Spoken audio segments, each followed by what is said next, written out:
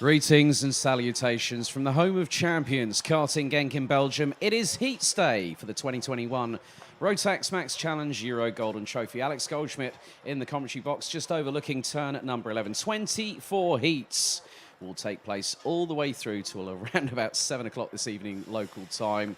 We have 6 classes, totaling 201 drivers from over 20 different nations. And over the course of the next 2 days, we will see close to 7 hours of Rotax-powered racing action. Up for grabs in each of the 6 classes, that's Micromax, Minimax, Junior Rotax, Senior Rotax, DD2 and DD2 Masters, will be a prestigious entry ticket for this year's Rotax Max Challenge Grand Finals at the Bahrain International Karting Circuit between December the 11th and the 18th. And a warm welcome to everyone watching on the official Camp Company GmbH YouTube stream. And also for those that have followed us on our social medias on both Instagram and Facebook, you'll also find a link for the live timing all the way through the course of the day. So there is our clerk of the course having a chat with our front row drivers on Micromax, 27 drivers in total. Kenzo Craigie, who recently qualified through the Soda UKC Academy, as did Albert Friend, one of 2 drivers actually who have qualified for the Grand Finals this year, is alongside with Ivan Chernega. Very close qualifying session yesterday afternoon. They were actually quite fortunate because they were the ones that got daylight. Everyone else, well, Minimax was thrown right into the middle between the precipice between the light fading, the floodlights coming on at about 4:30 yesterday afternoon, and then everyone else had to battle it out under the nighttime sky. So the mechanics are now clearing the grid. Pleased that we will have a pit lane reporter this weekend. Esme Rosman is currently up alongside me in the commentary box. She'll be having a chat with the drivers a little bit later on during the course of proceedings. But 27 Micromax drivers. There is Kenzo Craigie. Just behind is Noah Janssen from Germany in the number 31. Albert Friend in the number 90 is just behind, running on the Birolart chassis. So those drivers complete what is effectively, for those wondering here at Karting Genk, where his pole position is on the right-hand side of the circuit. 12 turns. It's about 6 meters across this circuit, totaling 1.36 kilometers. And these are the youngest drivers in the Rotax racing family. They're all buzzing to get out there on circuit. So pretty busy, truncated timetable all the way through until about 7 o'clock this evening. And at the moment, track is looking fairly dry, which is very good for the drivers. All of them have had their morning warm-up, ready to go racing. Just the final couple of moments before they go racing. We're about 60 seconds before the green light flashes at the end of the pre-grid. The race will be 7 minutes plus an additional lap. There's Boz Maximov from the Netherlands in the number 30. Number 68 is Rory Armstrong, another Brit that has ventured over to the home of champions. So qualifying was rather interesting last night. A total of 9 sessions, totaling 40 minutes altogether. But over the course of today, it will be close to 4 hours of racing, 228 approximate minutes will be elapsing.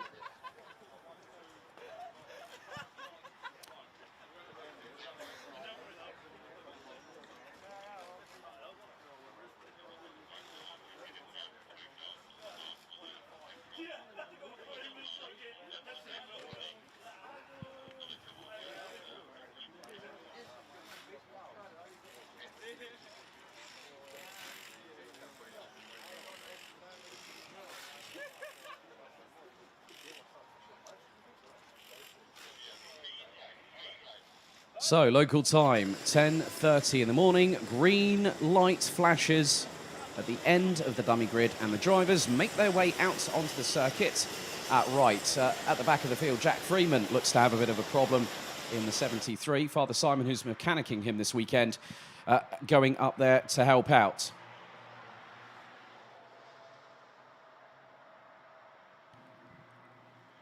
Right, okay, let's have a look at the starting order for race 1 out of 24 today. Micromax, Heat 1, Kenzo Craigie on pole position. Alongside will be Ivan Chernega. Noah Janssen and Jente Moonen, row 2. Albert Friend and Lukas Sell, row 3. Boris Maximov and Jensen Chalk, row 4. Rory Armstrong and Uros Bogdanic rounds out the top 10. And it's Finland's Oita Vetenrata. Christian Stefanov, I'm waiting to see if that number 37 will cross the start-finish line. It might be starting from the pre-grid. Mažas Mazinas, Branislav Renka, Vita Koza, Vanessa Sirkunaiti, Felipe Reis, Christoph Killer, Nikita Zhubimov from Estonia, Boris Verhaag from the Netherlands round out the top 20. Marcel Zibo, Antoine Grisel, Luco Stoder, Jack Freeman looks like he might be starting from the pre-grid as well. Viti Salmi from Finland, Liam Sikul from Denmark, and Didier Krieft from the Netherlands rounding out the 27-strong grid. So this time, they've just had their sighting lap, and the drivers will go onto their formation lap. 7 minutes is set on the timer. And once the drivers have crossed the start-finish line, the red lights will ignite for the first time this weekend. 24 races today, 14 on finals day tomorrow, and at the end of tomorrow's play, we will be crowning our 2021 Rotax Max Challenge Euro Golden Trophy champions.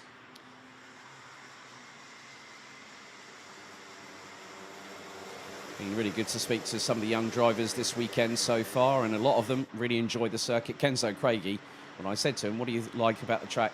He just smiled and went, everything. That just says a hell of a lot to me here in terms of commentary. Really pleased that some drivers coming a bit further afield out of the domestic competitions they've been racing in.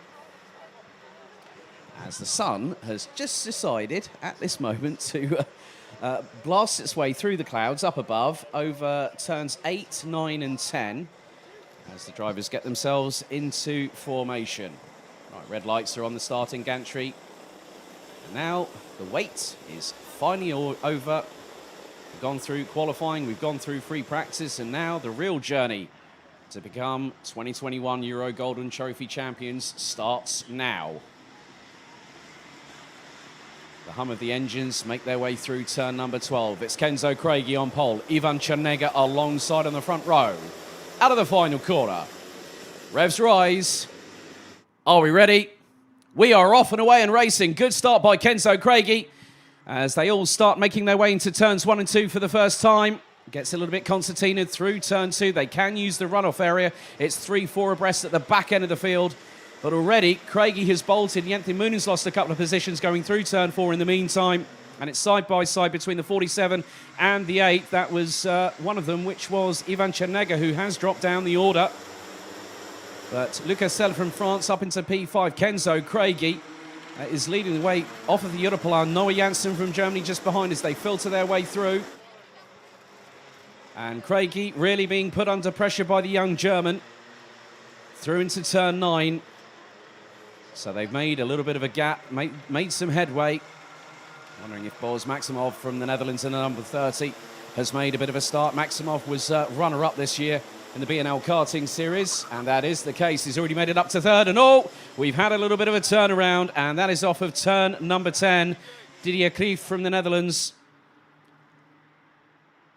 was running in 22nd, and now Noah Janssen up the inside of Kenzo Craigie to take the lead on the beginning of lap number 2. And Boris Maximov has caught them hand over fist, and now the young Dutch driver is closing in rather quickly. 5 minutes and 38 seconds plus an additional lap. The top 3 cannot be separated through into turn 6 onto the Europlan. This means that Maximov will have a great opportunity as Jensen Chalk gets his elbows out and gets past Jente Moonen, as there goes Maximov up the inside of Craigie to take second position going into turn 7. But now Noah Janssen has pulled away to about the tune of about a couple of kart lengths as they go through yellow flags where Didier Krieft is unfortunately by the side of the road. So yellow flags, no overtaking permitted. Driver is away and safe. Kart is just off of the racing line edge as the first 2 minutes are completed. Round to complete lap number 2. It's Germany's Noah Janssen. Boris Maximov pulls to the right-hand side. Alongside he goes, does the number 30, and even gets the lead before they even hit turn 2. Nice work by Maximov, who started all the way down in 7th position on the inside of row number 4. Livetiming, in the meantime, has dropped down from 4th down to 9th position. Lucasel from France is up to 4th. Jensen Chalk is on the move as well, the number 18 from the United Kingdom. He's got Albert Friend being dragged along with him in the number 90. Chernega, Moonen, Rentke, that is your top 10. So a non-start for Christian Stefanov, I'm afraid.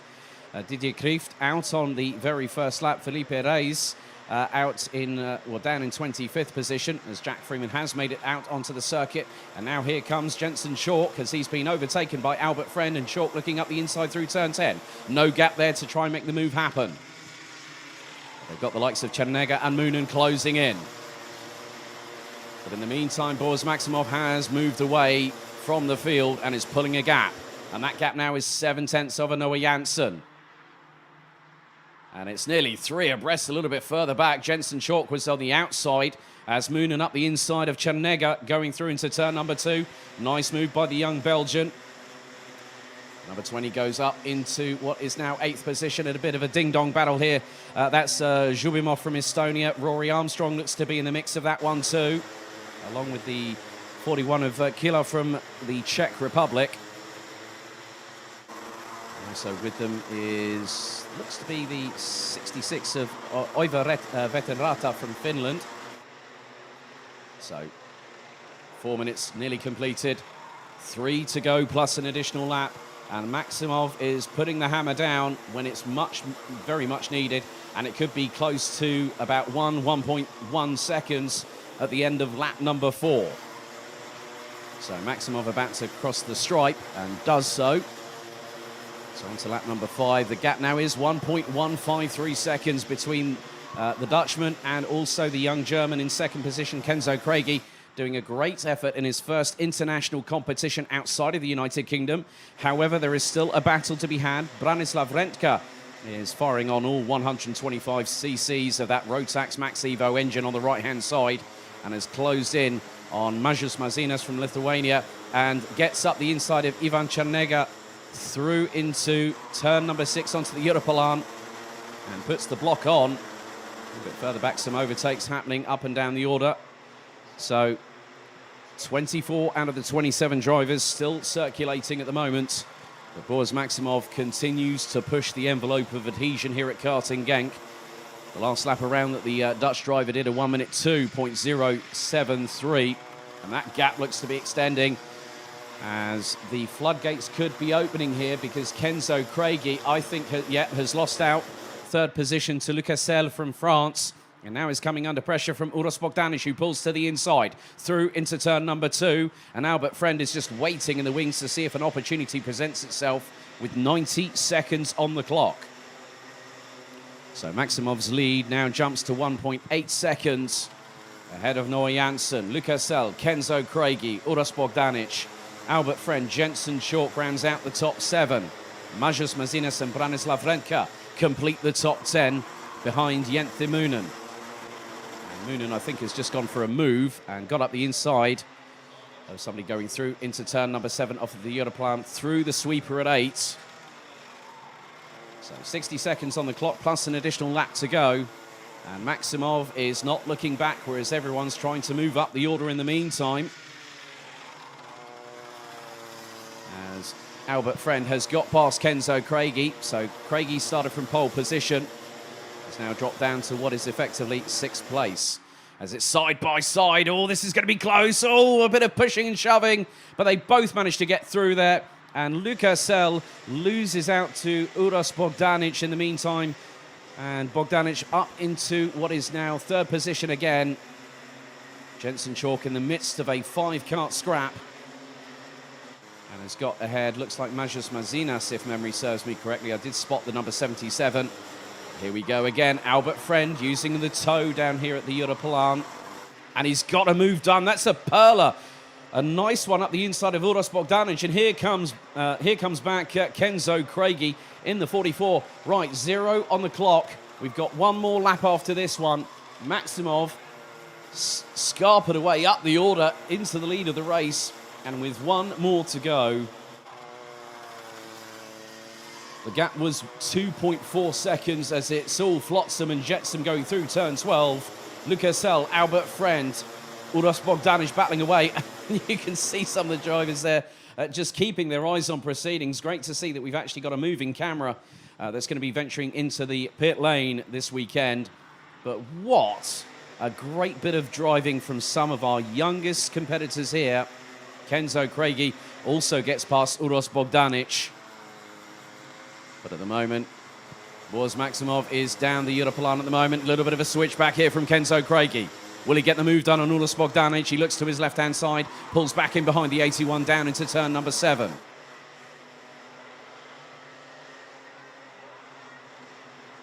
So very shortly, the last lap board will be out for the Netherlands' Boris Maximov, who now comes through towards turn number 12. A storming drive from the youngster. The number 30 out of the final corner. Checkered flag will wave. Boris Maximov does a dominant display, gets to the front and doesn't look back. Noah Janssen very, very happy. As look at the gaggle behind. Lucas Sell takes third from Uros Bogdanic. Albert Friend and Kenzo Craigie round out the top 6 positions. Branislav Renka takes 7th ahead of Mažas Mazinas. And Lucas Torder with Jent Thimunen rounding out the top 10.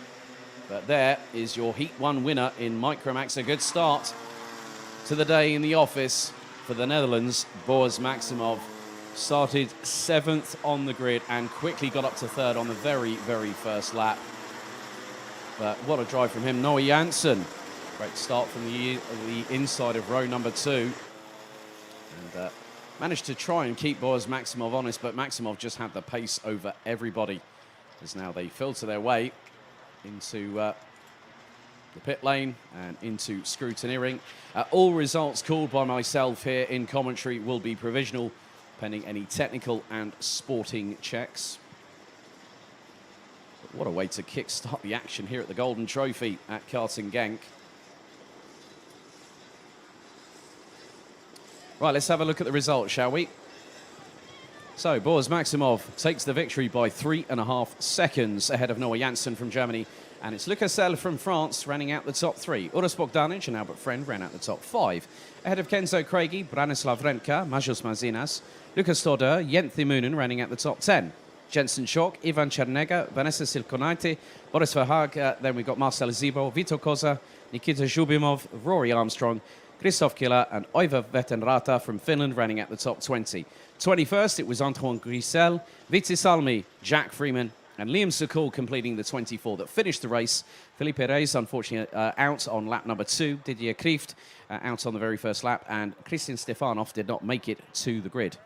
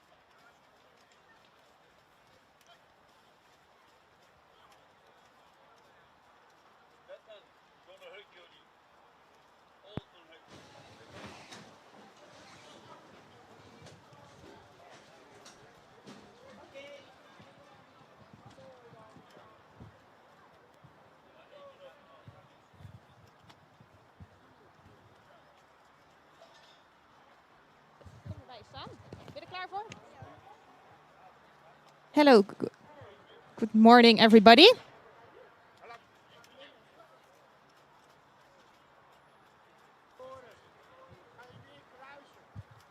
Hello, everybody. Can you hear me?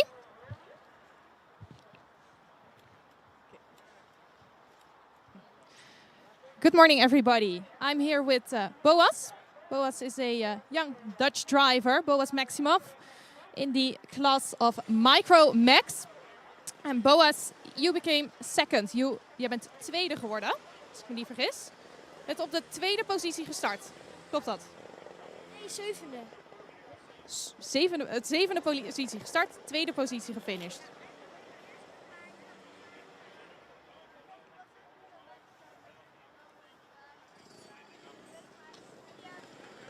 So Boas started on the 7th position today, and he finished in the first one, but he unfortunately got a penalty. Wat vond je verder van de race? Ging het goed? Ja, ik heb 3,5 seconden weggereden van de tweede, dus het ging prima.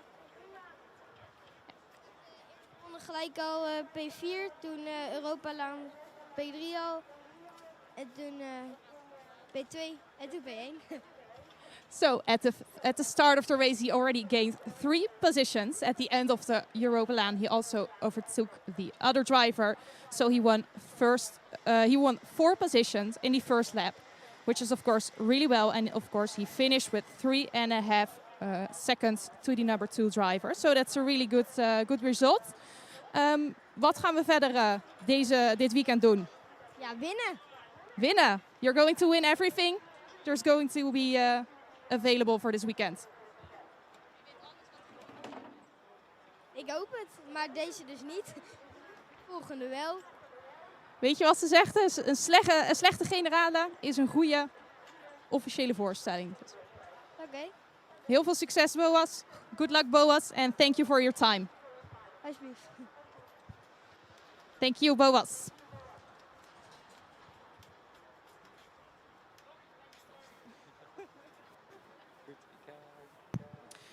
Thank you very much, Esme Rosman down in the pits, having a quick chat with Boaz Maximov, and he said one thing clearly: I want to win.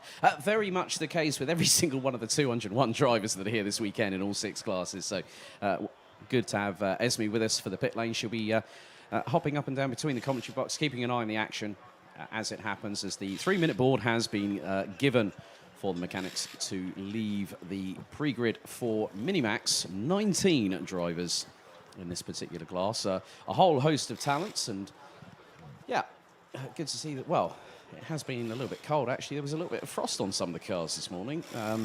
That's the problem with going back an hour as of last weekend, but however, the drivers are very much steeled, ready to go racing. 19 Minimax drivers, a whole host of talents from across Europe, and also so we've got Lithuania, we've got Spain, we've got the Czech Republic, we've got Poland, we've got the Netherlands, we've got Belgium in there as well, along with quite a few French drivers.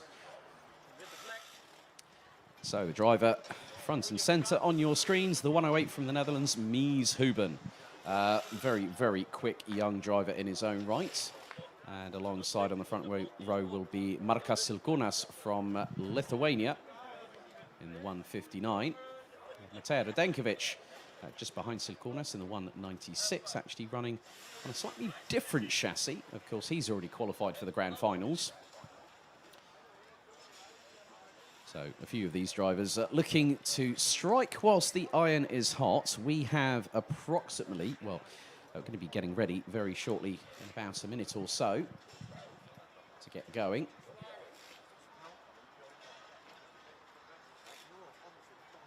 Tom Strehler is there, thumbs up from the young Latvian. There's Romeo Roussel from France in the 105, steely looking forward. And then the 104, that is Gilles Avril, also from France. And we've got Matthias Jallerup from Denmark. The 145, that's Ryan Bourguignon. And then on the energy chassis, that is Igor Kuzinski from Poland. Lovely to see these little interactions from the drivers in the younger classes.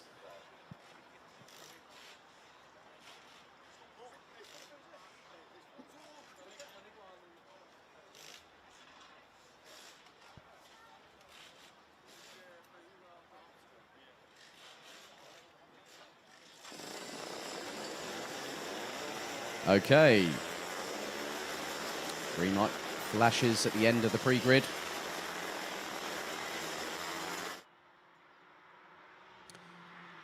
So let's have a look at your starting grid for race 2 of the meeting. Heat 1 for Minimax. Mies Huben took pole position last night in qualifying.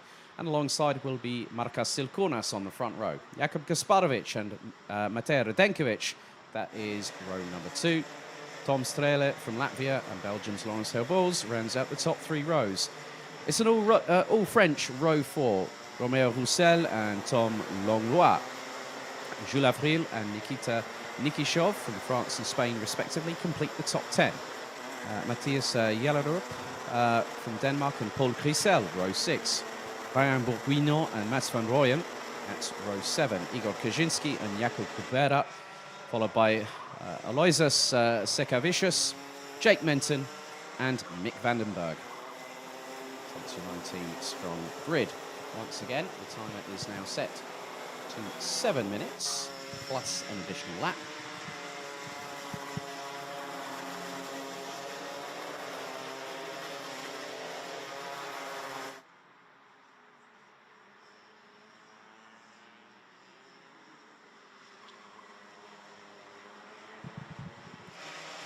So they're now on to their official formation lap, and now the red light ignites on the starting gantry once again.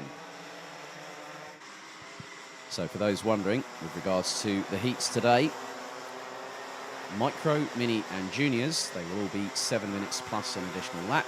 Seniors, DD2 and DD2 Masters, their heats will be 10 minutes plus an additional lap.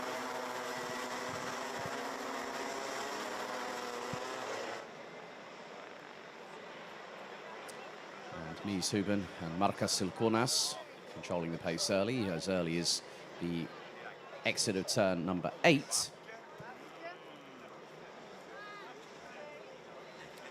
Some drivers weaving from side to side, maybe get an extra degree of temperature into the Mojo Racing tyres, but also to get themselves into the zone and get themselves ready for racing.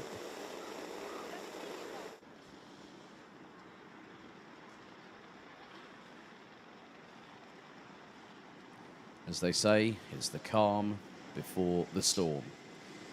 And over the next 7 minutes plus an additional lap, what journey awaits us? We're about to find out. So out of the final corner, here they go. They split and head into the tram lines. Revs rise. Are we ready? We are. Lights out and racing. And Mies Huben gets a good jump on the rest of the field as they all hurtle their way into turn number 2 for the first time of asking. And Silkonas, I'm just keeping an eye on where he is. Silkonas is at the moment. It's all for one for all, going through turns 4 and 5 for the first time of asking. Radenkovic trying to regain a place or two. Well, Radenkovic, round backwards into the barriers. Jules Avril manages to keep the wheels spinning. But luckily enough, it was just a bit of a glance. I think there was just the slightest amount of contact between Jules Avril and maybe someone around the lower echelons of the top 10. But Avril trying to get the kart back up underway, had the rear tyre spinning. The kart did move forward. And Marshall is on the scene, and looks like Jules Avril is going to have to watch from the sidelines. So about to complete lap number 1, and at the moment, the way things stand, Mies Huben is leading the way in the 1:08. Tom Strele from Latvia in second. Third, it is a battle royale between Jakub Gasparovic and Matej Radenkovic. The third and fourth, Laurence Herboz and Marcus Silkonas ran out the top 6 as they hurtle their way through turns 3, 4 and 5. Up towards 6 and onto the Europlan for the second time under full green flag racing conditions. And now Herboz right on the back bumper of Silkonas, who's now up into 5th place. Jake Menton's made a few places up in the meantime. Menton started 18th, now 14th on the road.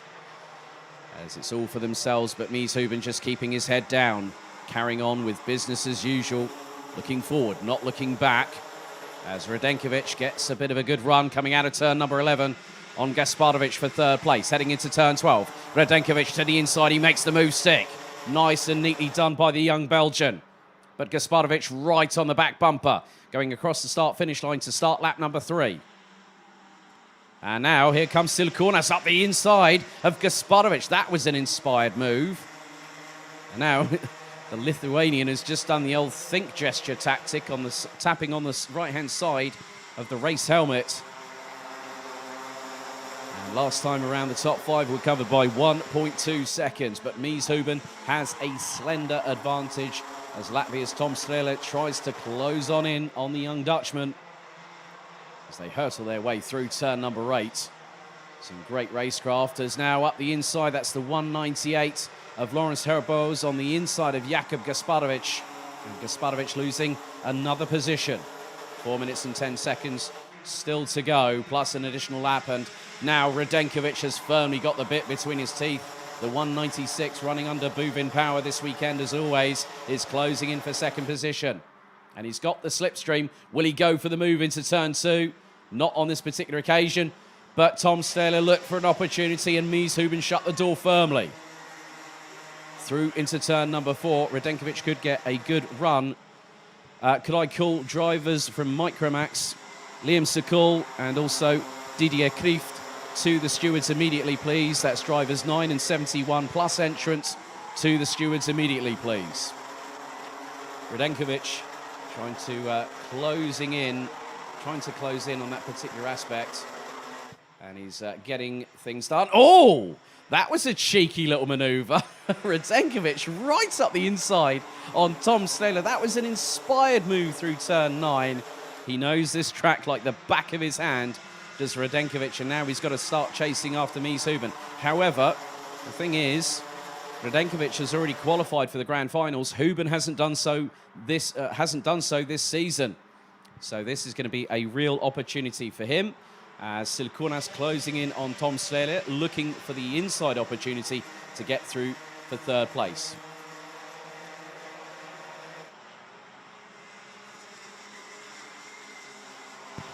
And Silkunas up the inside of Tom Strēle for third place. The Lithuanian back on the comeback trail as now it's a slipstream dogfight. Huben versus Radenkovic. This reminds me of the B&L karting series this year, let alone the Golden Trophy. As Huben keeping it very neat and tidy. Radenkovic is closing on in. And the gap between Huben and Strēle a couple of laps ago was about 3 and a bit tenths of a second. But Radenkovic has definitely got the fire lit in the belly and he definitely wants to go on an all-out charge. And he's proving that right now. The 145 of Borguino has got Nikishov from Spain. There's the move. Oh, a little bit of a clash between Radenkovic and Huben, and Radenkovic gets through. I think it was the slightest glances of sidewalls as Herboz trying to go up the inside. That's of Langlois from France and makes an absolutely epic move through the exit of turn number 4. I thought Micromax was entertaining enough. Minimax has brought the fireworks to the party. But that was a brilliant move there by Lawrence Herboz, absolutely inspired. Kept it pinned, throttled down, and just hoped the tyres gripped, and that's exactly what happened. So 1 minute and 20 seconds plus an additional lap still to go. And Silkunas is closing in on Huben. Huben now having to fight for second position as they come out of the final corner. About to complete lap number 6, and Radenkovic leads by how much? 0.6 of a second as Silkunas up the inside of Huben. And gets second as the Lithuanian. Now the young Dutchman having to fight back as we're on to the last 50 or so seconds of this race, plus an additional lap through into turns 4 and 5. Some great racing up and down the order. As Borguino goes for an absolute send and a half. And I think that might have been, I'm not too sure who that was, but they're fighting tooth and nail. I think that might have been Gasparovic. So Borguino absolutely sent it from, he did a Danny Rick and licked the stamp and sent it right up the inside of Gasparovic. And now Gasparovic has got the position back, but with them is Nikishov from Spain in the 120. Timer fast counting down to 0. As Borguino up the inside of Gasparovic. Nikishov nearly had a window of opportunity and looks to the inside coming through the final corner. Into the slipstream once again. So we are on the penultimate lap. The timer has expired. And Radenkovic has pulled a lead of about 8 tenths. Meanwhile, this battle between Borguino, Gasparovic and Nikishov is definitely heating up right now. And Gasparovic looked for the inside, is having to counter to Nikishov, who's right in the slipstream. And Gasparovic could have gone for a launch up the inside, a full send, if you will, on Bourguignon, but on that particular occasion was not able to do so. So last lap board is being prepared because very shortly we're going to see, yep, there they are coming through turn number 11 now into turn 12. It is Radenkovic leading from Silkunas and Huben. That's your top three. Strere from Latvia rounds out the top four ahead of, I think it's Langlois ahead of Herboz, as there's more positional changes behind. Final lap board is being shown, and Radenkovic's lead over Markas Silkunas is now 9/10. As up the inside of Nikishov goes both Gasparovic and also that's the 105. That's the 105 there, and that is Romeo Roussel from France. So Bourguignon has got away into the distance, sideways from Roussel through turn 6, still manages to keep it planted, and it up the inside of Gasparovic. And Gasparovic stays ahead of Nikita Nikishov from Spain, who has been putting the pressure on rather dramatically over the course of the last couple of moments or so.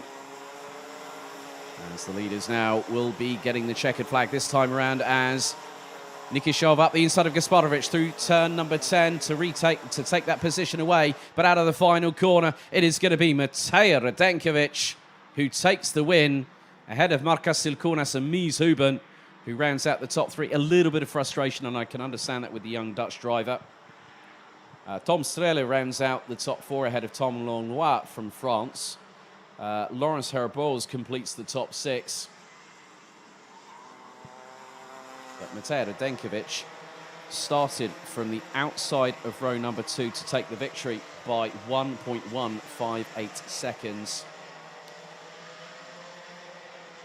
And right, okay, there has been a penalty applied. Markas Silkunas was found to break formation by 2 wheels out of the tram lines. Gets a 3-second time penalty, so that puts Mies Huben into P2. That has been quickly adjusted. Tom Strehler from Latvia rounds out the top 3.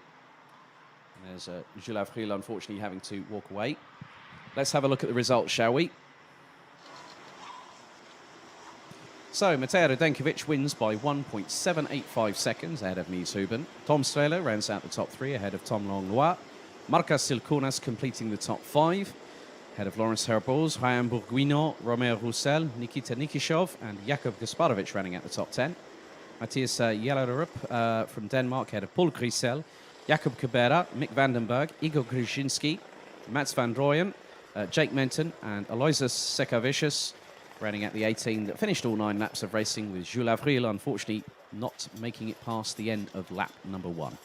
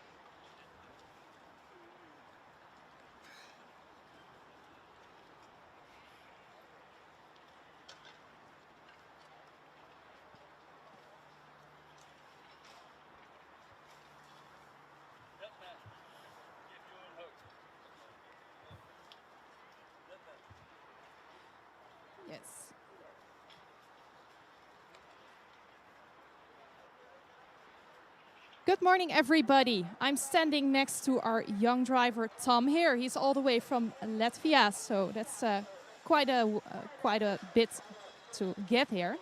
You told me this is the first time you are here on the track. How do you like the track? It's pretty fun and interesting, but it's a bit hard, but I like this track. That's good to hear. And how did you like your race? I'm pretty happy from 5th place. The start was very good. Go down the inside to Jakub, and then I got up to 2nd place, but then had some little bit of mistakes, and then I lost some positions, but still from 5th to 4th, I'm pretty happy with that. That's really good, and that's a good position for the next heat. So what are your goals this weekend? What do you hope to achieve? I really hope to win, but it's gonna be hard, but if there will be rain, I think I can win because I'm pretty quick here in the rain. Yeah, then I think tomorrow your chances will be good because they're forecasting a lot of rain. So let's hope for you. Let's hope for more exciting races. Is there anything else you would like to say? No, I think I said everything. So I'm happy with the result.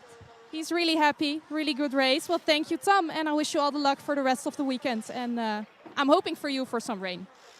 Thank you. Back to you, Alex.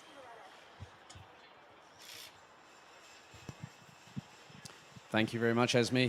Really good to hear for Tom Strele from Latvia, one of our 19 Minimax drivers here this weekend. Now we get to a bit of a bigger grid, 45 junior Rotax drivers in total. However, we're going to have 23 competing in this one. And at the moment, Jaden Thien and Thomas Strauver, who will be on the front row. Strauver will be on pole. Just being explained by our clerk of the course how he wants the start to take place. So good to hear from the drivers down in the pit lane, and a big thank you for Esme to jump on board this weekend. But good thing is that we're going to have some thoughts from the drivers directly as the 3-minute board and the horn has been shown and the horn has been sounded. So the mechanics are now clearing the grid.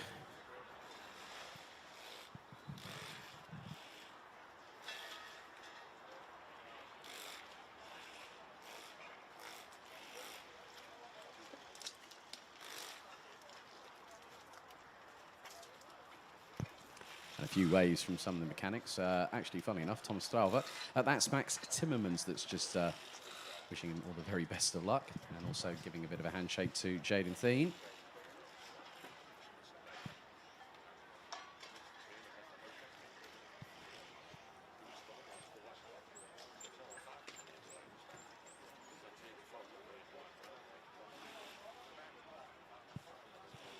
So just a few other drivers there. We've got Janis Diak. So behind Jaden Thien, you've got Janis Diak from Germany, Boluet, Tom Braken on that row. And then the row behind Thomas Strauver, you've got Ethan Jeff Hall, Enzo Boll, and Frederick Zevis, amongst others. Luke Neeson is there as well in the 275. There is the young Dutchman, Jaden Thien. There is Janis Diak from Germany, running with Kraft Motorsport.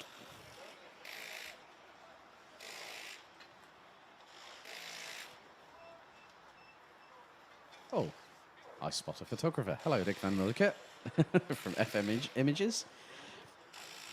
So, a lot of drivers do these days require some expert photography.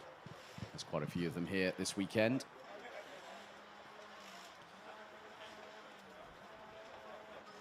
It's always nice to see some returning faces here at Karting Genk.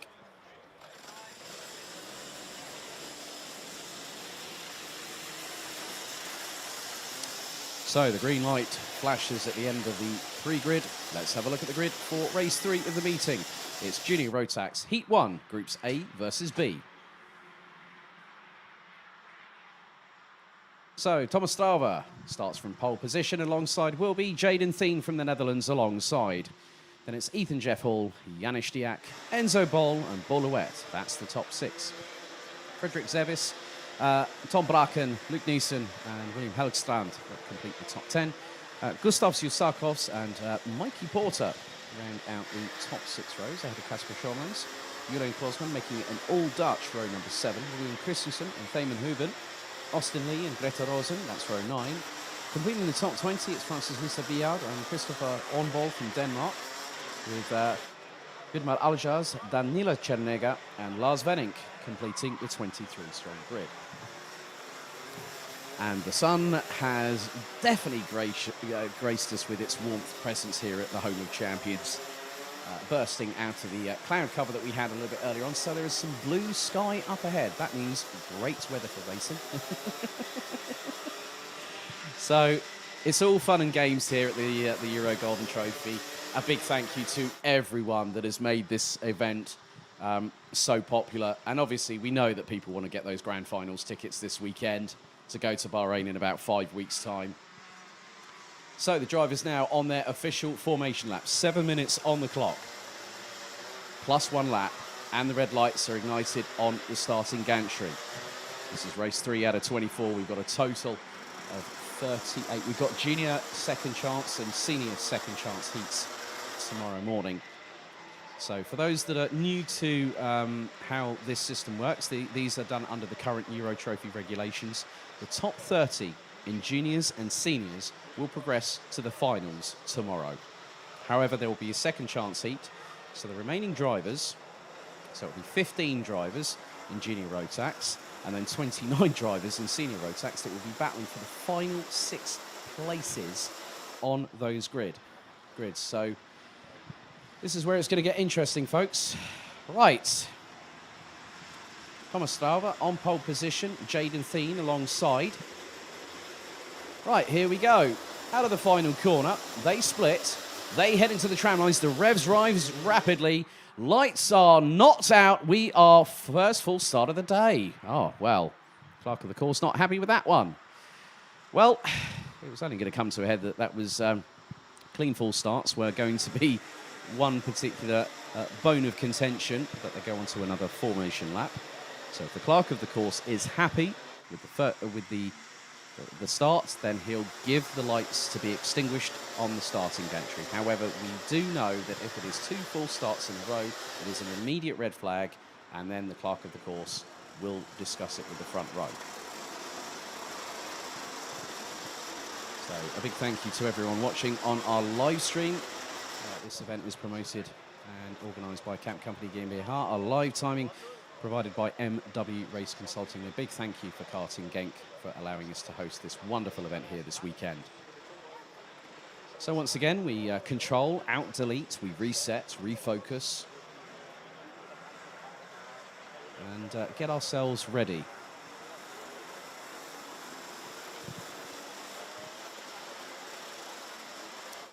So now they start to line up into formation.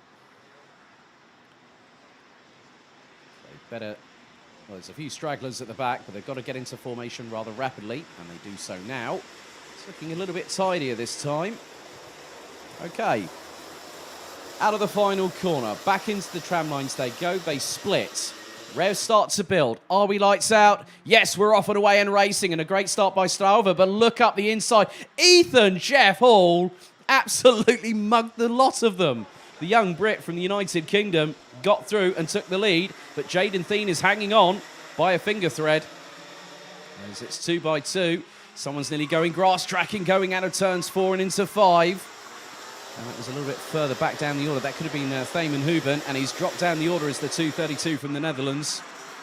But Ethan Jeff Hall has hit the front. Second is Jaden Thien, then it's Enzo Bol rounding out the top 3 as they hurtle their way through. Strauver just behind Bol in the 260. As the 275 of Luke Neeson definitely getting stuck in there. Looks to have, I think that is Borlouet just behind. Tom Bracken trying to make some moves up through in the meantime, and might have just gotten through. So now it's all for themselves. They're absolutely flying their way through at turn number 12, but after 1 lap, Jaden Thien is now 9.5 tenths of a second behind Ethan Jeff Hall, as now Thomas Strauver has gotten up past Enzo Bol for 3rd place. So Strauver was on pole position. Munster has also had some Efforts up, and there's Austin Lee making a nice little move there up the inside. Now, who was that? That was William Christensen. So Austin Lee, the 223, based out of Germany. Last year's RMC Germany Minimax champion. Showing good credence in the latter part of what has been his first full season as a junior Rotax driver. He's focused and he's moving up the order. And Austin Lee started all the way down in 17th position and he's made his way into the top 10. Right, nearly 2 minutes down, 5 to go. And Ethan Jeff Hall now has the lead, but Jaden Thien is closing that up, and Thien's just put in the fastest lap of the race, 56.584 seconds. So Jaden Thien looking to get past Ethan Jeff Hall. Thomas Strauber now starts to give chase, but he's 1.5 seconds behind Jeff Hall. And Enzo Bol and Janis Stiak having a tumultuous battle, and Stiak up the inside of Enzo Bol. And along with them comes Luke Neeson.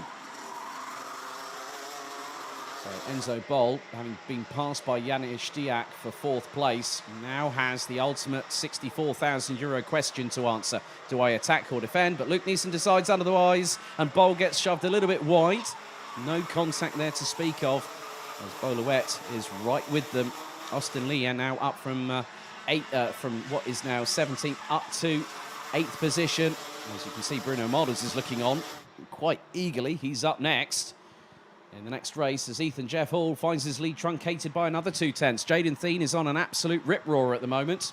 52. Hang on a second. Tom Bracken has just moved up past William Christensen to take 9th place. 56.228. And there's Bolowet. Bolowet in now 6th position ahead of Enzo Bol. Enzo Bol is now having to fight back. Austin Lee is closing in on them, though. So this is an inspired drive from the youngster, just 13 years of age, based out of Weisendorf. So that just shows that when the drivers get the bit between their teeth, there is no stopping that freight train. So 3 minutes and 24 seconds to go. Ethan Jeff Hall, let's see what the gap is going to be between him and Jaden Thien. Jaden Thien is about 3 kart lengths behind and closing fast. Out of the final corner, we go on to lap number 5. Ethan Jeff Hall still continues to lead. 3/10 is the gap, and Jaden Thien. Thomas Strauber's just put in the fastest lap of anybody and has gone sub 56 seconds. Tom Bracken's now taken that back. 55.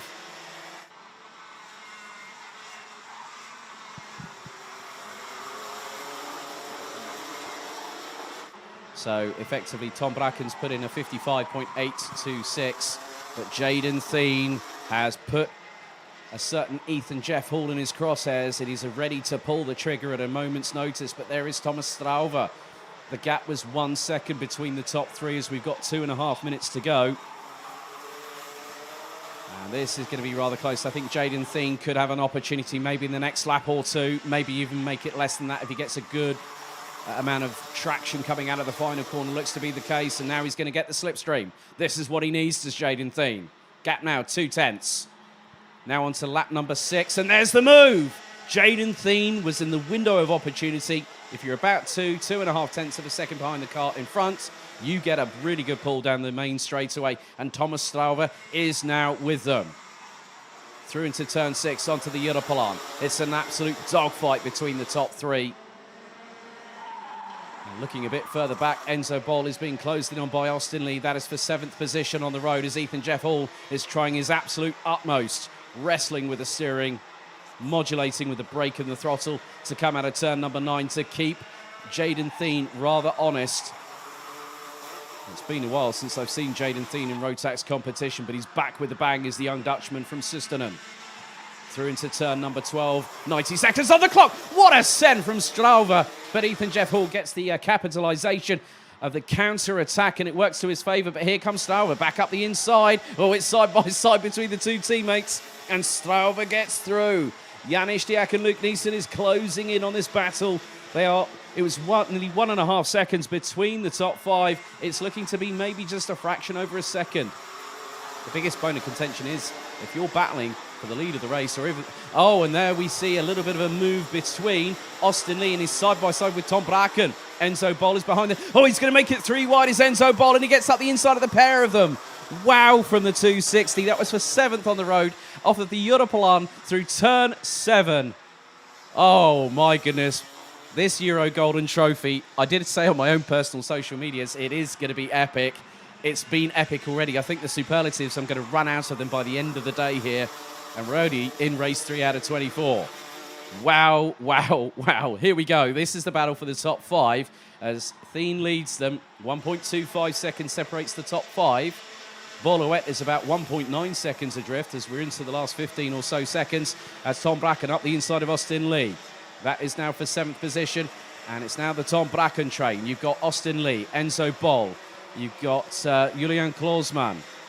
Then it's the 270 of William Christensen. Oh, bit of a drift wide there. Not too sure if there was a little bit of a touch. As 263. That's Christopher Ornbol from Denmark off the track.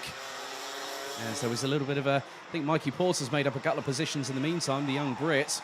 But the timer has now expired. We're on to the penultimate lap of the race. This is going to go down to the wire because the lead is 5. It's a 5-way scrap.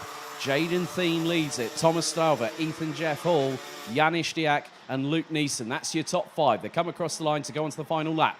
1 second separates them. And Ethan Jeff Hall up the inside of Thomas Strauver. Janis Diak looked for the door. And the door was not open in his favour. The young German from Kraft Motorsport trying to hold on. And Luke Neeson is just waiting. He's got the ringside seat. Strauver back up the inside of Ethan Jeff Hall, who goes a bit wide coming out of turn 6. And now it's going to be 3 abreast with the way that Luke Neeson's looking up the inside of Janis Diak. Well, as now Luke Neeson trying to go up the inside of Janis Diak through turn number 8. But the Dutch driver can't make it through. Jaden Thien is holding on, shuts the radiator flap down very firmly as he makes his way through turn 10 and now 11. Okay, checkered flag is going to be waved out of the final corner. Ethan Jeff Hall sends it up the inside of Strauver. Will Strauver get the cut back? But it's Jaden Thien that wins Heat 1 in Junior Rotax ahead of Ethan Jeff Hall, Thomas Strauver, Janis Diak and Luke Neeson. Top 5 covered by 1.3 seconds at the end of it all. Boluet in 6th, Tom Bracken 7th, Austin Lee in 8th ahead of William Christensen, with Gustav Susakovs rounding out the top 10. But Jaden Thien makes his return to Karting Genk, and he's done it in style. And he wins by 0.682 of a second.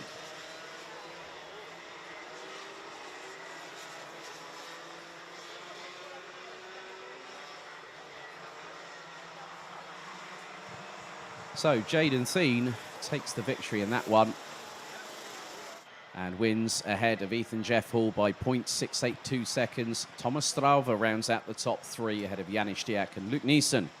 Top 3 covered by 1.18 seconds at the end of 9 laps of racing ahead of Boluet. Tom Bracken, Austin Lee jumps from 17th to 8th at the end of that race ahead of William Christensen and Gustav Susakovs from the UK. Mikey Porter, also from the UK, completed the top 11 ahead of Julian Klausmann, Kasper Schormans, Frederik Zebis, Lars Venink, William Helgstrand, Thymen Huben, Enzo Bol, Daniela Chernega, Greta Rosen, Christopher Ornbol, Lisa Biard and Vidmar Aljaz completing the 23 that started the race. So all drivers made it to the checkered.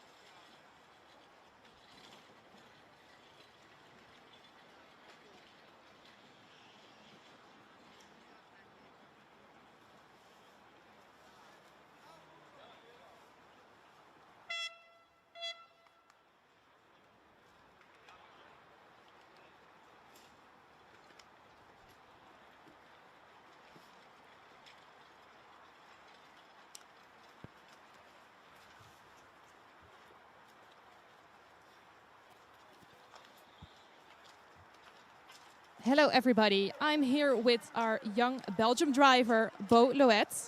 Bo, could you tell us a bit about the race? How did it go for you? I think it was quite good because we held our position and that was the target. Because it's my first time being in the top 6. And normally I drive only BNL and BMC, and I am now 5 months in the junior and I did 5 months in Minimax. So it's quite good for just 1 year of driving. That's very impressive for your first year of karting. Yeah, so how did you start karting? I started it because I loved it, but at first I needed to ask my dad 100 times because he didn't want me to do it. But then 1 year ago with the COVID, he finally let me do it because he himself also started racing. So I was really happy, and then we came with Daams Racing, and it's a really good team, and we have good guys around us, and yeah. Well, thank you. And you told me Genk is your home track. So what do you like about this track? I like it because it's a very good track. The curbs are all really nice, and other tracks in the Netherlands and Belgium, they're not as good as this track. So I am really thankful that I am only living 20 minutes away of the track. So 20 minutes away. A lot of opportunities to go karting then. So tell me, what are the goals for the rest of your career? I think I want to drive Porsche Cup with the Super Cup, and I think that will be quite cool if I can make this. Well, we have our future Porsche driver here, Bo Loet. Bo, thank you, and I wish you all the good luck for the weekend. And back to you, Alex. Thank you.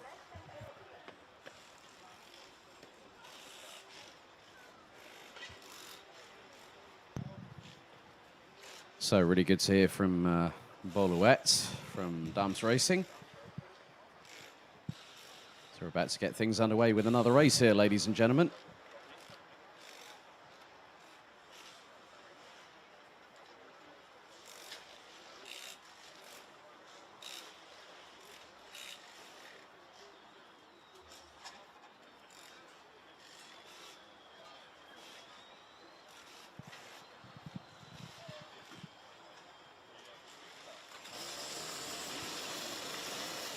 So, the green light.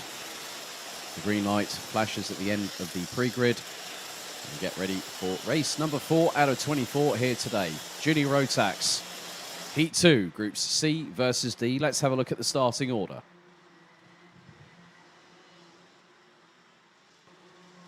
So starting from, we've already had a breakdown before we've even gotten going. There is one driver trying to get the kart restarted, but it is going to be Farin Mega from pole position.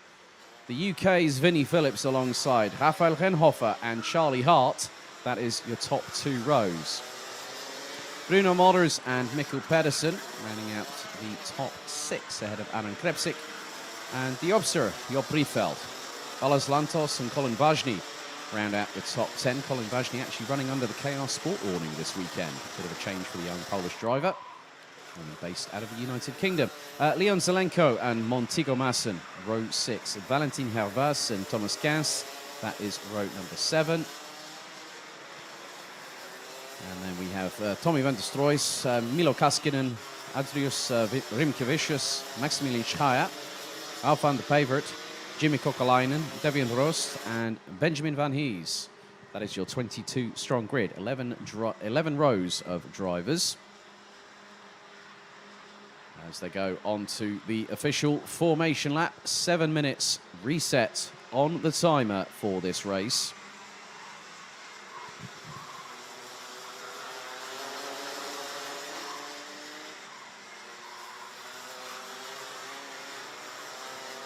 Now the red lights ignite once again onto the starting gantry.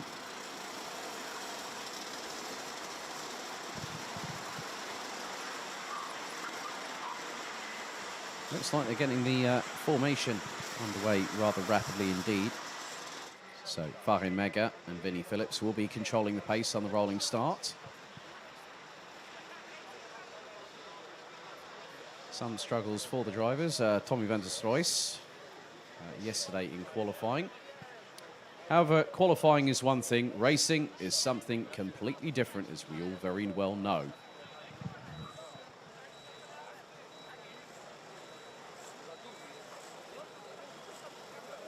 As Aaron Krepsik now gets into position on the inside of what will be row number 4 alongside Job Briefeld in the 2:05. The Dutch driver has got Colin Vajny just behind.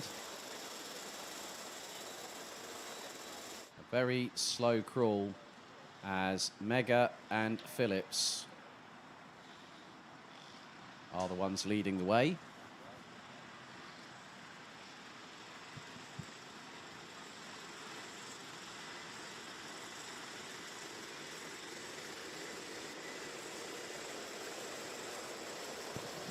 Right then, 7 minutes on the clock, plus an additional lap. It is Mega versus Phillips on the front row. Renhofer, Hart, Molders, Pedersen, Krepsik, Breedveld, Lantos and Vajny into the tram lines. Revs rise. We are lights out and off and away. And it's a great start from Farin Mega. Vinnie Phillips. Oh, what on earth happened there to Farin Mega as we've had a couple of turnarounds, one of which is the 2:08 Thomas Kans and the 2:67 of Balázs Lantos. Vinnie Phillips was round on the outside of turn number 2. And Farin Mega, I'm not too sure what happened to him. I'm not too sure if he got a little bit of an unsettling touch from behind. But he's very much going to be fighting back as it's disaster again for Maximilian Schreier from Germany. Didn't have the best of run under the nighttime sky yesterday evening. And those dramas carry on into heats day. It's not what the young German needed, however. There are still plenty of opportunities to compete in heats today. As the field makes its way through the first couple of corners and leading the way, it is the 2:77 of the Netherlands, Bruno Molders.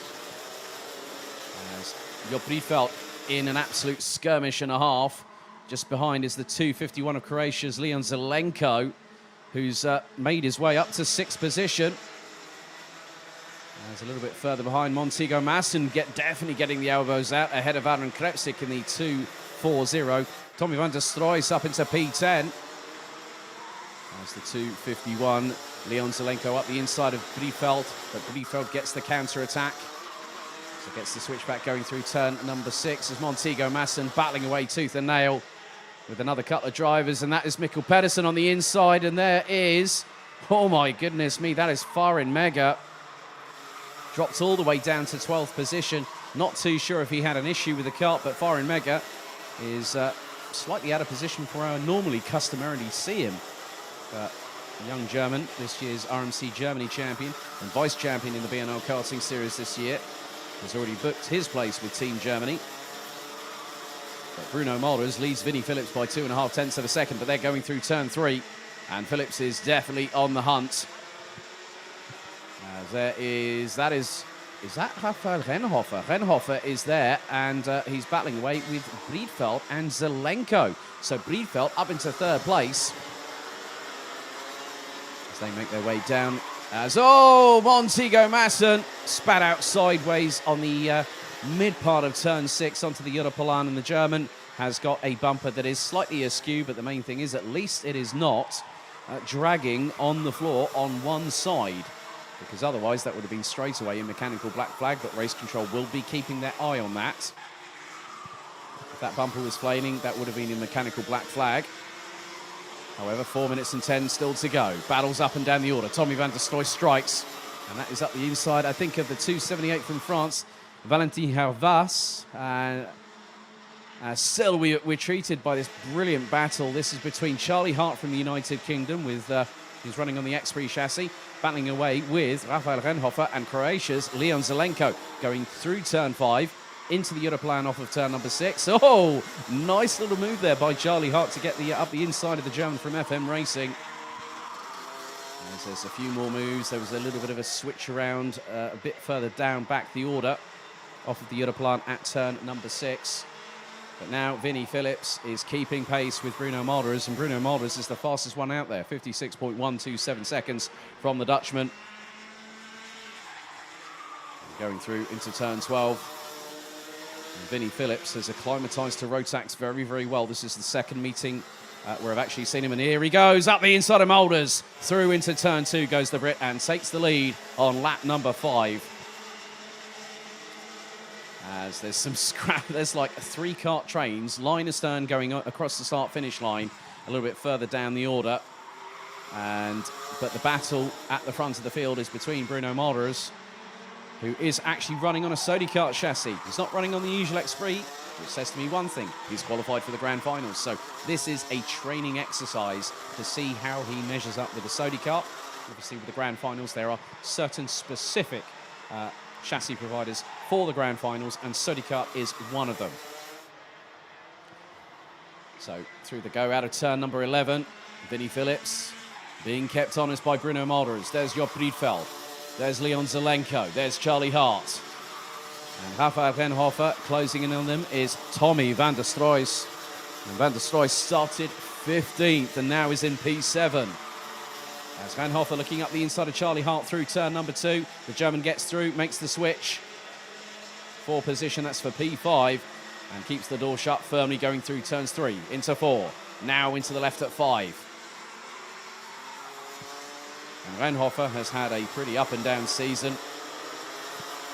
Earlier in the season, second round of the Euro Trophy at Adria, had that massive incident that meant that he needed a new set of race overalls, and also he had an injured wrist as well, but he still came back to Mulsanne 5 weeks later and still was on pace.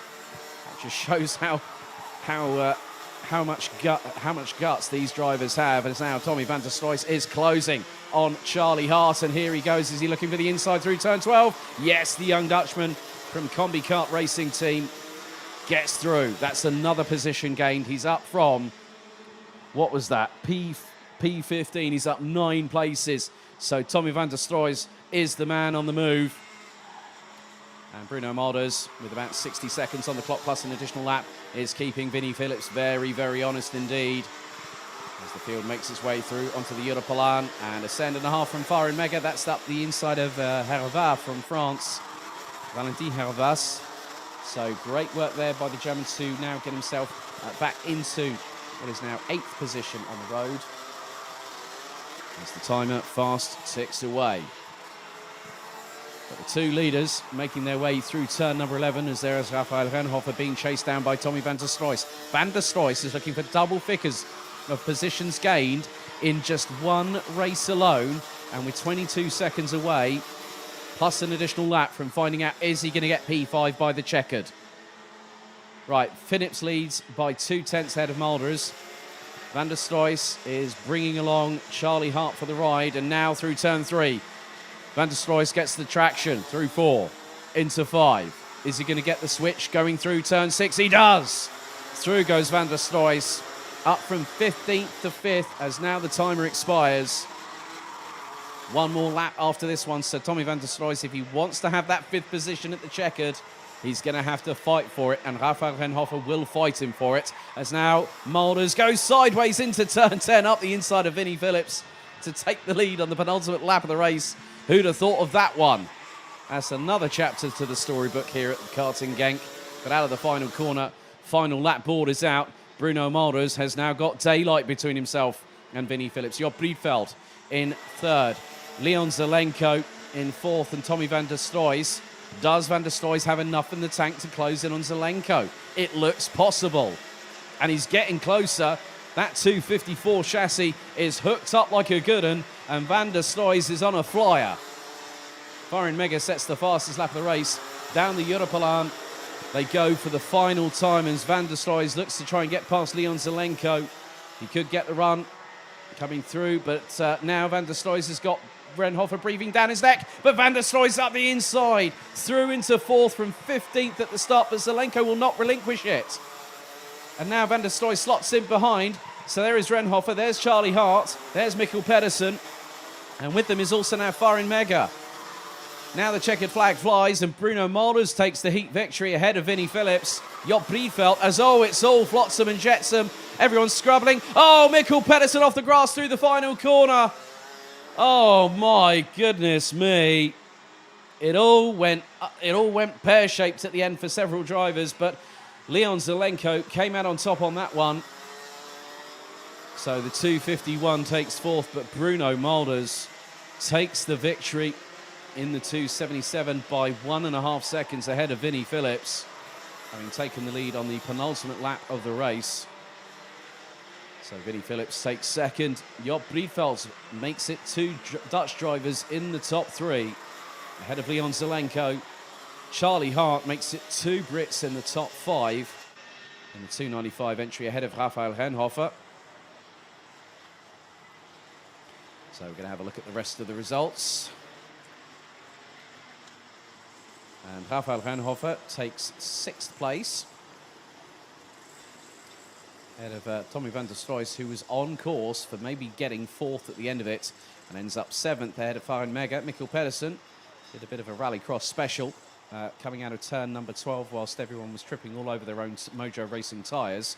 Finished in 9th ahead of Valentin Hervas. And then Aaron Krepsik, Colin Vajny, Andres Rimkevicius, Ralph van der Pevert and Balazs Lantos rounds out the top 15 ahead of Thomas Kaas, Milo Kaskinen, Kevin Roos, Benjamin Van Hees, Montego Masson, Jimmy Kokalainen and Maximilian Schreier.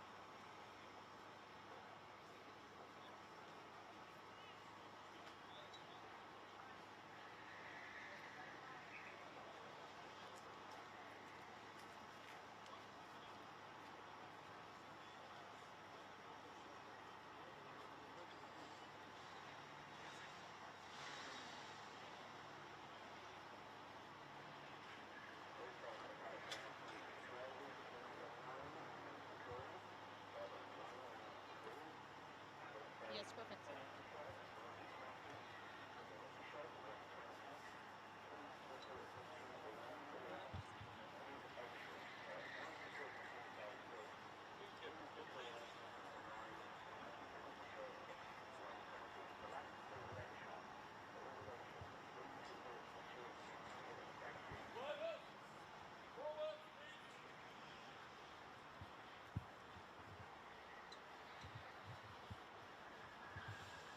Hello everybody, it's Esmee again from the pit lane. I'm standing next to the winner of this heat, Bruno from the Netherlands. So Bruno, that was a very exciting race to watch for us. How did you experience it? Yeah, in the beginning of the race was just a bit with Phillips. I was driving away from the rest. I had a good start, clean, and could take first position in the first part of the race. And then after I got overtaken by Phillips, and then I could get him back and take the win. Very, very exciting move. So you were telling me you already qualified for the Rotax Max Grand Finals. And this weekend is a bit of a schooling round with the new chassis you're driving. So how is that going for you? Yeah, we were struggling a bit to find the pace yesterday and the day before. In the rain I had a good pace, but I needed to start in the qualifying at the back of the field, so I had to overtake some guys. And my bumper clicked in, so I had a penalty, but came out in 6th in my group, so pretty good starting position still for the heats. And in the dry, I was struggling with the pace because in the beginning of the session I was fast, and then in the end everybody drove faster and faster, and I stayed at the same pace. But now it looks pretty decent. Yeah, now it's good. he's happy now, so that's good to hear. Bruno, we wish you all the luck for the rest of the weekend, and good luck in Bahrain. Thank you. And thank you. Back to you, Alex.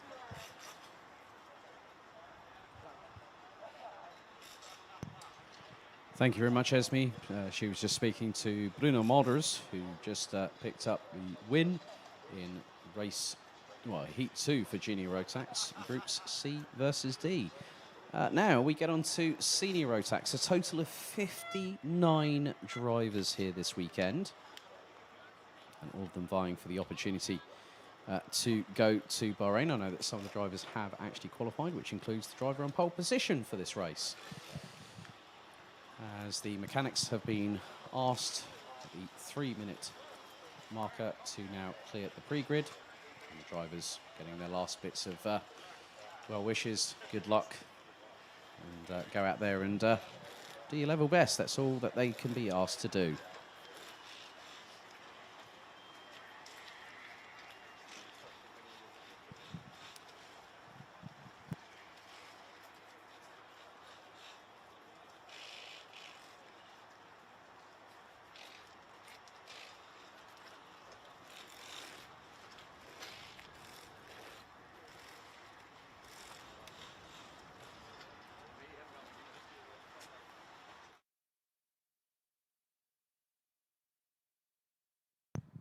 So those watching on the live stream, we are some of the younger drivers that might be getting into karting in the next couple of years or so, just getting a little bit of information about how to, you know, it's all about racecraft, all about understanding the sport itself and what you can and can't do. They all get it. Look, they're all getting prepared. They've all got their race helmets on. So they're looking like they're going to have a lot of fun. There is a little hire kart circuit actually just off of turn number 8. And so everyone's getting themselves ready. And there we are. We have 30, I repeat, 30 senior Rotax drivers, all out there gunning for glory this weekend. And 30 of these 59 drivers will go through to the pre-finals and the finals tomorrow.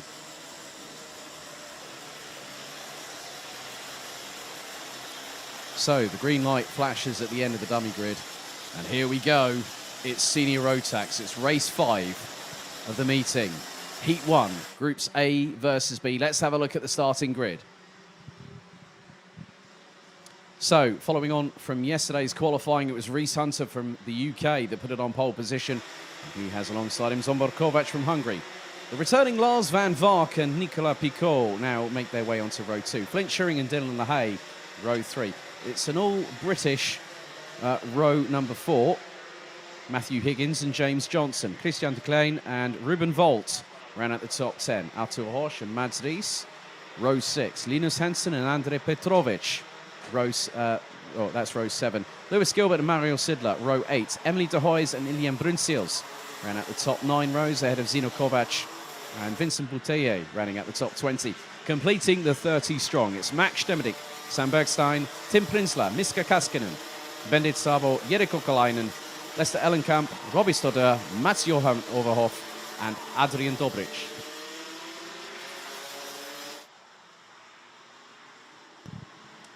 So this time, the ante goes up another level.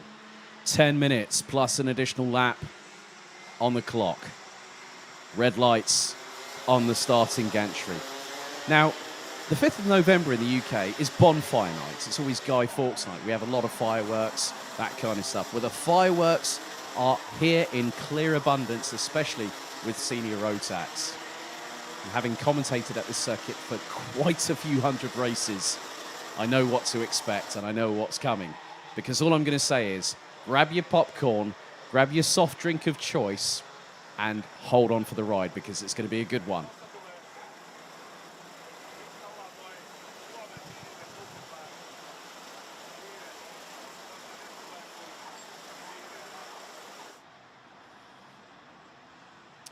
So the drivers, it's going to be Reese Hunter and Zsombor Kovac on the front row.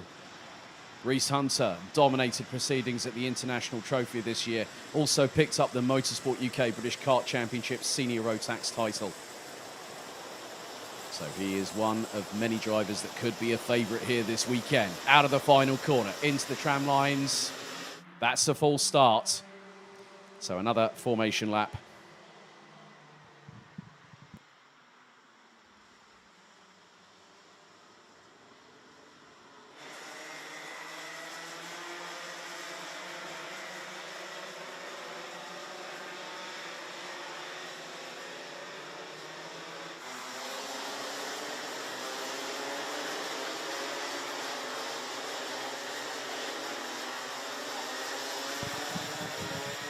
So, 5 races in, and we've had 2 full starts already. That just shows a bit of a bit of a precedent. But you know what? Sometimes anticipation makes the heart grow fonder, and that's very much the case in racing because we're all chomping at the bit. We all want to see these drivers go side pod to side pod every single time the lights go out and they are reignited. The red light back on the starting gantry.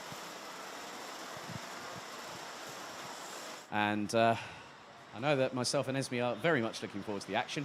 Big smile on her face just then. So this is where it really gets down to crunch time. This is where it really kicks off because, you know, it's great to see the micros, the minis, the juniors, but then the seniors come along and it just goes up another level. Right then, Hunter on pole. Kovac alongside, on the front row, out of the final corner. Looks a lot clearer this time. Okay, into the tram lines. And we are given the lights out signal. We are off and away, and Reese Hunter being followed by Lars van Vark into turn 2. Kovac hung around the outside to dry as they all filter their way through. They can use the runoff as Nicolas Picot. Oh, massive incident coming out of turn number 3. And there's Artur Horsch, one of several drivers, the 601, also compromised, and that was Bendit Sabo. Oh my goodness, I said the fireworks, I didn't mean that early, crikey. But that just goes to show, you pull the pin on the grenade and you throw it, wait for the shrapnel to sort of literally go all over the place, and that's exactly what happened. But Reese Hunter has got a lead at the moment, and it's a big one. And we're not even at the end of the first lap. So out of the final corner, Reese Hunter leads the way.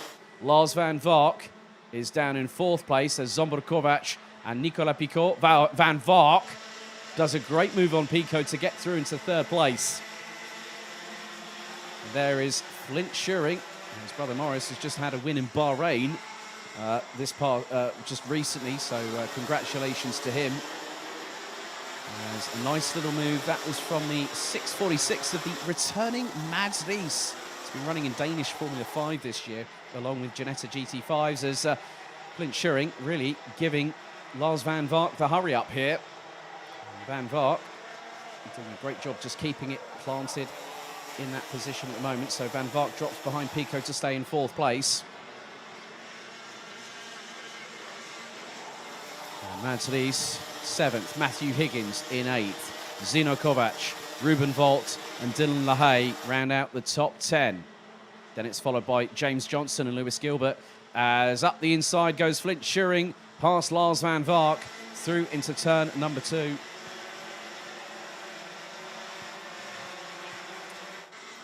But in the meantime, Picot, I think, is closing in on Kovac, and that is for 2nd place on the road. Well, trying to. He's a bit further behind. As the 399 of Christian de Klein now behind Matthew Higgins. It's the based out of Wales from Trafalgar's. His dad David, a multi-time American rally champion. He's also had the prestigious honour of doing a perfect season. David himself has won multiple British karting championships in his own right, and he made his moves up the ladder in motorsport. Matthew Higgins is actually, I think, on record, the youngest ever B&L Karting Series kickoff winner at the age of 14 as a senior Rotax driver last year. That just shows that the apple doesn't fall far from the tree in the Higgins family. A great battle here between Lars van Vark and Flint Schuring. This is for 4th on the road. Nicolas Picot is a bit further up the road, and he's trying to close in on Zsombor Kovac, who is closing in on Reese Hunter in the meantime. Oh, hang on a second. Reese Hunter has lost the lead. Kovac has gotten through. And Ruben Volt has been passed by Dylan LaHaye. Dylan LaHaye always runs well here at Karting Genk. course, it's his home circuit, and he's been with GKS Lemons Power for a multitude of seasons. Two-time winner of senior Rotax titles in the BNL Karting Series. A little bit further back as Lewis Gilbert sends it up the inside of Zino Kovac to now take 11th. Lewis Gilbert, based out of Ayrshire in Scotland. And, there's a couple of drivers, people looking there. One from Bhuvan Power, one from Dams Racing. I think it was Luca Larini I spotted there, to be honest with you. But Zombor Kovac leads the way.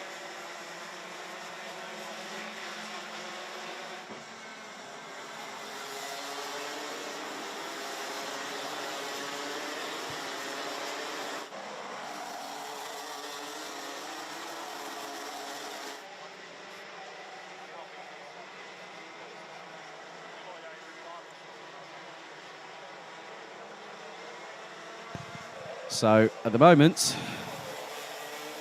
the battle for the lead is quite clearly on. Zombor Kovac was alongside Reese Hunter on the front row. Reese Hunter is now in second and closing in on the Hungarian as they come out of the final corner. 5 minutes and 25 seconds plus an additional lap left to go. 1.5 tenths separate the top two. Reese Hunter waiting. I think he's going to wait until turn 6 and head onto the Europlan to make his opportunity known to Kovac, and Kovac might not have a chance to respond. And this is where the slipstream also comes into effect. Nicolas Picot is closing in on them. Flint Schuring started to lead a train, and that's got Lars van Vark, Mads Ries, Matthew Higgins, Christian de Klein, Dylan LaHaye and Ruben Volt. As the battle for lead quite clearly continues on at a frighteningly fast pace, but the driver with the fastest lap so far, Lewis Gilbert, 54.027 seconds, and Gilbert currently trying to close on Ruben Volt for what is now going to be 10th position. Picot, in the meantime, has tried to close in on both Hunter and Kovac, and Hunter is the quickest of the trio. Lap number 6 in the books. On to lap 7 we go, and it was a 10th between the top two. Reese Hunter is just putting on the pressure, as Mads Ries has got his way past Lars van Vark, and now is Matthew Higgins. That was through turn 3 and turn 4, and Lars van Vark loses 2 places at the drop of a hat. And Christian de Klein is right with him now as well. Lewis Gilbert has made, I think that was Lewis Gilbert. I'm not too sure who was behind. That was Lewis Gilbert behind Dylan LaHaye. He's now in front of him. So Lewis Gilbert up into 9th place on the road as we speak. Lewis Gilbert started down in 15th position. Customary form from the young Scotsman. And the Potenza racing engines these days.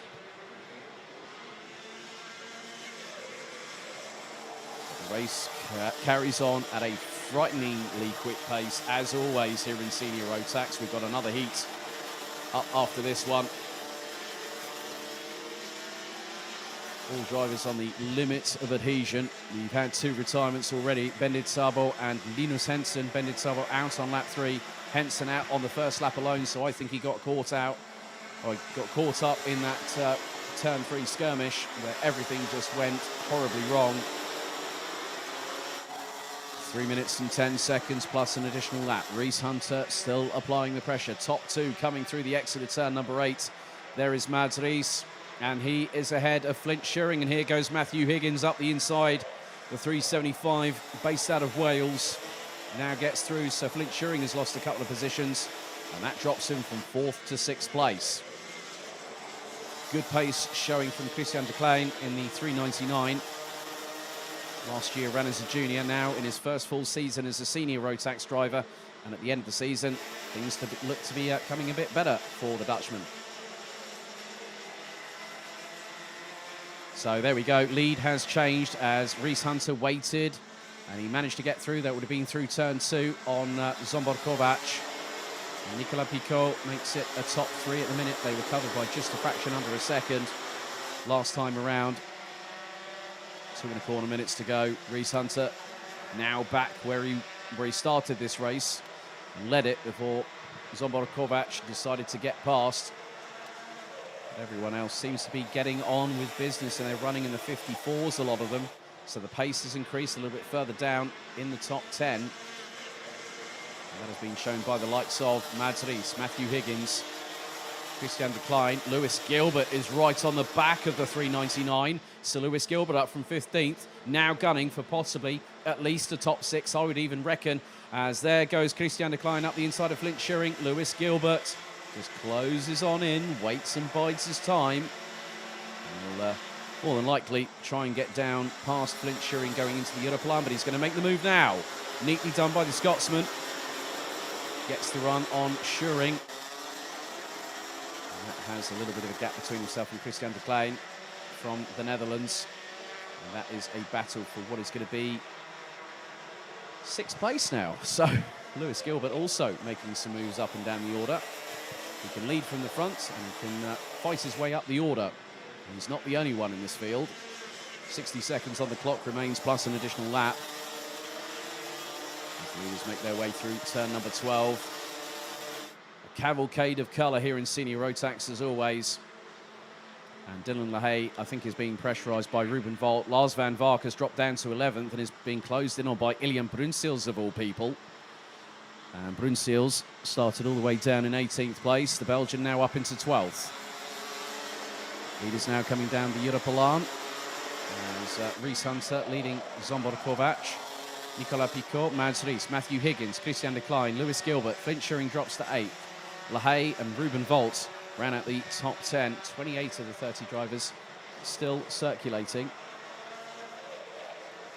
So 12 seconds on the clock remains. It's going to be tight. Are we going to have the last lap board out this time? I think we might do. It's being prepared.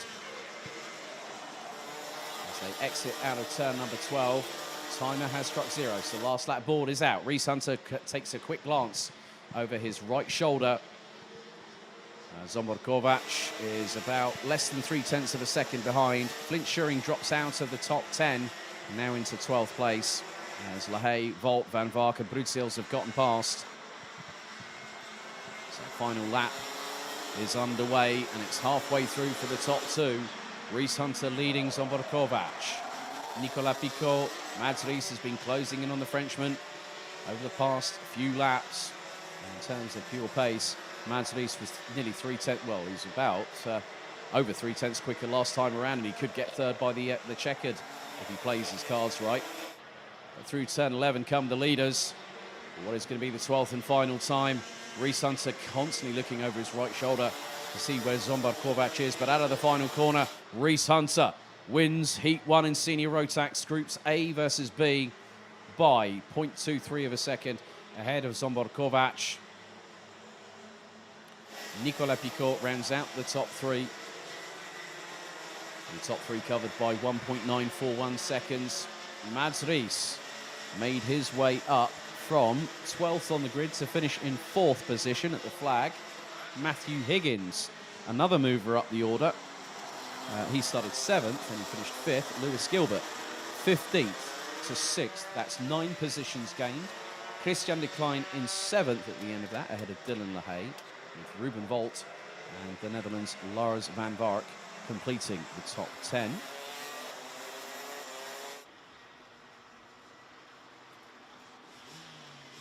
So, Ilian Brunsils, James Johnson, Flint Schuring, Sam Bergstein, Mario Sedler, then we've got Emily de Hoys, Vincent Bouteye, Zino Kovac, Artur Roche, and Andrei Petrovic rounding out the top 20. I believe the 28 that finished that race. It was the likes of Stemmerdink, Kaskinen, Ellenkamp, Stoder, Overhoff, Dobrich, Kokalainen, and Prinsler. Bennett Szabo out with 9 laps to go. And Linus Henson didn't even make it to the start-finish line on the completion of lap number 1.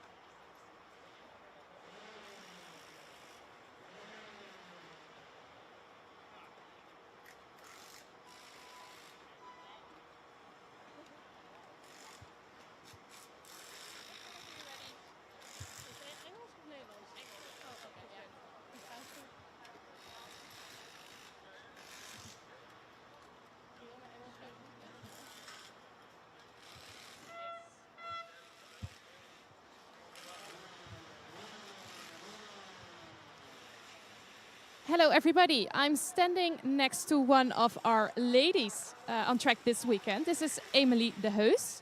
So, Emily, how's this weekend going for you so far? Well, no, it's not. Yeah, well, it's going great, but not how I want it to be because I haven't drove a kart for 6 months, and this is the first race this year for me in a kart after 6 months. But it's not bad, but I'm not happy either. So 6 months is quite a long time. What happened? I drive in a Formula 4 kart now, and that's why I haven't drove a kart for a long time because I didn't have the time to drive a kart or train with the kart. So. Yeah, that's understandable. And how's that going for you, the Formula 4 classes? The beginning of the season it was really difficult, but later on, like now, it's getting better and it's fun. So she's driving in the Formula 4 classes. Really good, really fun. She hasn't driven a kart for 6 months now, so this is a bit unusual.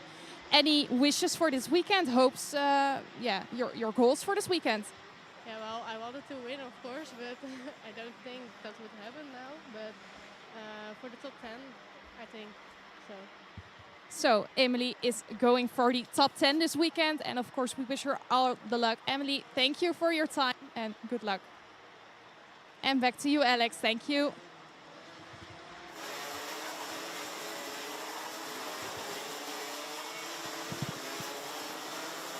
Right, next up, race 6 out of 24, Senior Rotax, Heat 2, C versus D. Here's your starting grid, and it is meant to be, it's actually, according to my grids here, Clayton Ravenscroft and Sebastian Bailly round are on the front row, ahead of Paul Fokema and Kai Hunter. Luca Larini and Lars Zane in row 3, Bert Dorrestein and Milan Coppens, row 4.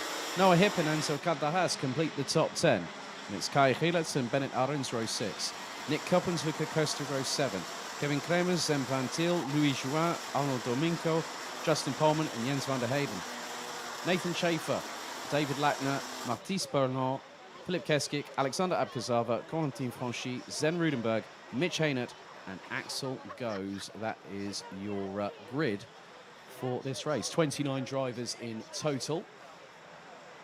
Had a really nice chat with Clayton and his mum and dad, Victoria and Steve, last night over the wonderful Arabian, 1001 Arabian Nights dinner that we had yesterday evening. So good to catch up with them after a very, very lengthy time. So 10 minutes plus an additional lap on the clock. Red lights are on the starting gantry, ladies and gentlemen.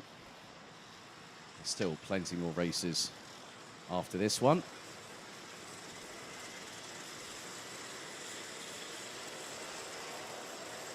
So we'll have 2 more to go before we go to the lunch break. Right, 29 drivers, 14 and a half rows.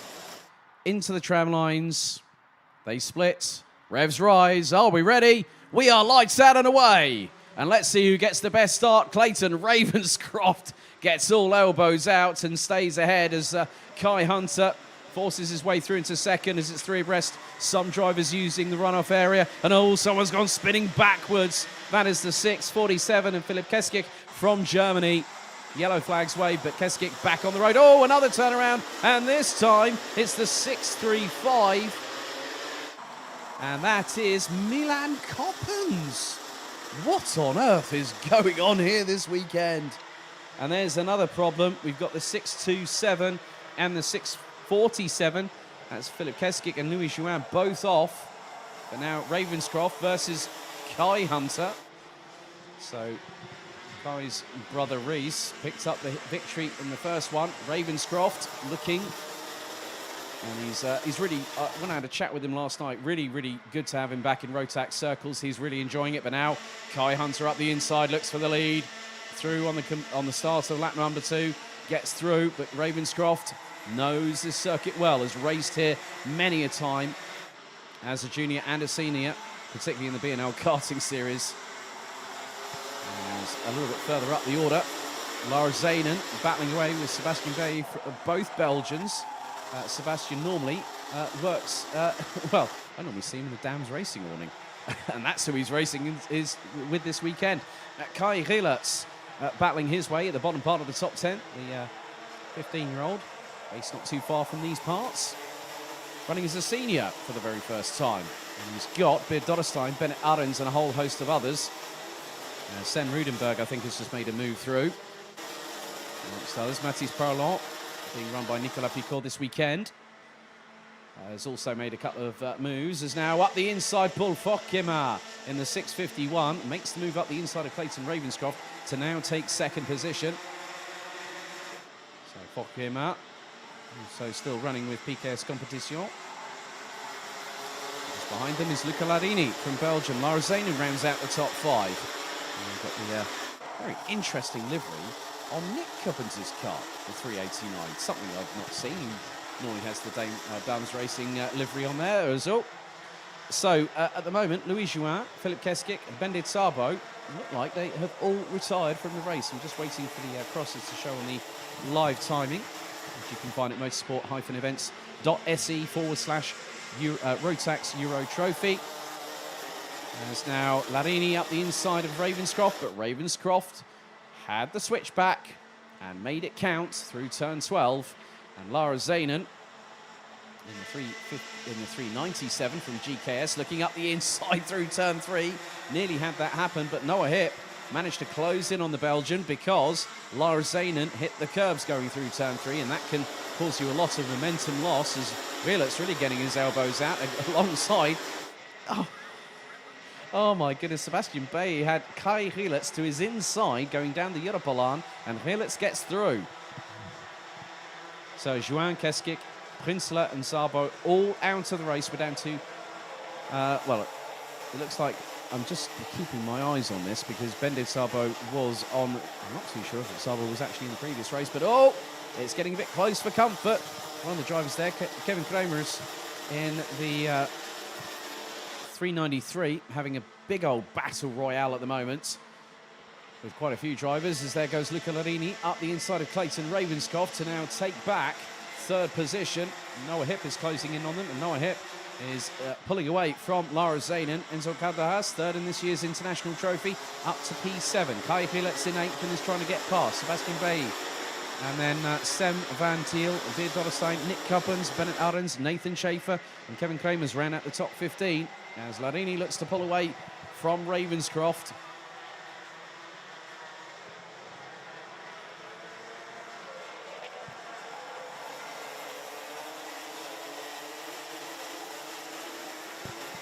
As I think that was a bit of a wake-up call over the curbings there for Beard Dotterstein, who was side by side with Nick Cubbins just then, as we're nearly halfway through the race. But Kai Hunter leading Paul Fokema, Luca Larini and Clayton Ravenscroft and Noah Hip round out the top 5 positions. And it looks like, yep, the move has happened. Kai Gielitz running as a senior this weekend, 6:55. Gets past Enzo Caldejas from France in the 3:27. Gielitz this year has won the Belgian Max Challenge, the B&L Karting Series, the Rotax Max Euro Trophy for his second successive season, and he also picked up the International Trophy crown as well back at Le Mans in late July. And I think he's also he's been keeping himself busy as the young 15-year-old. Now he's having a trial by fire here in Senior Rotax. 4 minutes and 40 still to go. Mitch Hainer and Corentin Franchi, along with Jens van der Heyden, they're right at the back end of the field. Van der Heyden running with Combi Kart Racing Team. As Gielitz, looking up the inside of all people, gets past Lara Zainen. Kai Gielitz is really showcasing that he might have been a junior this year. He's gone to seniors, and he's actually proving himself pretty well. So the good thing is, as we see a little bit further back, Sebastian Bailey up the inside of Lars Zainen. That's close, going through turn 7, and Zainen was nearly in the barriers, but he hits the curbs. Up the inside, Sem Van Thiel gets through. Oh my goodness. I mean, I've seen it 2 wide, I've seen it 3 wide, coming into turn 7 off of the Europalan. But mamma mia, I mean, Lars Zainen was that close to glancing the foam barriers off of the exit of turn 7, as now Paul Fokema comes under fire from Luca Larini from Belgium. Larini is in the slipstream, pulls to the inside of the French driver and gets through on the approach into the apex of turn number 7. Less than 3.5 minutes still to go. And Kai Hunter now has a lead of nearly 9.5 tenths of a second after what has been an interesting and exciting 7 laps so far. We're under lap number 8 as things stand. As there's the 6:32 of Bennett Arons from RS Competition. Alexander Abkazara has got past Arnold Domingo for 23rd place. Axel Goes, who didn't set a lap in qualifying last night, has started from 29th position, and get this, up to 21st now, and closing in on Zen Rudenberg for a place in the top 20. Fastest lap of the race, Kai Hillertz, 54.441, and he's currently in 6th place, having started down 11th, and he's going to go for 5th. And he's got it. He's got past Clayton Ravenscroft. So Hillertz is in that stage where he is going to the gym quite a bit, trying to put on some muscle. This is good testing for him ahead of maybe what could be a campaign for him next season. So Hillertz up from 11th to what is now 5th place on the road. Clayton Ravenscroft, that did very well in qualifying last night. Good to see him back on good form. But the thing is, sometimes you need to reserve something. You need to have that little bit of mechanical sympathy awareness. And that's where this comes in. If you make it through to the top 30, you've got a really good opportunity of making sure that everything is dialed in for finals day tomorrow. And now, Kai Hillertz isn't satisfied with 5th position. No, he's gunning for Noah Hip. Enter into turn 6 onto the Europolan. I'm just going to keep my eyes on him as he goes down the back straightaway. Won't go through on turn 7, but Kai Hillertz, I'm very much sure that he'll maybe get through maybe in the next corner or two, and through turn 9 on cue, he gets through up to 4th place. And Paul Fokema is only half a second up the road. We've got 60 seconds plus an additional lap of this race still to go. So there is still time to find. And Hillertz at the moment is actually the quickest of those drivers in the top 5. Gets his head down. Hunter leads by just over 7.5 tenths of a second ahead of Luca Larini. Paul Fokema in 3rd. Kai Hillertz not that far adrift now. Noah Hip in 5th. Clayton Ravenscroft, Sebastian Bailly. As the 656 is around, and that is Zemfant. He spanned the rear wheels up and nearly ended up having a bad rejoin as Luca Costa's off the track coming out of turn number 3 in avoidance. So that was very, very close indeed. As we're fast approaching the end of the race. So it has not been easy for a few of the drivers as the timer now is approaching 0. And Paul Fokema better watch his 6 because here comes Kai Hillertz. Right, time has hit 0. Last lap board is out. Kai Hunter leads by nearly 7.5 tenths of a second. Paul Fokema is still in 3rd behind Luca Larini. But Kai Hillertz is unfazed, unrelenting, and is wanting to get past. So through in towards turn 6. Hillertz does not go for the move, waits for the slipstream, which he now gets. Looks over his right shoulder to see Noah Hip behind. Through into turn 7, off of the chicane. As Kai Hunter, our race leader, comes through turn 9 for what is going to be the 12th and final time. Through into turn number 10. Now, Luca Larini, could he spring a surprise on the final corner? It could happen. Hunter goes defensive. Larini to the outside. Would he get the drag? Not too sure. Looks like that might not be the case as the check-it is out. Winning margin, 37 thousandths of a second. And it goes to Kai Hunter, who started 4th on the grid. Luca Larini started 5th, finished in 2nd. Paul Fokema started 3rd. Finished in 3rd. Kai Hillertz started down in 11th position, finished in 4th. Noah Hip started 9th ahead of Deluxe and finished in 5th position. Clayton Ravenscroft started on pole, finished in 6th ahead of Enzo Calderas, Nick Coppens, Mathis Parlant, and Sebastian Bailly, who completes the top 10. Beer Dotterstein is 11th. Let's see if we can have a look at the rest of the results. There is a time penalty for a jump start that has been shown to Sebastian Bailly, so that will be amended rather quickly. So that will drop him out of the top 10. So before the change, and that will drop him down into 14th position. So 10th will be Beer Dotterstein, Bennett Arens, Kevin Kramers, Justin Polman, Sebastian Bailly, then Milan Coppens. David Lackner will be 16th, ahead of Sem van Thiel. Nathan Schaefer, Jens van der Heyden, then Alexander Abkazava, Mitch Hainert, Zen Rudenberg, Luca Köster, Arnold Domingo from Hungary, Axel Goes, Corentin Franchi, and looks like Lars Zanin had a technical issue 2 laps from the end. Louis Jouin, Philip Keskik, and that is the last of the 29 finishers, but unfortunately those latter 2 did not make it to the end of the race.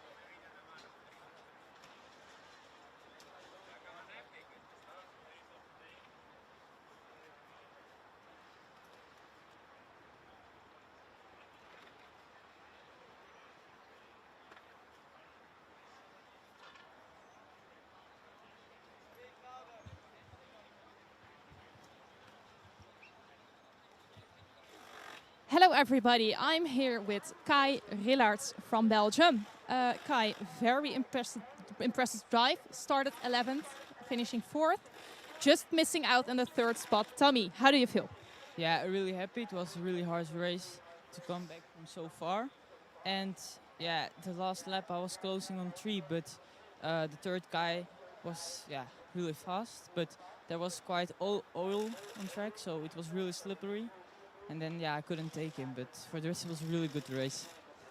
Are you happy with how the weekend is going for you so far? Yeah, really happy. The whole weekend we were one of the fastest, but then at one moment in the quali was rain, and then it didn't happen how I was going to want. So you're hoping for more dry weather this weekend? Yeah, or rain. I'm also good in rain, but we just didn't find the speed in the rain. And this first time senior, I have too many lead on the car, 27 kilos, so it's really hard to drive in the rain, but we will see. Okay, well, thank you, Kai. Good luck. That race was sure very promising. Thank you for your time, and we wish you good luck for the rest of the weekend. So, Alex, back to you.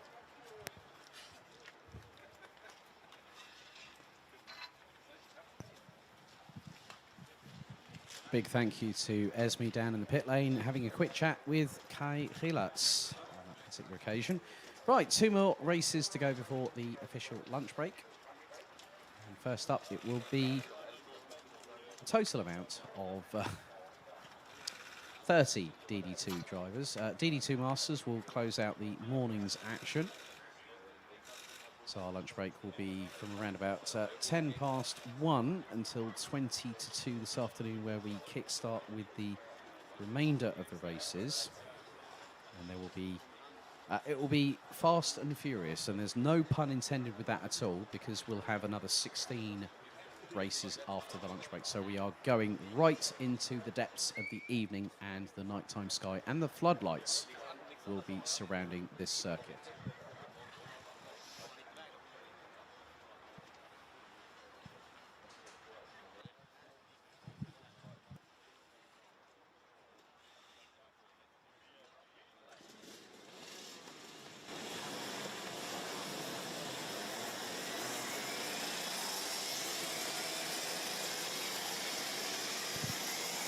So let's take you through the grid for DD2 Heat number 1 out of 3, race 7 in the meeting.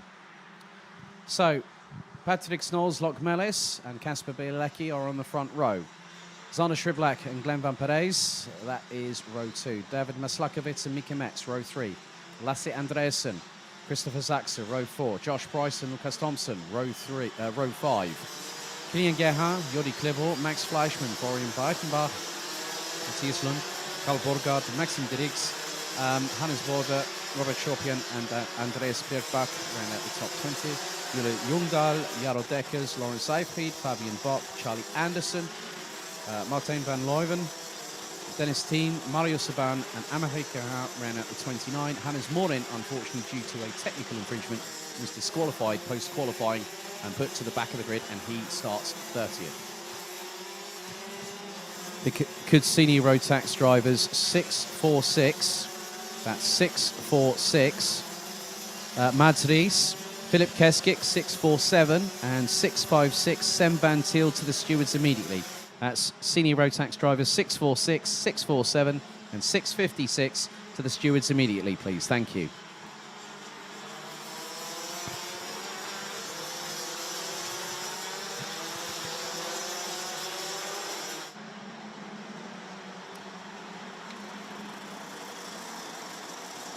So the sunshine shines its way down onto Karting Gang.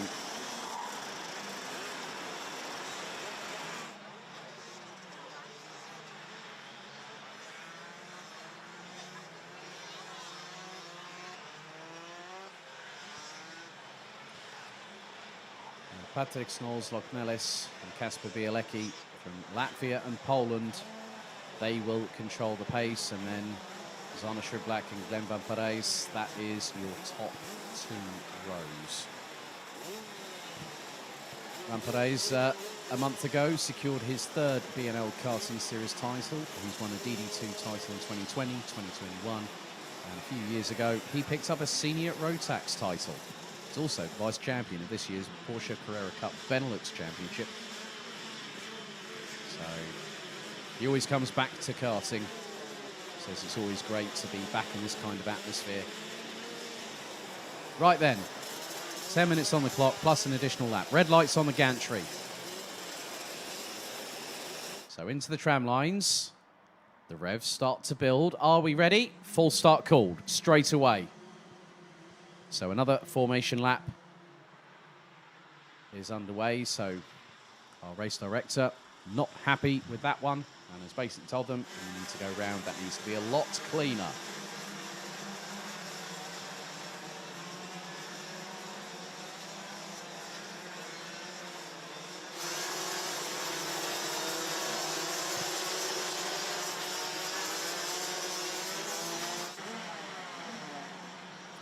This time, Locke Mellis and Bielecki controlling the pace a little bit earlier this time. So hopefully, get the rest of the field to concertina together. If we have a clean start the second time around, I could say this, full starts breed full starts, as they say. And that is what we are having here at the moment. It is very much a pressure cooker situation with the amount of drivers that have yet to qualify for the grand finals, and they know that everything counts on exactly what they do here this weekend.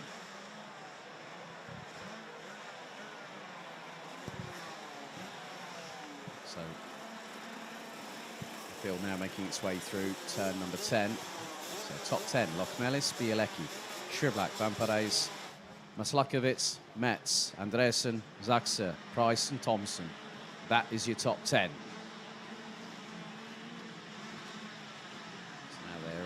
closing up a lot quicker this time.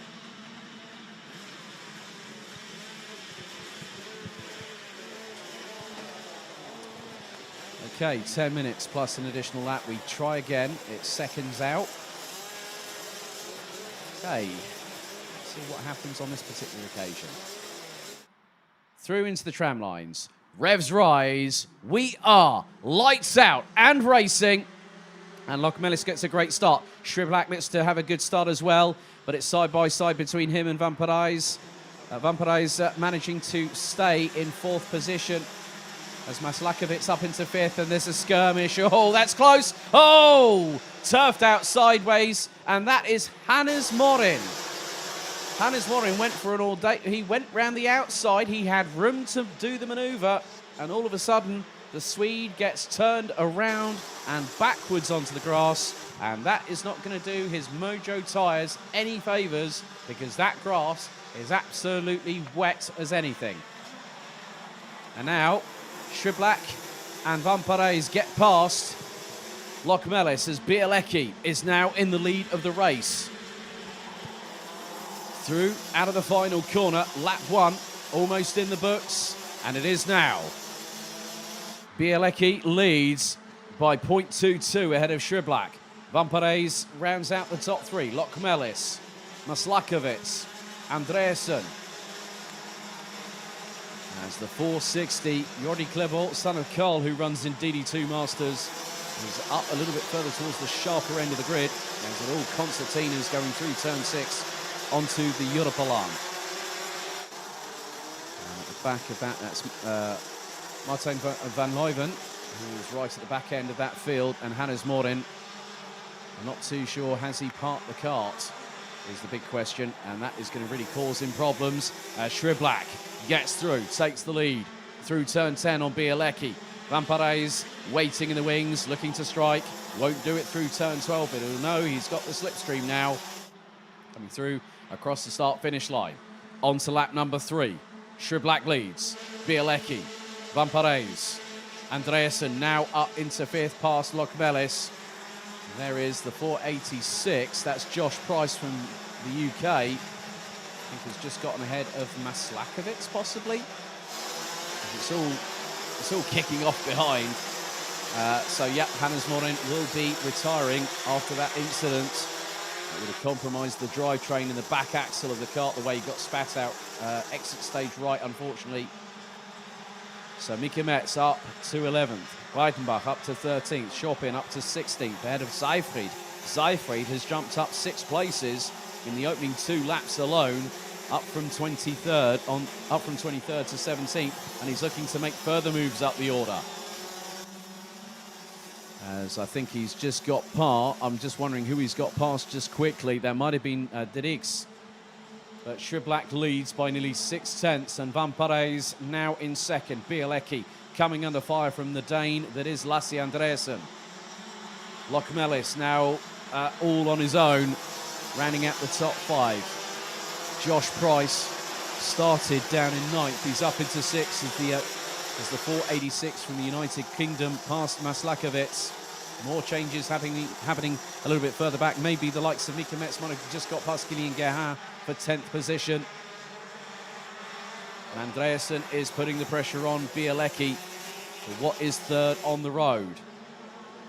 6 minutes and 28 seconds plus an additional lap. Shriblak now starting to extend the lead. And when Shriblak hits the front, he doesn't really look back that much. His lead over Van Parijs is now 7/10. Bielecki, Andreasen, Lokmelis, Price, Maslakovic, Thompson, Lund, and Mika Metz round out the top 10. Gerhardt, Breitenbach, and Klebo round out the top 13. Max Fleischmann, in the meantime, has dropped down to 14th position as we are 4 minutes in, 6 minutes to go plus 1 lap. Bielecki now starting to put the pressure on Van Parijs, but they dropped Andreasen in the process. And Bielecki looking for a way to get through. Van Parijs has been running on the Birolart chassis this weekend and also at last weekend's Belgian Max Challenge season finale to get himself prepared, as that's the chassis he's going to use at the Grand Finals for Team Belgium in Bahrain this December. So Dennis Thiem and Martin van Leuven round out the top 24. They both made moves up the order past Hannes Border from Germany in the 4:68. Maxim Griggs up past Max Fleischmann, who now finds himself, the German, in the 4:26 in 15th. Lawrence Seyfried, another position gained for the 4:20. He's up into 16th from 23rd on the grid. As we're halfway through the race, Loch Mellis loses another place. That's to Josh Price. Josh Price moving forward. And Lucas Thompson now really showing some good credence in 8th position as he will try and close in on Maslakovic, but Maslakovic gets past Loch Mellis. Loch Mellis again loses another place. That's down to 7th for the Latvian.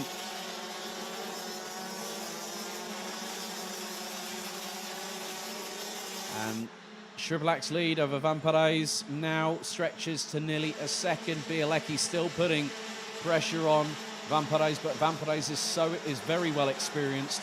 He knows exactly how to race here at Genk. And Bielecki will still keep putting on that pressure, but Loch Mellis now closing in on Maslakovic. Matthias Lund, Mika Metz, Kilian Gerhard round out the top 10. Amerik Gerhard, unfortunately, is at the tail end. Charlie at the field down in 29th place. Andreas Birkbach, Fabian Bock, Christopher Zagser now depose Robert Schorpian down to 20th position as Matthias Lund is bringing along 2 other drivers. Mika Metz and Kilian Gerhard as they are closing in on Patrick Snolls, Loch Mellis. Loch Mellis trying to keep pace with Maslakovic just up ahead as Bielecki still putting on the pressure and Van Parijs still soaking it up like a sponge. And that's the battle for P2 on the road. Just over 3 minutes plus an additional lap still remaining in this race. And the battle lines have well and truly been drawn as Mika Metz up the inside of Matthias Lund and wrestling with the steering on the kart is Kilian Gerhard, who tries to get past the 408 from Denmark, but does not get through. 3 minutes to go, and there are still places up for grabs. Martin van Leuven makes his way up into 20th position, so Robert Schorpian drops to 21st as a direct result. Matthias Lund still trying to get past Kilian Gerhard in the meantime, as Maslakovic has gapped Loch Mellis. And what is the battle for P6? But the drivers behind Loch Mellis are starting to catch, and quickly.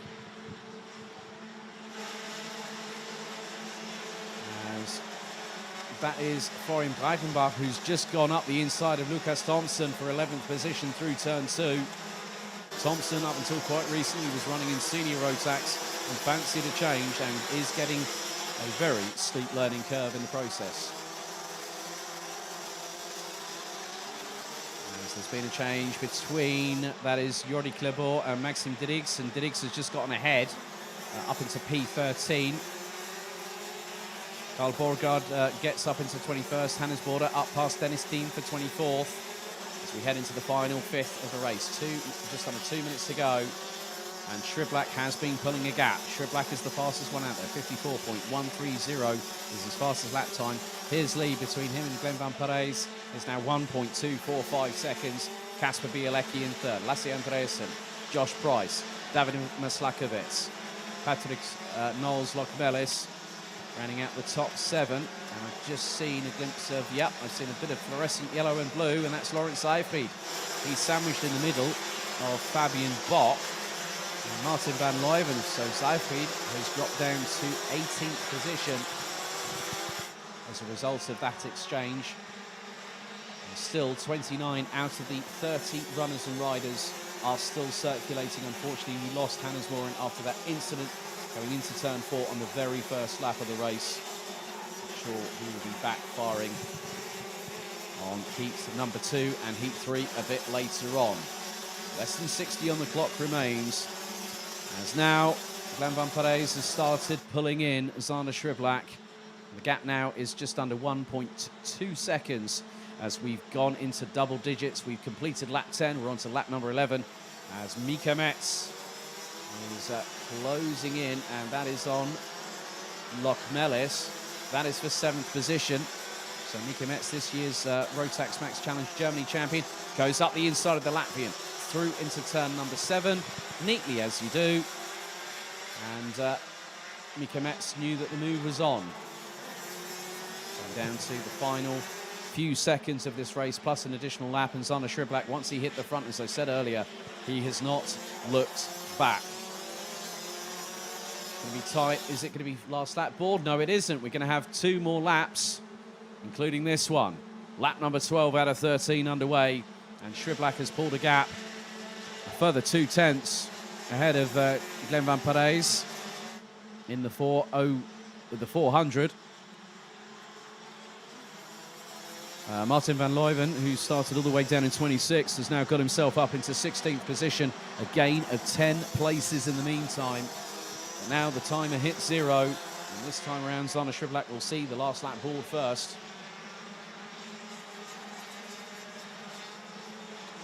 So Shriblak moved to SP Motorsport for this season. Hopefully this could be the opportunity he needs to go to Bahrain in December.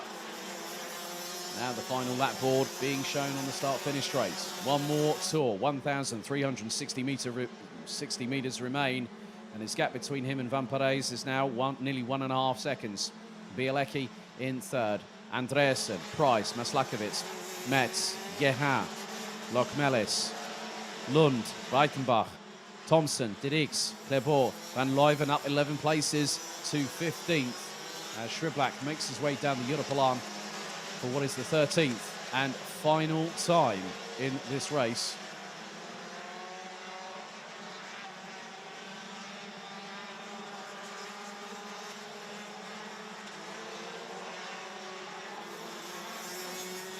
So through turn number 11 comes the 401 from SP Motorsport. And he's going to start his weekend off in the best way possible. Qualifying wasn't that great in his opinion, but he's come out of it smiling as he takes the checkered. That's a victory for Zana Shriblak. Glenn van Parijs takes second. Kasper Bielecki rounds out the top 3. Lasse Andreasen and Josh Price complete the top 5 places. A great run from Josh Price, who started on the inside of row number 5 alongside Lucas Thompson. As the rest of the field make their way across the line. Just waiting for one more driver. And he just crosses it. So Zana Shriblak is your DD2 Heat 1 winner. That's race 7 out of 24 today on Heats Day. Finishing 1.745 seconds ahead of Glenn van Parijs. So it was a Belgian 1-2 on home soil here at the Home of Champions. Let's see if we can have a look at the rest of the results. So Kasper Bielecki in third, having started on the front row alongside Patrick Snols-Lokmelis, who finished in 9th. Lasse Andreasen and Josh Price round out the top 5, ahead of David Maslakovic, Mika Metz, Klien Gerhard, Lokmelis, Matthias Lund, Florian Breitenbach, Lucas Thompson, Maxim Dirix, Martin van Leuven, Jordi Clerbourg, Max Fleischmann, Fabian Bock, Andreas Birkbach, Laurent Seifried, Christopher Sachs rounding out the top 20, completing the 29 that finished. It was Karl Borgard, Hannes Border, Robert Schopian, Dennis Thiem, Mario Saban, Charlie Anderson, Jaro Dekkers, Amerik Gerhard, and Jule Ljungdahl from Sweden, with Hannes Morin unfortunately eliminated on the very first lap.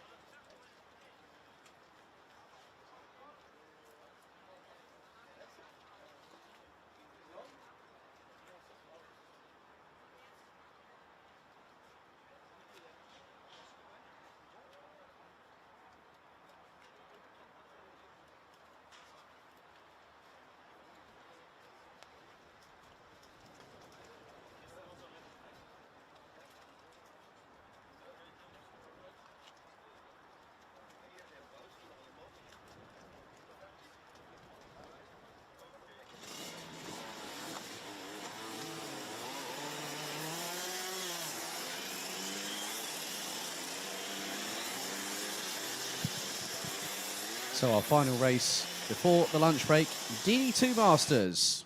Let's have a look at the starting grid, shall we?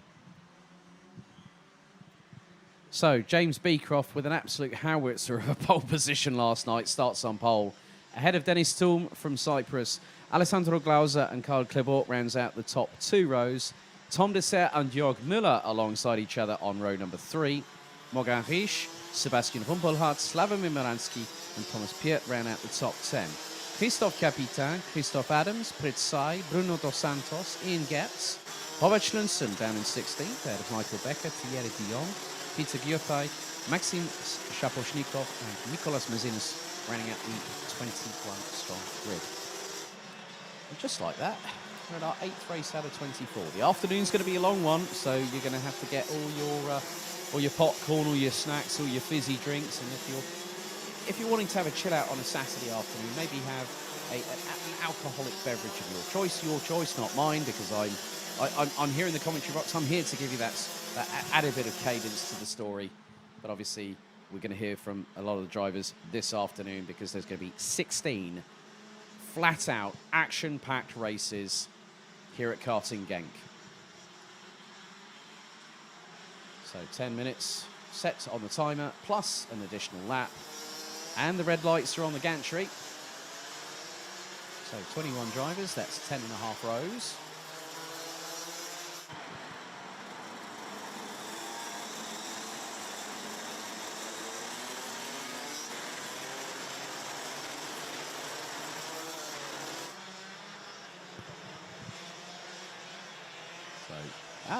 I spot James Beecroft wearing some Team UK overalls.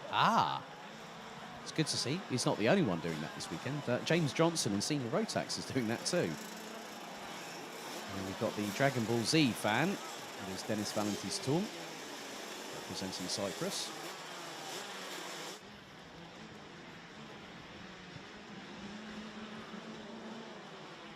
So this is going to be an interesting one. One of the drivers just so happens to be coming back to the roots, Mr. Jörg Müller. Really good to have him as part of the atmosphere here. 201 drivers from 21 different nationalities. Right then, out of the final corner, into the tram lines. Revs rise. Are we ready? We are lights out and off and racing, and a brilliant start by James Beecroft. And then Alessandro Glauser manages to get through. It's all getting a bit... Oh, the 5:14. That is Nicolas Mazinis at the back end of the field. Oh, no. Oh, no. Maxim Shaposhnikov. Karl Klebort went into the back of Tom Dessert. Tom Dessert's back axle went skywards. The back axle hit the ground hard. I hope his backside is not smarting after that one. And there is Peter Gyurtai in the 585. Well, come to Karting Genk, they say.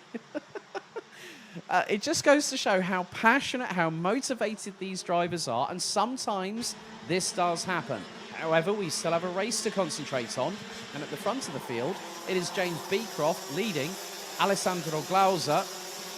Third, it's the 515 of France's Morgan Riesch, who I caught up with this morning, because he was a naughty little boy for having a slap on the wrist for not attending driver's briefing. But he's third at the minute.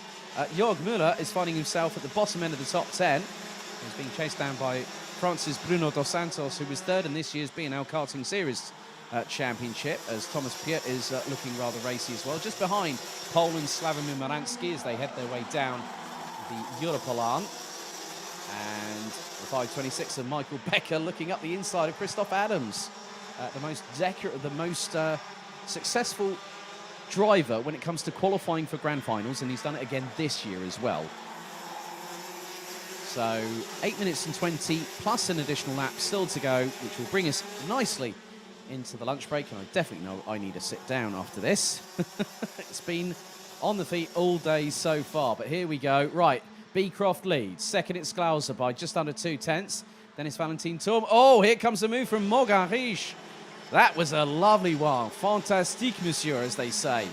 Brilliantly done by Morgan Riesch. Used to mechanic for César Gazot back in 2019 with that young Frenchman, who's now running in the GT4 European Series these days, piloting an Aston Martin. Was third in the Euro Trophy that season. Morgan Riche, along with, I mean, you know what's really funny? The fact that we've got Robert Schlunzen, head of RS competition. We've got Morgan Riche, who's head of RM Concept. And they have drivers running here this weekend. This is what it means. It's not just the drivers, it's the team bosses that want to get in on the action. And Morgan Riche and Robert Schlunzen definitely obliged this weekend. And they brought something different to the dynamic of DD2 Masters, I can tell you that much. Right, James Beecroft hanging on at the minute. Lap 3 completed. On to lap 4 we go. Morgan Riche looking for the opportunity. He's going up the inside. He's done exactly the same move as he did to Alessandro Glauser last time around. And Morgan Riche hits the front of the field. James Beecroft slides back into second position just behind Alessandro Glauser. Dennis Thum, Thomas Piet in the 550, who started down in 10th position, now rounds out the top 5. Estonian's Prit Sai completing the top 6. Ahead of Christophe Capitan, Jörg Müller running at the top 8. And he's ahead of Bruno Dos Santos and Sebastian Rumpelhardt. Rumpelhardt took the 2020 Rotax Max Euro Trophy DD2 Masters crown. And I think, if memory serves me correctly, that is the only category in the Euro Trophy Roll of Honour so far that has had 4 different drivers from 4 different nationalities. That's an interesting statistic. So that's been quite good so far. It's spiced up the ante. And when you think about it, in this, we've got the 2018 Euro Trophy champion who's currently in P4. That's Slavomir Miransky. We've got Sebastian Rumpelhardt, the 2020 champion. As quite a few drivers going through turn number 6. Jörg Müller has got Michael Becker breathing down at the back of his race overalls, going through the Europalan.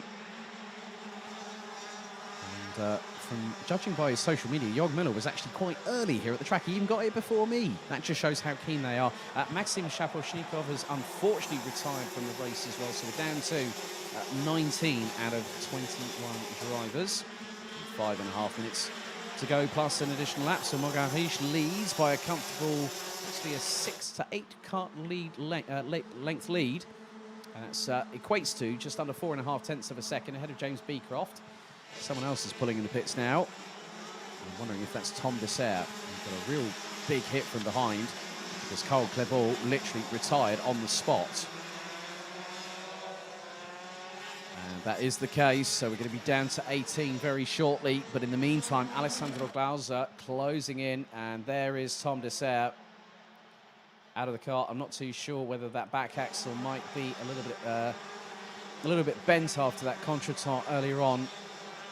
That's the thing when you try and put 3 into 1, it never goes. And unfortunately, Tom Dessert was the one that took the hardest hit. But the good thing is he got out of there rather easily. But his first heat is done and dusted, I'm afraid.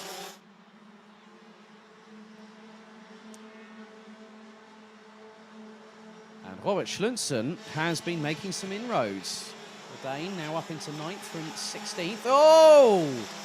Prit Sai got a bit of a rude awakening there, courtesy of Sebastian Rumpelhardt, and all of a sudden Robert Schlunzen is now like Piggy in the middle. He managed to see that gap. So a little bit of a touch between the two coming out of turn 2 into turn 3. All of a sudden, Schlunzen was there to pick up the pieces. Beecroft fending off Glauser for second position at the moment. Now, Schlunzen is ahead of Rumpelhardt. So another change. And Schlunzen up the order once again. That puts him in 8th from 16th. But the battle for 2nd, 3rd, 4th, 5th, 6th is now getting even longer. This is where, when things get rather up close and personal, again, fireworks. That is the unpredictability of karting rears its ugly head once again, and you never know how it's going to pan out until the minute the touch paper is lit. And it hasn't been lit quite yet. So 3 minutes and 21 seconds plus an additional lap still to go.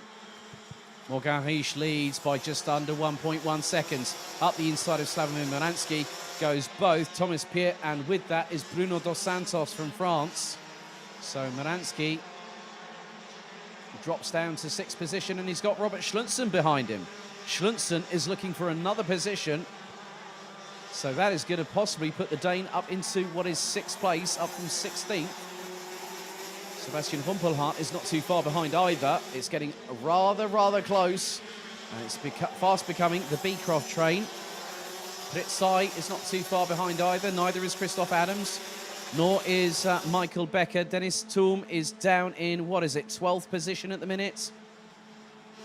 And between, right, get this, James Beecroft in second, down to Sebastian Humpelhardt, as Schlunzer squeezes through on the inside of Slavomir Moransky.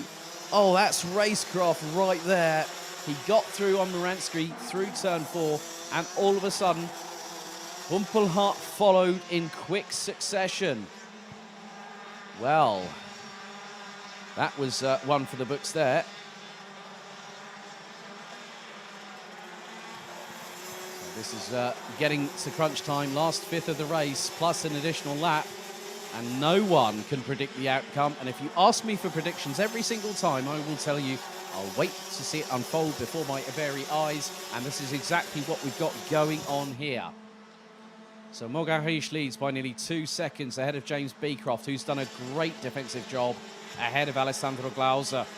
Thomas Piet rounds out the top 4. Bruno Dos Santos, Robert Schlunzen, Sebastian Humpelhardt, Slavomir Moransky. Christoph Adams now ahead of Pritzai. So Adams now in 9th. There is Michael Becker and Dennis Thum. Rolf Müller down in 14th behind Ian Getz, and has got Christophe Capitan fast behind, but Glauser has made the move.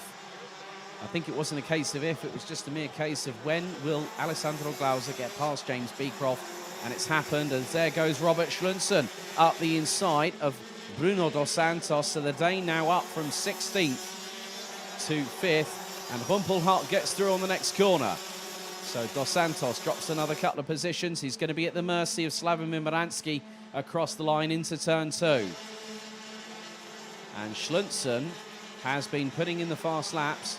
Schlunzen's been running the 54.8, so very consistent pace as I would expect from a man of his experience. As Thomas Piet up the inside of James Beecroft, little touch of the side pod, and Schlunzen comes through. And Schlunzen side by side with the Brit, heading into turn 7. And Schlunzen is later on the brakes than the Brit and gets through. Well, Robert Schlunzen is on the move, ladies and gentlemen, and he's gunning for a top 3 finish. So time is about to expire as Mogarish will get the last lap board this time around. There we go, Mogarish from France on the way to his final lap. It's going to be lap number 12. Glauser second, Piet, Schlunzen, as Humpelhardt forces his way past Beecroft for the place, and that is for 5th on the road. And Beecroft, I don't think, was 100% happy with that one. A brief gesticulation there from the Brit. But Schlunzen is gunning for Thomas Piet, as now up the inside of Beecroft. Has Beecroft got some drama? Not too sure if there's a slight issue. As Schlunzen, where on earth did that one come from, Robert Schlunzen? He's just got past Thomas Piet. That is 13 positions gained in 12 laps. Robert Schlunzen, well done. That's absolutely brilliant. But Mogarish is now going to come through into turn number 12, and he's out of the final corner. Mogarish brings this morning's action to a close, takes the victory. Alessandro Glauser second. Robert Schlunzen from 16th up to P3 at the checkered after 12 laps of racing. Well, and some great sportsmanship between him and Thomas Piet I've just seen going through turn number 3. Thomas Piet finishes in 4th with Sebastian Humpelhardt from Germany rounding out the top 5. Let's see if we can get the rest of the results.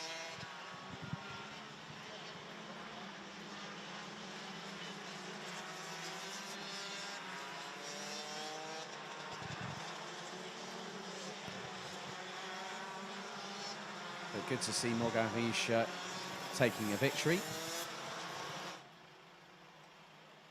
as they make their way into the pit lane. So Mogarish wins by nearly 3.5 seconds ahead of Switzerland's Alessandro Glauser.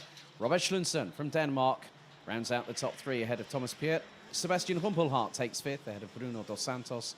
James Beecroft, Christoph Adams, Slavomir Moransky, Michael Becker completes the top 10. And then we had Dennis Thum, Pritzai, Ian Getz, Jörg Müller, Christophe Capitain, Thierry de Jong, Nicolas Mazinas, and Peter Giotai rounding out the 18 that finished all 12 laps. Tom Dessert unfortunately retired on lap 4.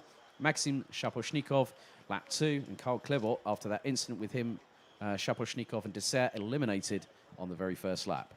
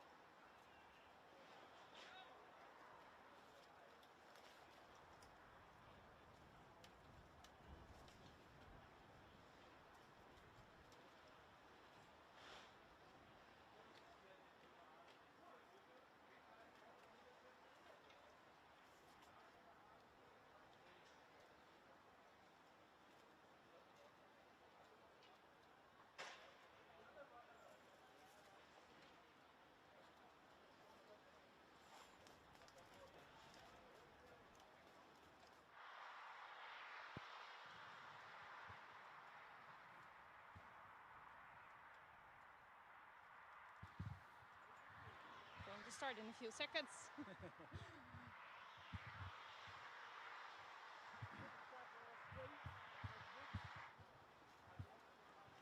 Hello, good afternoon, everybody. I'm here with our German driver, Thomas Peerts. Thomas, tell me, how did the race go for you? It was fine for me because I started from 10th and finished in 4th. So that's for me a good result. Really good, happy with it. So how did you manage to do that? We changed some setup things, and the first corner is always luck or unluck, so it was luck for me. Sounds great. And how do you enjoy the weekend so far? Yeah, fine, very fine. No, okay. I like more dry conditions, and most of the time it was wet. So, but now I think this day will be dry. Yeah, so like me, you're hoping for dry conditions tomorrow so we don't have to stand here all day in the rain. Yes, of course. Well, thank you, Thomas. Enjoy your afternoon, and we will see you back after the lunch break. So thank you, and back to you, Alex.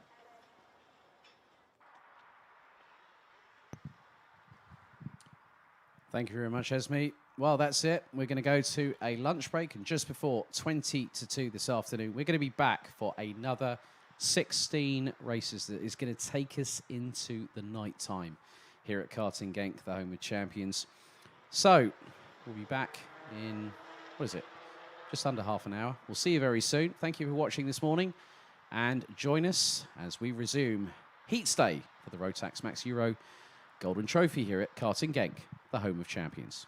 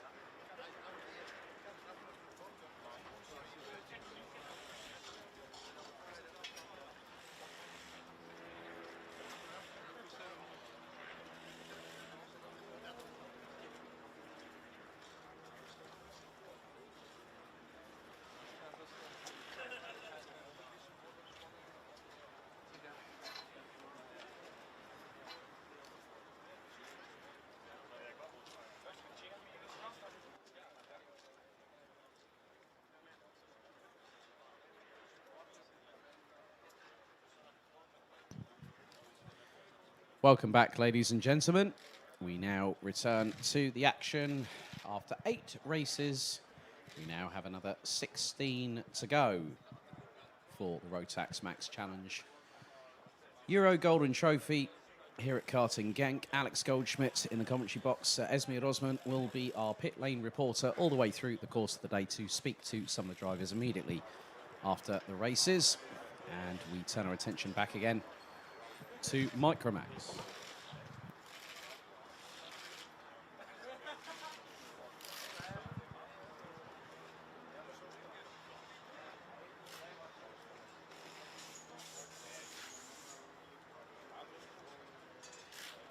So earlier on, they kicked off the action at about 10:30 this morning. The way that the timetable will go is all the way through until our last race at about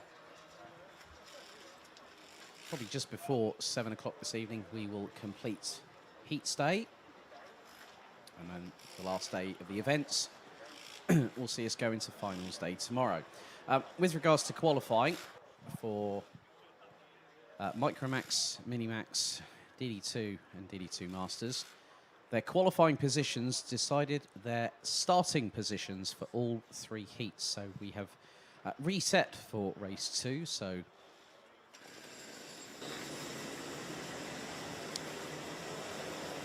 green light flashes at the end of the pre-grid, and our 27 Micromax drivers head out onto the track. Let's have a look at the starting grid once again for race 9, Heat 2, Micromax.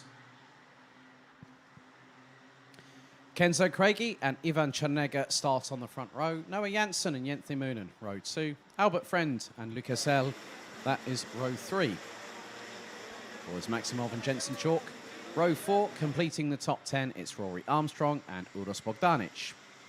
Ivo Vetenrata and Christian Stefanov, that is row 6.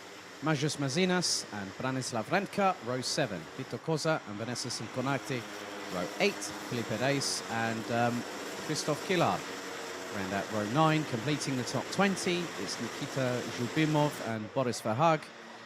Rounding out the 27 strong, it's Marcel Zibo, Antoine Crissel, Lucas Dodder, Jack Freeman, Viti Salmi, Liam Sokol and Didier Krieft that rounds out the 27 strong grid. 7 minutes have been set on the timer once again.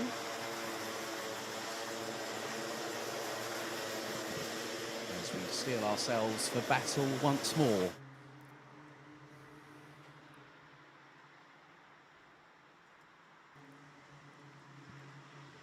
And when the drivers have crossed the start-finish line, the red lights will ignite on the gantry, which they have done now.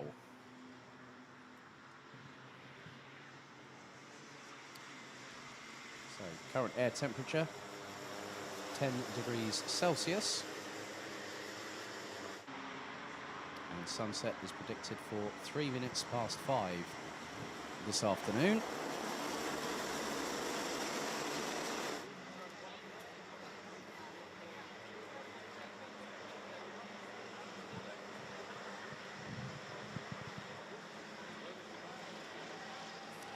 So Boris Maximov took the victory in the opening race earlier on today.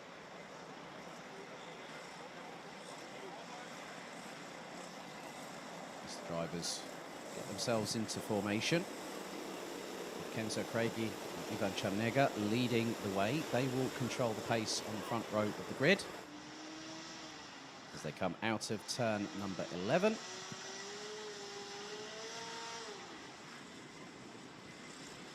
So Micromax Heat 2 about to get underway here at the home of champions, Karting Genk.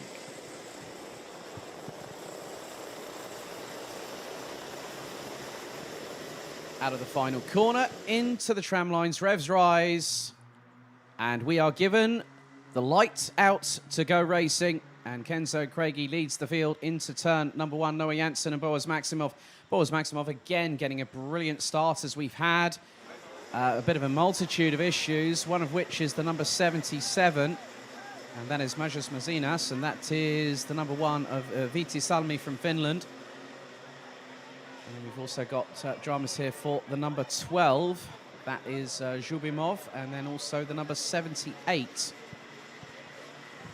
kart, and that is of Marcel Zibo from Hungary. But as it was earlier on, well, Boris Maximov has gotten off to a flyer once again, now up into second past Noah Janssen, having started once again from 7th on the grid, and goes round the outside before they've even hit the apex at turn 10. Maximov has just done a number on the rest of the field. Janssen up the inside of Craigie and is briefly being followed by one of the other drivers. That looks to be Lucas Selle from France in the 99. Across the line to complete lap number 1, it's Maximov, Janssen, Selle, Craigie, Armstrong, Chernega, Stordeur up to 7th already, and we've only completed the first lap. Albert Friend has ended up, I think, at the back end of the field. Just waiting for him to... or was at the back end, was a bit further up the sharper end of the grid as everyone's trying to get through. At the moment, Rory Armstrong's just got on up the inside of Kenzo Craigie, heading into turn number 6. As the leaders make their way through into turn number 8, and Boaz Maximov is striding away into the distance. I think he's ended up in the Corvin region, let alone Limburg, the way he's driving at the minute. So 5 minutes to go, plus an additional lap. Positions changing all the time, and there's Zhubimov from Estonia in pit lane. Janssen trying to close on 99 of Lucas Selle, who's now has taken second place, so the German back on the counter-offensive. Lucas Selle goes defensive.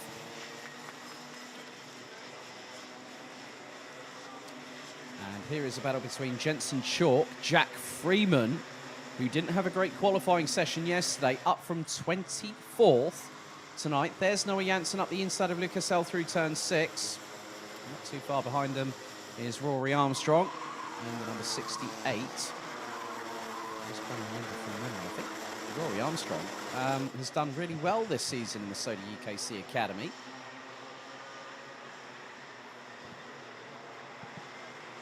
Nevertheless, there's still plenty of good racing action happening here as the number 47 of Ivan Chernega gets past Kenzo Craigie through turn 10. Boaz Maximov still leading the way and has got an absolutely humongous lead. It was 1.4 seconds. Now it stretches to 2.1. And Maximov is pushing his own air. A 1 minute 2.453 from the Dutch driver. There's more battles happening. Jensen Chalk and Jack Freeman swapping positions. It's like a bit of musical chairs between the two Brits.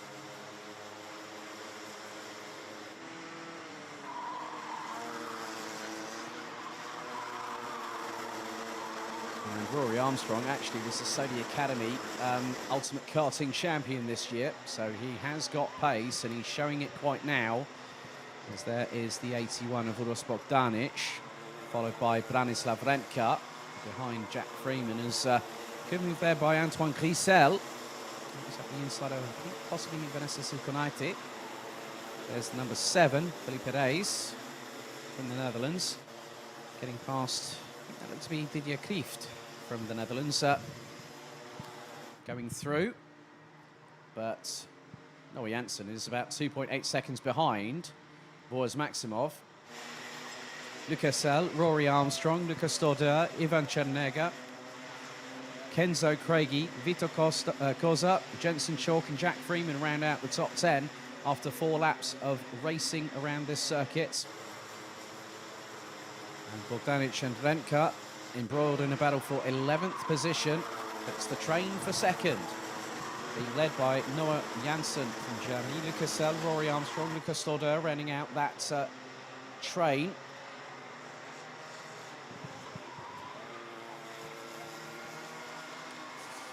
Other positions that have changed, well, Didier Krieft has dropped all the way down, as I've just seen a move from Lucas Stordeur up the inside of turn 10 on Rory Armstrong. That is for 4th place on the road.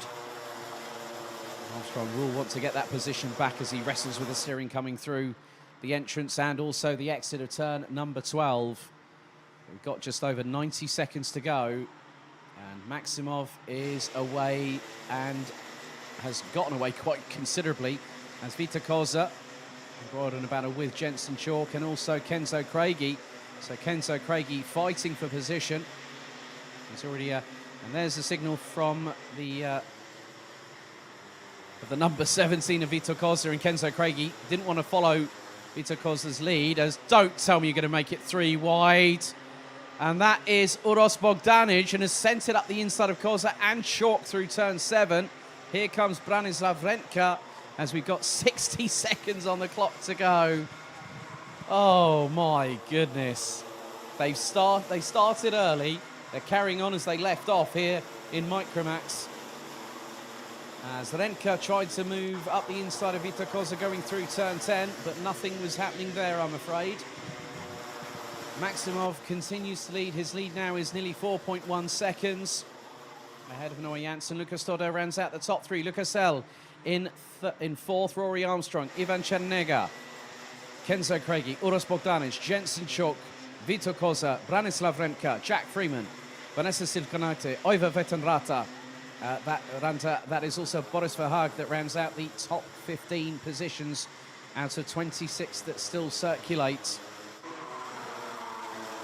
As the timer is about to expire. Now, was there a bit... I did see a nice little lunge going into turn 7 as there's Rentka getting past Koza before turn number 7. Jack Freeman is with them, as is Vanessa Silkonaite. It's side by side between Craigie and Koza going into turn 9, and Koza gets ahead. Freeman now goes side by side with Craigie going into turn 10. Jack Freeman trying to keep it pinned around the outside, slots in behind the number 44. As the last lap board has already been shown to Boris Maximov, who has cantered away into the distance, and the lead is nearly it's nearly 5 seconds. As Noah Janssen battling away with Lucas Todder for second place on the road. They've got Rory Armstrong pretty much with them. As here is another battle as Vanessa Silkonaite gets past Jack Freeman. There's Kenzo Craigie. There's the 66 of Oiva Vetenrata from Finland. We're on the final lap. They're battling each other all the way through to the checkered flag. As Noah Janssen holding off both Belgium's Lucas Todder and the United Kingdom's Rory Armstrong. As Maximov makes his way through turn number 10 for the final time. And again, Janssen goes defensive into turn 10, but one more corner remains for the leader. Boris Maximov comes out of the final corner, and the Dutch driver makes it 2 for 2 so far, and he's absolutely happy with that one. Noah Janssen takes the runner-up spots ahead of Lucas Todder. Rory Armstrong finishes in 4th place. Lucas L, Ivan Chernega. I'm thinking that Albert Friend, I'm not too sure if his I'm not too sure with regards to his side of things, but he's showing 26th. Zhubimov retired from the race. We've already had some time penalties coming through, which includes leaving the corridor with 2 wheels and also with all 4 wheels. I nearly said 5 there. It's been a long day so far. Chernega gets a 5-second time penalty for leaving the tram lines with all 4 wheels. 3 3-second time penalties. 1 to the 20. I think, 1 to the 81, 1 to the 18. But let's have a look at the rest of the results as there is a very jubilant Boris Maximov pulling into the pit lane, finishing 5.5 seconds ahead of Noah Janssen. Lucas Todder rounds out the top 3. Rory Armstrong in 4th. Lucas L, Ivan Chernega, provisionally speaking, Uros Bogdanic, Jensen Chalk, Branislav Rentka, Vita Koza, Vanessa Silkonaite, Boris Verhaag, Oiva Vetenrata, Antoine Crisel, and Kenzo Craigie rounding out the top 15. Jack Freeman, Felipe Reis, Didier Krieft, Christian Stefanov, Majus Mazinas, Jente Moonen, Christoph Kila, Liam Sokol, Marcel Zibo, Viti Salmi, and Albert Friend showing in 26th, and Nikita Zhubimov from Estonia, unfortunately retiring on the very first lap of the race.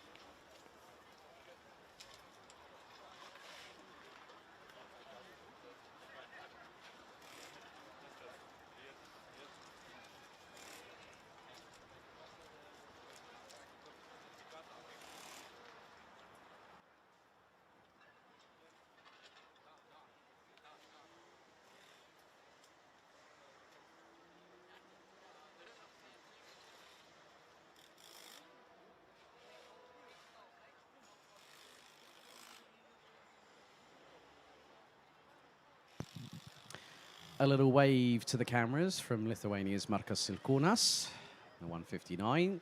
And again, we head back to Mini-Max. So this will be race 10 out of 24. Total of 38 races. So we've got 2 second chance heats tomorrow and also all 12 finals.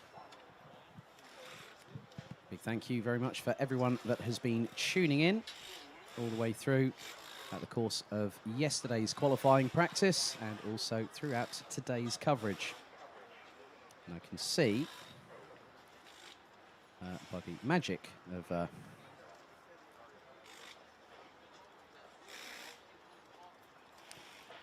on that side of things. So I think we've got about 360 people watching so far. We've hit nearly 500 at points.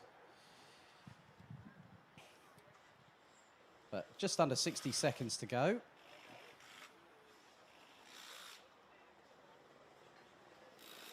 Very much an eerie calm as the wind picks up here at the home of champions. And yes, we do have big thank you to Zandra for coming in, and he's our mobile walk-around cameraman this weekend. So 19 Mini-Max drivers ready to go out for battle once again. Some great racing from these drivers too.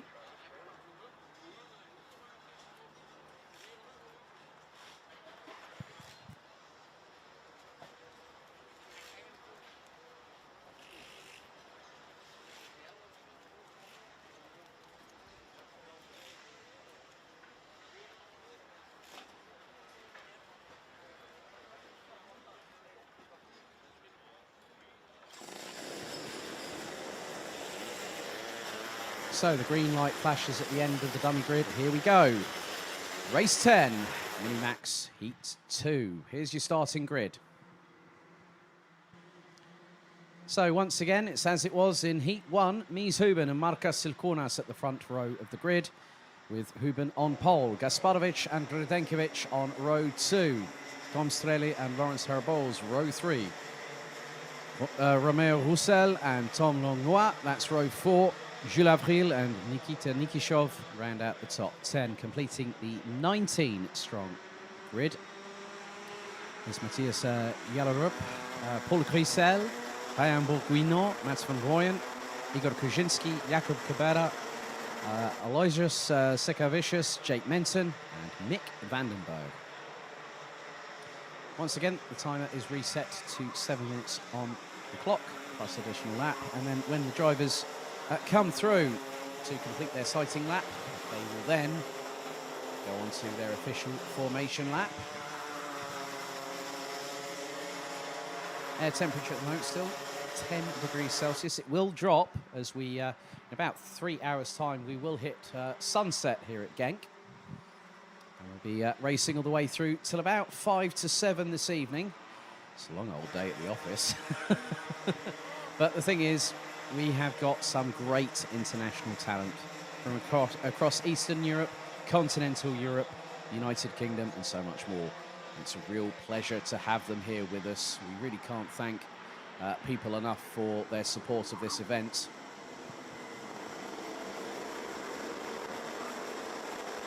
So, local time, just after 2 o'clock in the afternoon. Total today, in terms of the racing, 228 minutes. That equates to just 3.8 hours.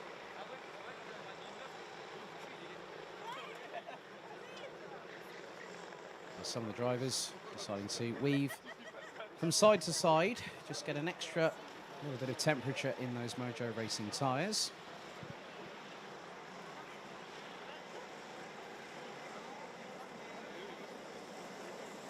Huben and Silkunas will be the ones once again controlling the pace for this one, and also for their third and final heat, which will take place at 4:20. Well, it'll be 4:40 this afternoon.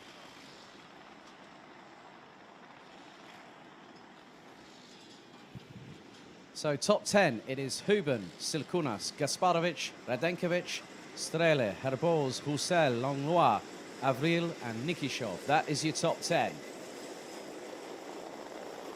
They now start to trundle their way out of the final corner at this 1,360-metre circuit. Into the tram lines. They split.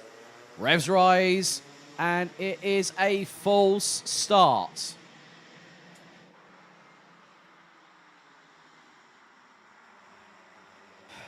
Can anyone tell that these drivers' nerves are setting in a little bit? I can, because they're all gunning for the same prize. Well, some of them are, some of them aren't, when some have already qualified. But this just shows how much it means to these young drivers. And a lot of the current higher top-tier drivers that have actually made their way through racing at this circuit. Jenson Button, Max Verstappen, Dries and Laurent Vantour, Andre Lotterer, to name just a handful of those drivers that have raced here over years past.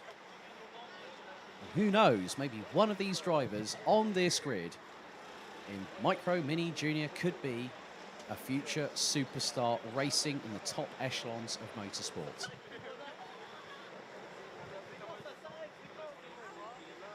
They got a second chance to get it right under current Euro Trophy regulations. It is a very long day for all concerned. This is what they live for. This is what they want to do. This is what they loved coming here. Seeing the smiles on their faces, the glints in their eyes. That means a heck of a lot when these drivers aspire to be the very, very best. Okay, it's now the second time of asking. Nice and neatly controlled pace by Huben and Silkonas on the front row.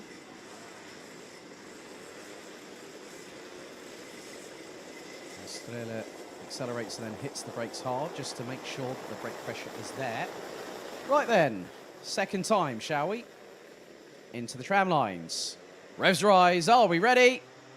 This time, it is lights out. We are off and away, and Mies Huben gets the great start, followed by Gasparovic, but then Strela up the inside, going through into second position. Some drivers using the runoff, including Lawrence Herboz, who gets ahead, and oh no! The 104 gets a turnaround, and it has caused havoc behind. And that was Jules Avril for the second race in succession. And there is the 110 of Jellerup from Denmark, backwards. Marshall's on the scene rather quickly. As always, Team MKG here at Karting Genk do a fantastic job of clearing up incidents like that. But my main priority is that the drivers are okay. They have walked out of the karts unassisted. And now we get back to racing. And at the moment, Mies Huben is leading. Tom Strela in second place. Roussel from France rounds out the top three. Fourth is going to be, that's Lawrence Herboz, I believe, in the 198. And that is confirmed by the timing. Silkunas, Radenkovic, Gasparovic, that is your top seven. But the top three starting to pull a little bit of a gap. Radenkovic won the first heat. Huben was in the lead before Radenkovic managed to get past. And here's Jakub Gasparovic following in the wheel tracks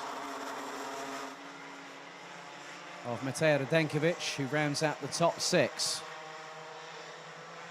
So Kubera and Jellerup are being just talked to by the marshals just to compose them. Especially when the adrenaline's running high with that kind of incident, these things do happen.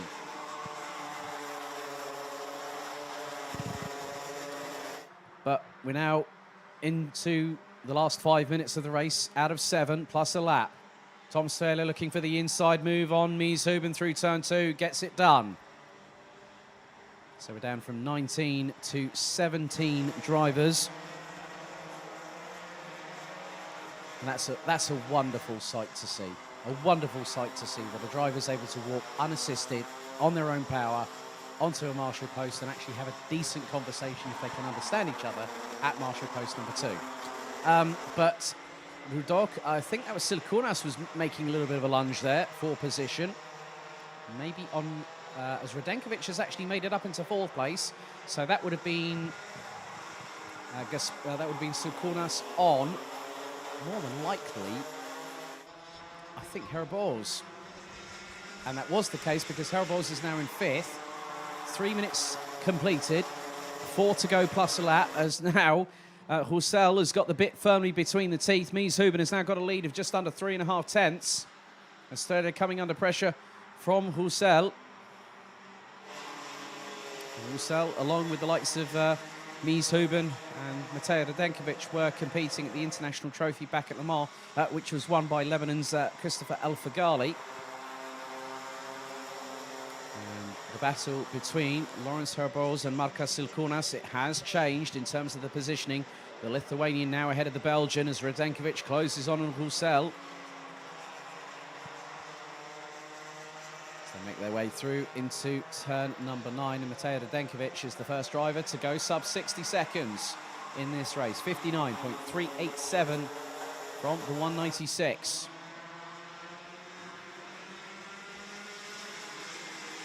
The gap between first and second last time around was 3.5 tenths. What's the gap this time? They're about to come across the stripe to complete lap number 4. Huben leads, gap now shaved by a tenth as Radenkovic up the inside of Roussel through into turns 1 and 2. The 196 gets the job done nice and quickly. Now looks at getting past Tom Strele. Could be that the Europlan will be the best course of attack when Radenkovic gets the slipstream. And Roussel is keeping with them. Silkunas is now chasing them down too. Estrella looking over his right shoulder and, oh, did he just get a little assist from Radenkovic there? So Estrella now gets into the lead. Radenkovic stays in 3rd. Huben's piggy in the middle. And Roussel 4th. Silkunas in 5th. Herboz, Gasparovic, Van Rooyen. So where did Van Rooyen actually start? Down in 14th and now up into 8th position. Bourguignon from France as Huben looks up the inside of Sterlet and will get the side draft now as Mies Huben will retake the lead, hopefully going into turn 2. Not on this occasion he doesn't, because Radenkovic goes round his outside. Huben gets through, Roussel gets through. So the side draft didn't quite work out for Mies Huben, but it kept him in 2nd position, because Radenkovic went towards the outside going into turn 2. It opened the door for Roussel, and now Silkunas is right with them. Roussel, Radenkovic, oh, it's all switcheroos here. Through into turn 7, Radenkovic gets 2nd, Huben slots into 3rd. Roussel had a chance at 2nd right there, but had to back out of it and stay in 4th.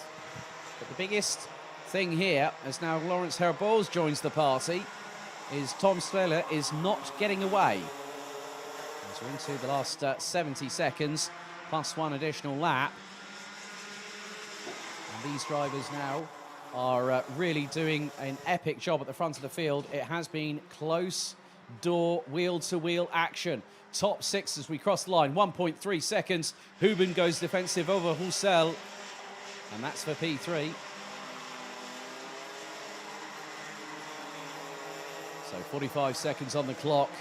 As Radenkovic looking to make it 2 for 2 already. He's got Strele in his eyesight. So Huben now having to defend as Radenkovic up the inside of Strele for first position with just 30 seconds on the clock to go. And Radenkovic back out in front. As now Silkunas up the inside of Roussel for 4th place through turn 9. Great move by the Lithuanian. Time is fast running out as we are ticking that time bomb away. With 4 to go on the clock, it's going to be nip and tuck. I think it's going to be last lap. And that is the case because the timer hit 0. Last lap board is out. Radenkovic leads.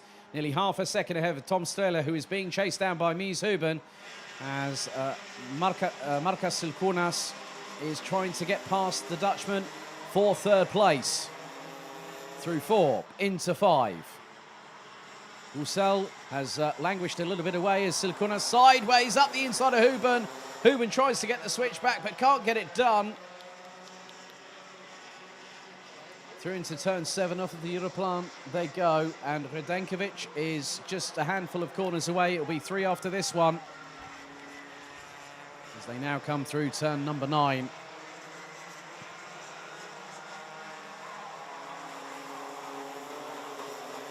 As Huben stays ahead of Husel, but the checkered flag is going to be prepared right now, and it's going to wave. Mateja Radenkovic now comes through the final corner, and he wins again. 2 for 2 for the young Belgian. Tom Strehler this time gets second, Silkunas third, ahead of Huben, with Husel in 5th place. But Mateja Radenkovic this time takes a victory, but he had to fight a little bit more for it. The gap was 8.5 tenths of a second between him and Latvia's Tom Strehler when they completed all 8 laps of racing. So let's see if we can have a look at the rest of the results.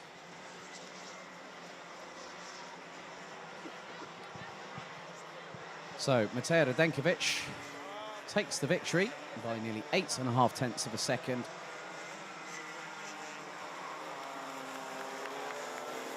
With Tom Strehler and Marcus Silkunas rounding out the top 3. They now head into the pit lane to go through the post-race technical checks.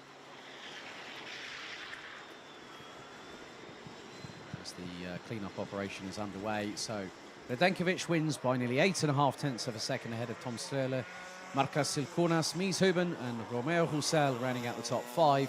Lawrence Herboz in 6th ahead of Jakub Gasparovic, Ryan Bourguignon, Mats van Rooyen, Tom Langlois rounding out the top 10. Paul Grisel, Jules Avril, Mick Vandenberg, Jake Menton, Nikita Nikishov, Aloysius Sekavicius and Igor Kaczynski round out the 17 that finished all 8 laps. And unfortunately, clean-up operation underway for Jakub Kubera and Matthias Jallerup from Denmark.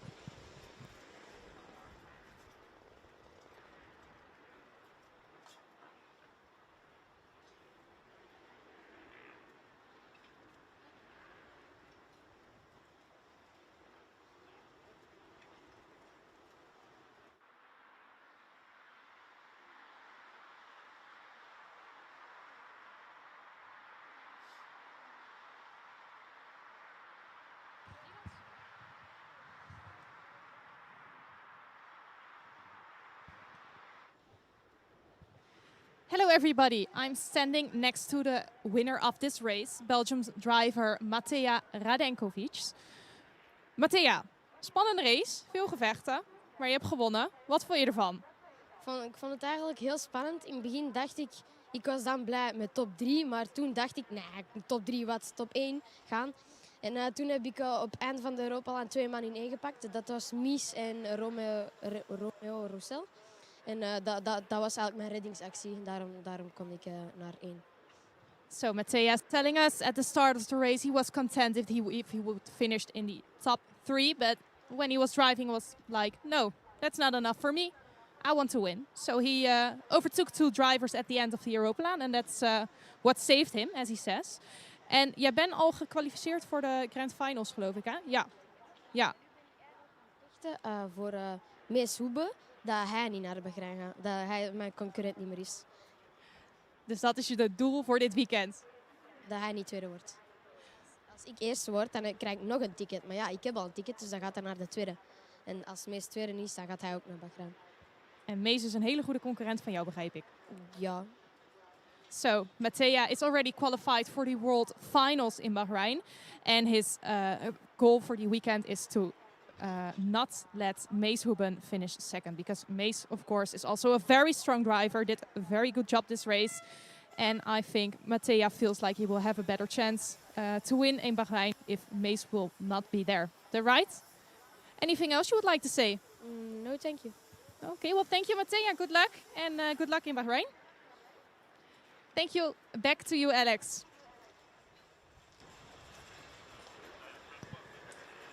Thank you very much, Esme. Speaking to Mateja Radenkovic from Belgium in the pit lane as the mechanics for our next race, which is going to be race number 11 of 24 today. And it's Junior Rotax, heat number 3, groups A and C. So we've already had some excitement in the last couple of races. Again, the ante is going to, well, the ante is going to be upped, isn't it? It always tends to be the case as we get further through Heat C.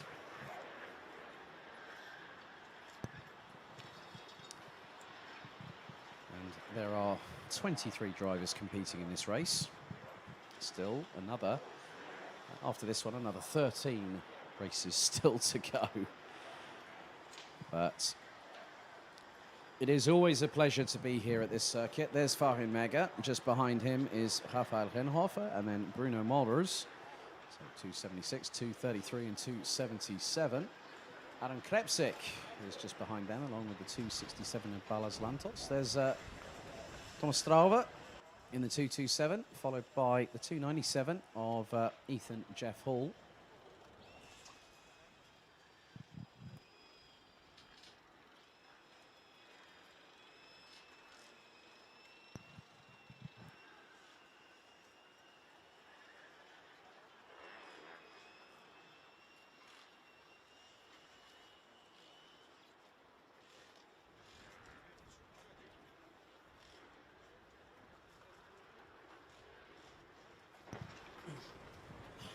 Now, one of the other things I've just noticed is the wind has again picked up. It's getting a little bit blustery here at the Home of Champions. I'm wondering, there might be, well, the cloud cover is consistent around the track.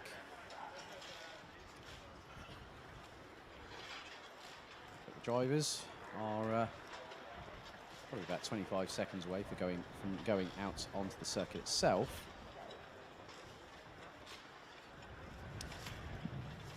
So could the weather have a say? I'm always of the old adage, I'll believe it when I see it.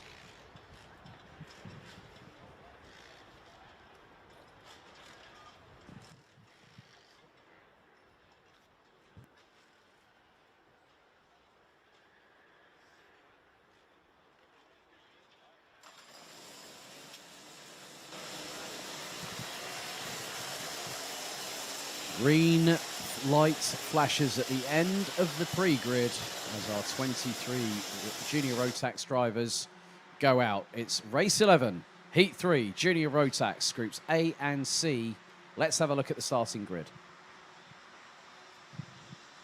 So Thomas Strauve and Farin Mega will be on the front row as, oh, someone's already had a little bit of an off. That looks to be the 246 of Lars Venink, I believe.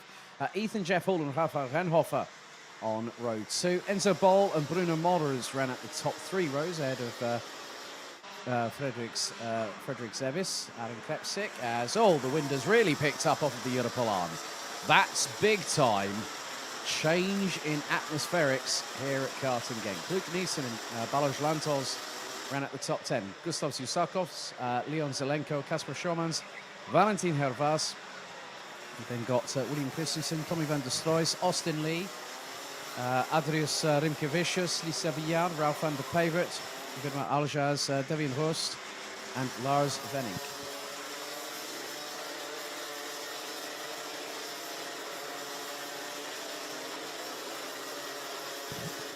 And I can confirm that the rain might be inbound because there's a little sprinkling of water on the track, but they are not to that big old precipice where the changes can be significant. But I've never seen the wind pick up like that, where it's blowing autumnal leaves onto the Europolan. That's the first for me, and I've been commentating it since 2018.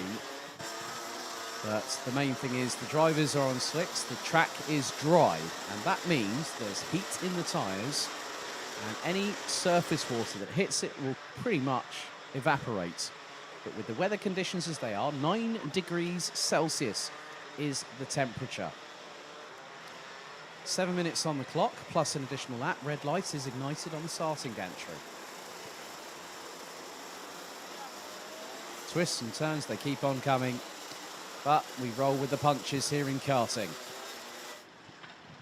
So top 10 is Strauve, Mega, Jeff Hall, Renhofer, Bol, Molders, Zebis, Krepsik, Neeson and Lantos. That is your top 10. Right, into the final corner. They now split into the tram lines. Revs rise. Are we given the lights to go out? No, full start once again. Oh, this is tantalizing, this is. This is like one of those unwritten chapters. You never can predict what's going to happen. And I did say about pressure, didn't I? These drivers say, no, I'm fine. But you know the cogs are ticking in the grey matter. And I think everyone pretty much knows that that is the case. So we've got to...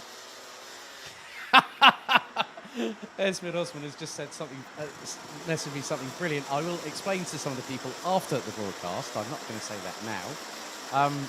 But if, you know what? I'm going to do a politically correct version. Have a swig of your drink if it's a false start. That's about right, wouldn't you say? So if you've got a soft drink like I've got, so full start. That's refreshing. And it is a soft drink. We do like to bring the humour here at Karting Genk. It's all one big happy family. Racing atmosphere like the 1001 Arabian Nights thing that we had when we celebrated Dave Ritson's birthday. So the good thing is we've got a lot of action still to go. We've got this and another 13 races. Okay.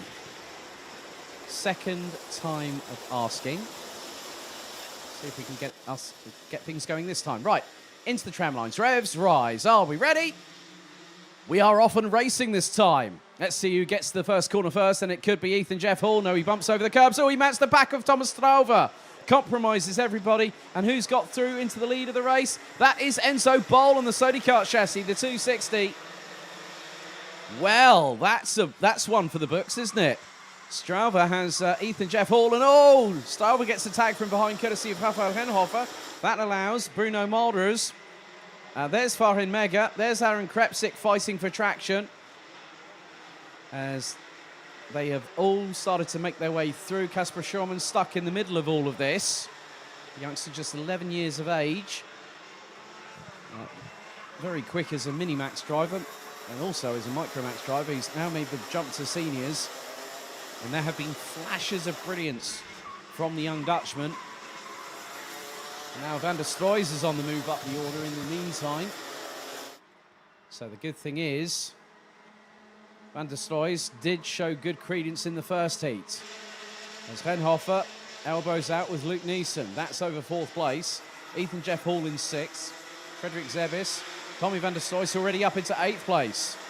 And there is Leon Zelenko, having just got past Farin Mega. There's the 270, that's William Christensen, as it's three abreast coming out of, Farin Mega ran very, very wide there. That opened the door for the likes of Aaron Krepsik, Kasper Schurmans, and also the 212 of Vidmar Aljaz. And 278 of Valentin Halvas is very much being thrown to the wolf pack, so to speak, and there is Hunter Motorsports' Gustav Susakovs from the UK. Sarkovs goes round towards the outside of turn 10. That's a bit of a brazen overtaking chance you can take there as Ralph van der Pavert is just behind the Brit. So 2 minutes down, 5 to go, plus one lap. At the moment, Enzo Boll is leading the race. Thomas Strauver in second, Bruno Malders. So it's a Strawberry Racing meet in the middle of a JJ Racing sandwich right about now. And there goes Malders up the inside of Strauver through turn 6 onto the Europalan. With 4 minutes and 40 still to go, plus an additional lap. So it's Boll, Malders and Strauver. Two Dutch drivers and a Belgian. And there goes Bruno Malders up the inside of Enzo Boll through turn 9. They're line astern at the moment. Coming down into turn number 10. Bruno Malders is the fastest one out there. First driver to dip into the 56s. And look at that run. That was a run and a half coming out of turn 11 from Bruno Malders. Used all of the runoff. Well, all the AstroTurf area. And still kept two wheels within track limits. Strauver gets back, now gets past Boll. Luke Neeson now has got Tommy Van der Stroys. Van der Stroys again has shown the pace that got him the runner-up spot on the final weekend of the B&L Karting Series 4 weeks ago. And now he's battling with Luke Neeson. That's for a genuine fourth place from 16th on the grid. 11 places gained in the first 3 laps. We're on lap number 4.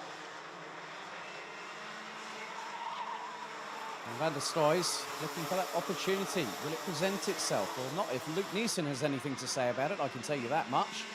Rafael Venhofer and Ethan Jeff Hall ran out the top 7. Through turn 12 they come again. 3 minutes and 10 plus an additional lap on the clock still remaining. And Bruno Molders is in the lead of the race ahead of Thomas Strauver by about 0.3 of a second. Enzo Ball rounds out the top, and there, I've just seen it. Tommy van der Stroys has made the move past Luke Neeson, who now falls into the clutches of Germany's Rafael Venhofer. So now Van der Stroys has a chance. And get this, from 16th on the grid, and I remember this kid when he was in Micromax 2 years ago. He came here the first round of the B&L karting series, and I nicknamed him Mr. Domination because he absolutely whitewashed the field. Pole position on both race days, and then won all 4 races. I'm sure his dad Martin will remember that moment.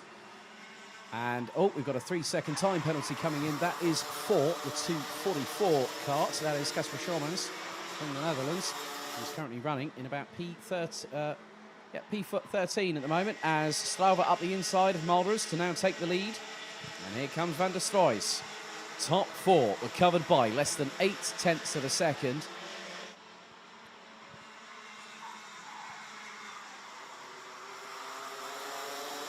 Strauver is, as they say, if you can't stand the heat, get out of the kitchen. But Strauver is soaking up the pressure. Now Enzo Bol has got Tommy van der Stroys breathing right down the back of his race helmet.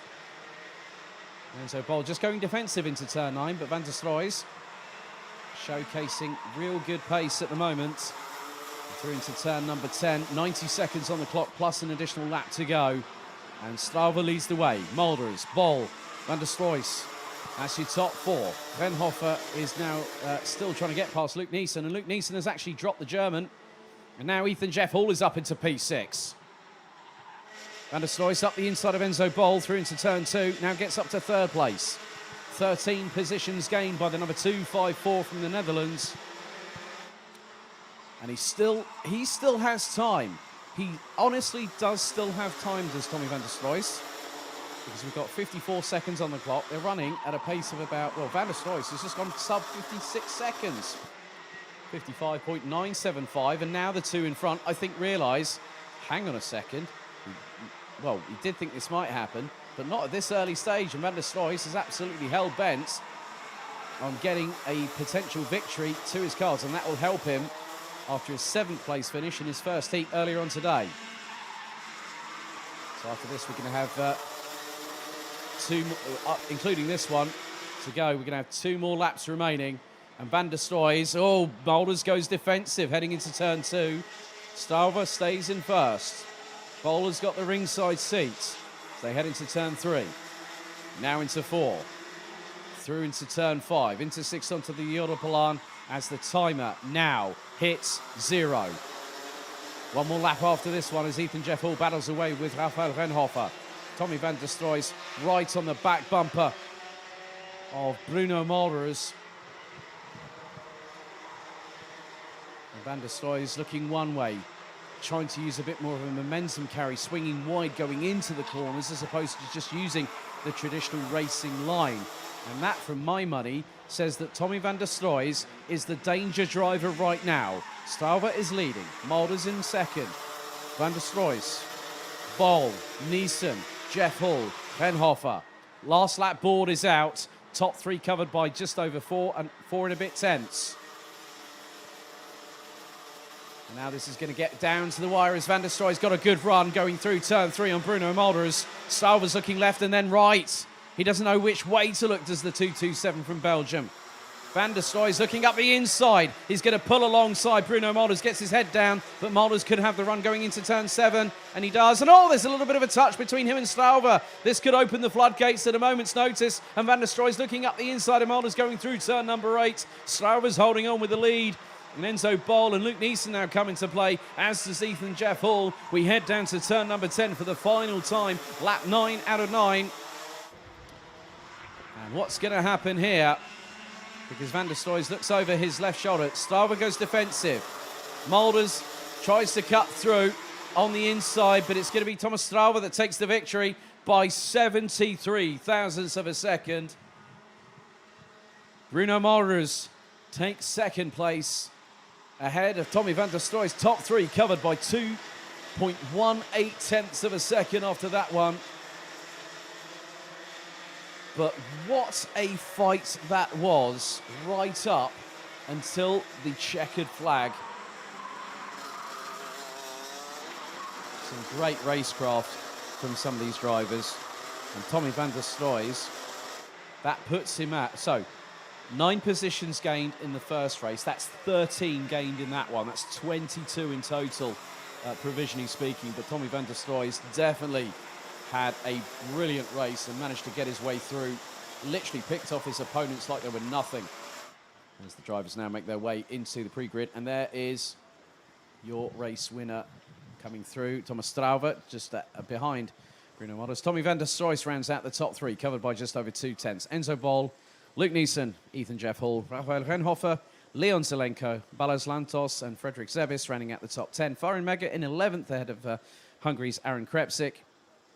Ralf van der Pevert, Kasper Schomans, Adris Rimkevicius, Valentin Hervas, Austin Lee, Gustav Zusakovs, William Christensen, Devin Rust, Lars Venink, Vidmar Alshaz, and Lisa Biard rounding out the 23 strong that finished all 9 laps.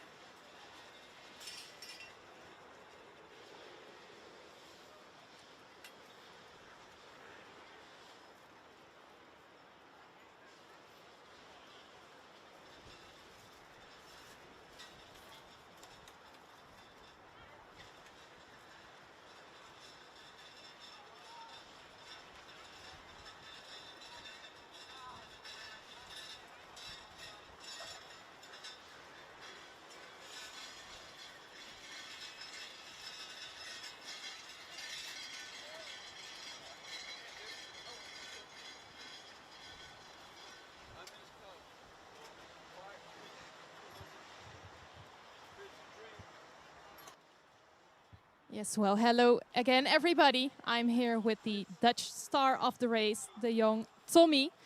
So, Tommy, starting from P16, finishing P3. That's an incredible result. How are you feeling? Pretty happy because I didn't really expect being this far at the front in such few laps. So. And how come you did not expect such a great result? In the free practice, we weren't really fast, and now it's pretty good. Did you enjoy it?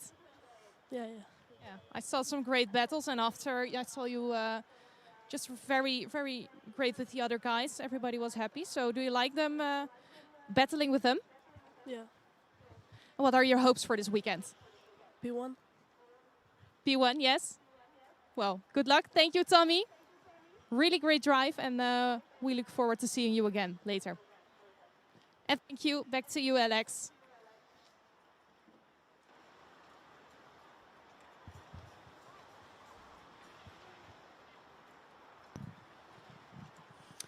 Big thank you to Esmir Osman down in the pits, just having spoken to Tommy van der Stroy from the Netherlands, 254 in junior Rotax.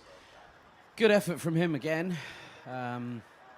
Great to see drivers charge their way through the field. It makes gives a bit more of an electricity in the air as the 3-minute board and the horn is now sounded in the pre-grid. So the mechanics are now having to vacate and leave their drivers to it. Get on with the job at hand, which is to go out there, race to win.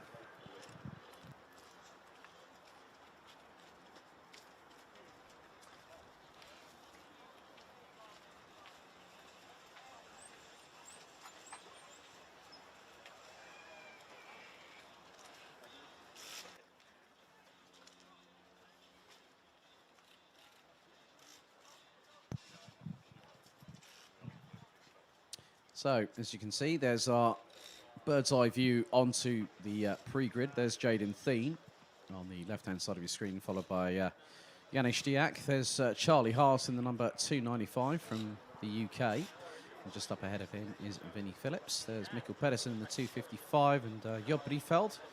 Colin Vajny, Montego Masson. Also Thomas Cass from France in the 208. We pan over to the other side of the grid. Mikey Porter from Jack's Motorsport. We've also got William Helgstrand, Tom Bracken in there as well in the mix.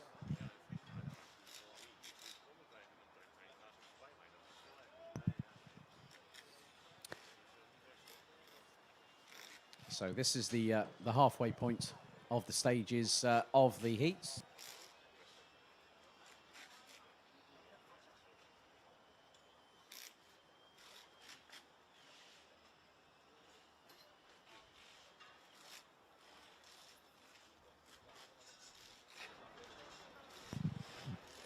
So we're just about 45 seconds away from getting our, well, this is our race that will take us to the midpoint of the day.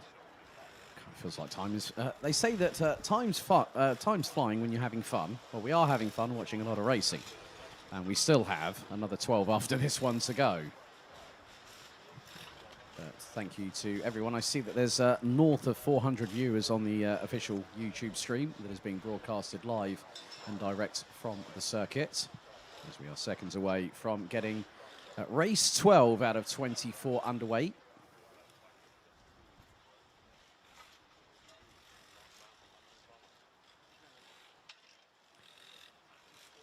And it's, again, like these moments here, it's, you're wondering what the driver's thinking. So the green light waves, green light waves, green light flashes. If it was green flag, it would wave. Okay, let's have a look at the grid for Junior Rotax. Heat 4, Groups B versus D, race 12 of the meeting. On the front row, it's going to be Jaden Thien and Vinnie Phillips from the Netherlands and the United Kingdom, respectively.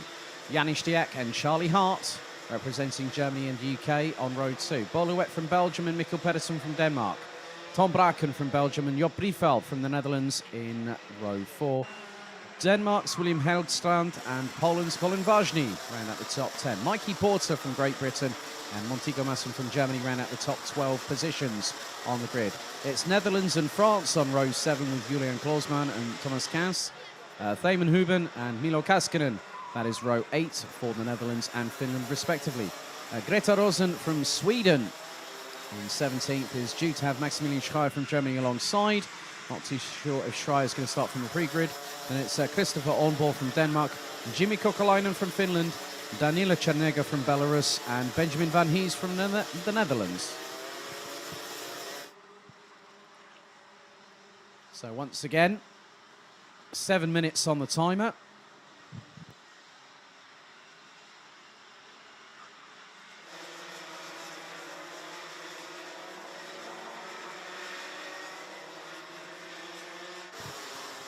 So 7 minutes on the clock. Red lights are ignited on the starting gantry. And we will be good to go, hot to trot, as they say, when the drivers line up and get themselves ready to go racing.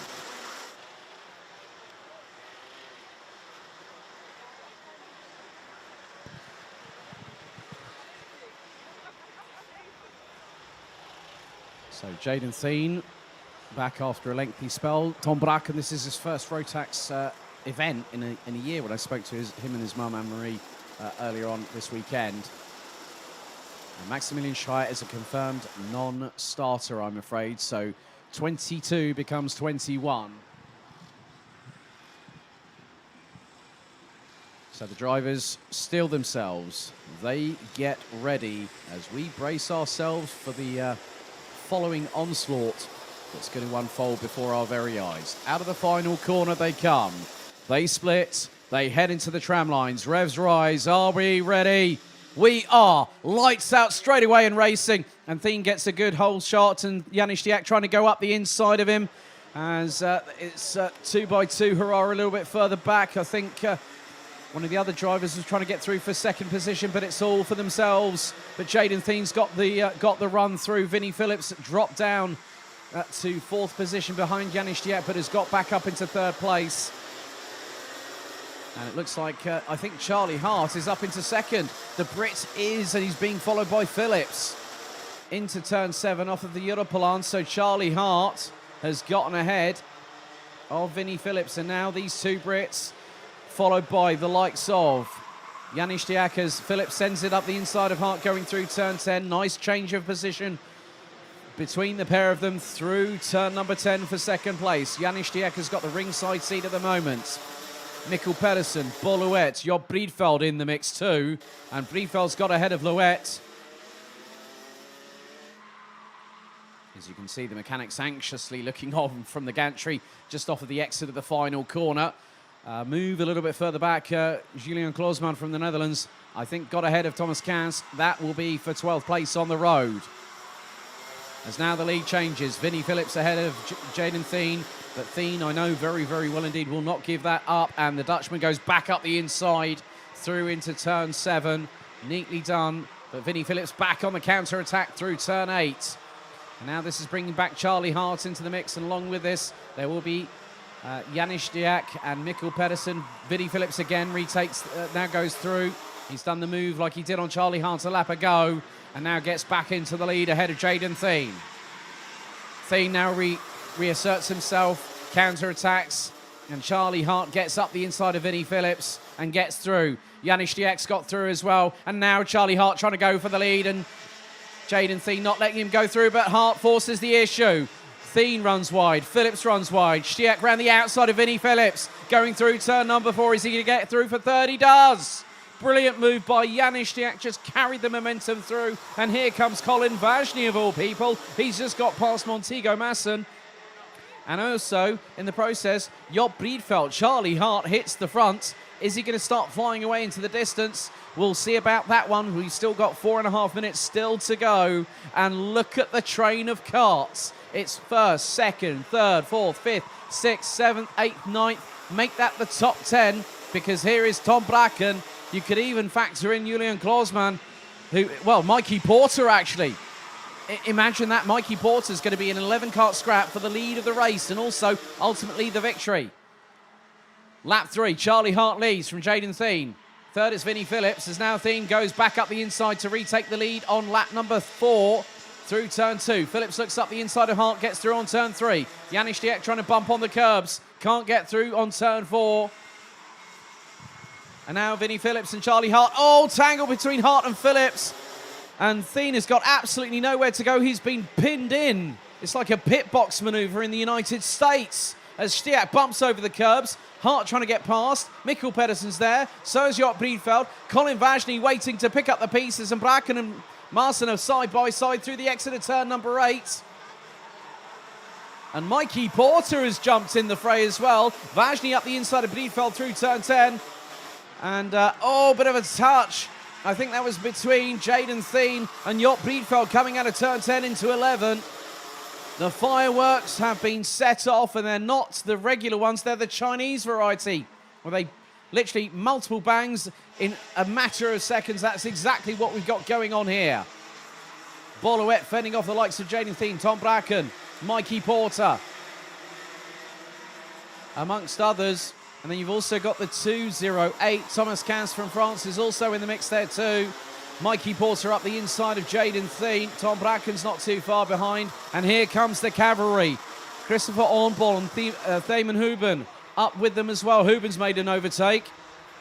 And now he's got Thomas Kans just up ahead to deal with. Then there's Mikey Porter with 2.5 minutes still to go, plus an additional lap. The cannon fodder that has been fired over this circuit is absolutely mind-blowing. Theen and Bracken battling for position. Vinnie Phillips is leading, and he's leading by a country mile. And he's gotten away. He's got away from Janis Diak, and more importantly, Tom Bracken's gotten up the inside of Jaden Theen. I think Thomas Kans has got through too. Mikkel Pedersen is closing in on Charlie Hart for what is third place on the road, as now Boluet has Job Breedveld getting past through turn 2. That's for 7th position on the road. Hell hath no fury like fire and brimstone, and it's plentiful here. We still have 1 minute and 43 seconds to go. So the battle for third position well and truly on, and that is being led by... it's no longer being led by Charlie Hart because Denmark's Mikkel Pedersen now has got past the Brit for P3. Colin Vajny has really unlocked something. I think KR Sport have really worked the magic with the young Pole. He's out of the final corner. Vinnie Phillips now has a lead. What's the lead going to be? Nearly 1.3 seconds, and sets the fastest lap of the race in the process. 56.113. Before that, it was Colin Vajny, as there's Job Briefeld up the inside of Montego Masson to now take 6th position. Bolueta's got the ringside seat in 8th. And also, in the meantime, Miska Kaskinen from Finland is being able to stay with them, and Kaskinen now up from 16th up into 9th place. As we still have 45 seconds on the clock to go. Thamen Huben looking to try and move up the order. It has been a bit of a difficult race for Jaden Thien, who is ahead of the 232 from GKS Levens Power. And Benjamin Van Hees in the 293 is just behind the 232. Jeroen Kloosman rounds out the top 17. So all 21 drivers, which is rounded out by Finland's Jimmy Kokalainen, are still running. 17 on the clock to go. Phillips has a lead of nearly 1.3 seconds ahead of this battle for second place on the road as Boluet gets past Montego Masson. That is for 7th position on the road through turn 2.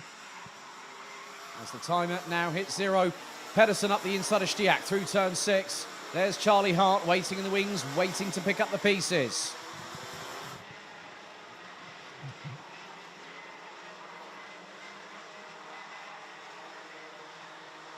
And now the timer has hit 0, so next time around, Vinnie Phillips will get the final lap board. Mikkel Pedersen in 2nd place. There is Vinnie Phillips in the 287 from the United Kingdom. It's going to bring them on to start the 9th and final lap. But this battle for 2nd, 3rd, 4th and 5th between Pedersen, Stiak, Hart and Vajny is going to carry on.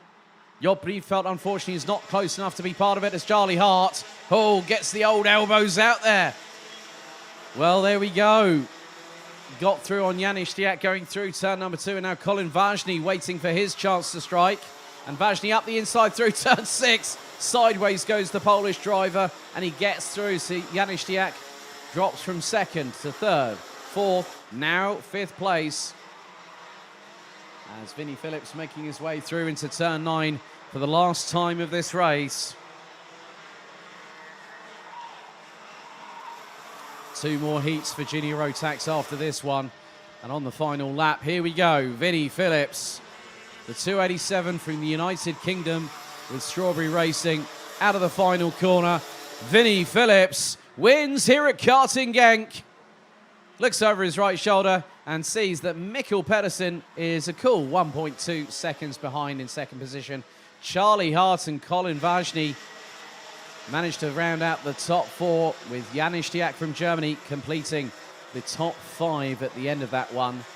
But Vinnie Phillips kept his cool, kept his composure and made sure that it counted.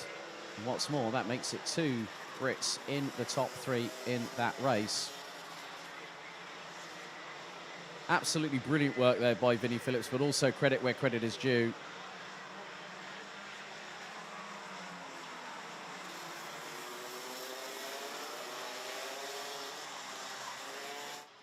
So let's have a look at the results, shall we? A win for the UK's Vinnie Phillips in the 287 ahead of Mikkel Pedersen. Charlie Hart makes it 2 Brits in the top 3, rounds out the top 3 ahead of Colin Vajny, Janis Stiak, Job Briefeld, Montego Masson, Tom Braken, Milo Kaskinen and Mikey Porter completing the top 10. Jaden Thien would finish 11th after all of that drama that unfolded ahead of Boluet. Thamen Huben, Jeroen Kloosman, Christopher Ornball, Thomas Kans, Greta Rosen, William Helgstrand, Danila Chernega, Jimmy Kokalainen and Benjamin Van Hees running at the 21 that started the race, and unfortunately Germany's Maximilian Schreier did not start.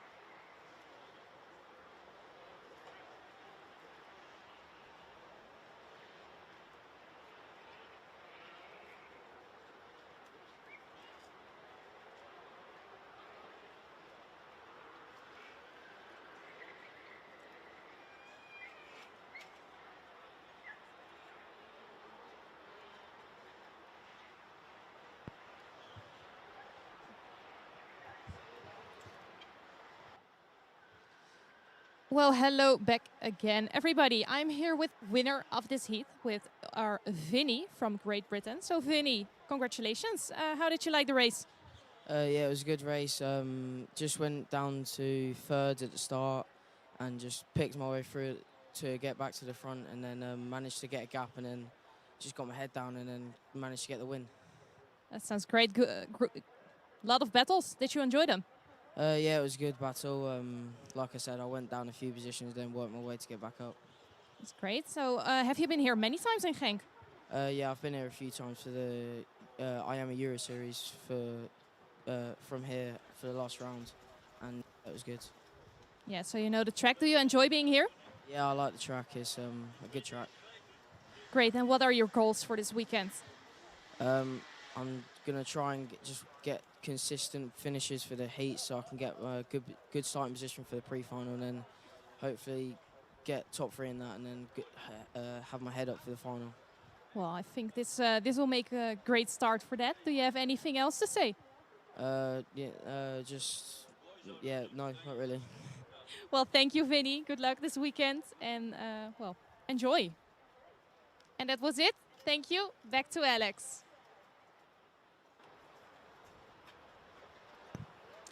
Thank you very much, Esme, for speaking to Vinny Phillips, who's just won Heat 4, Groups B and D of Junior Rotax. We now turn our attention to Senior Rotax once again.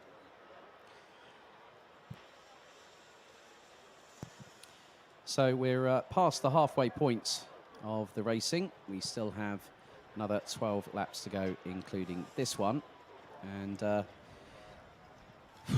another 30 Senior Rotax drivers. Need I say any more? It's going to be an interesting one. We've got 10 minutes on the clock plus an additional lap, and they are about 45 seconds. They're going to clear the pre-grid for the mechanics, and then drivers will get themselves steeled and ready to go racing once again.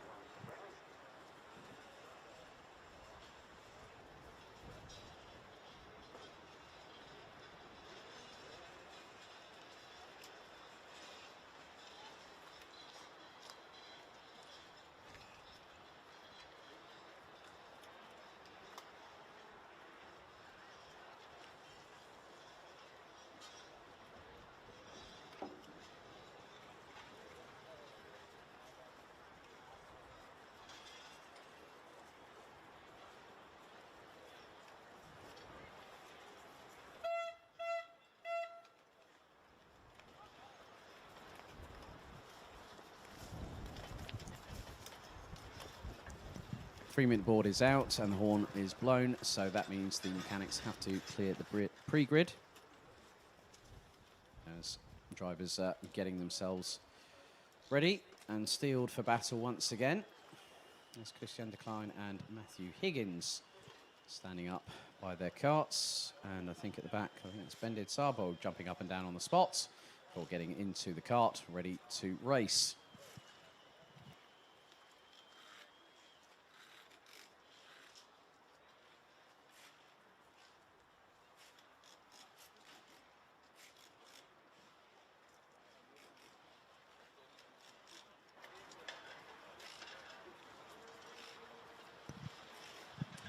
And there is Clayton Ravenscroft in the 649.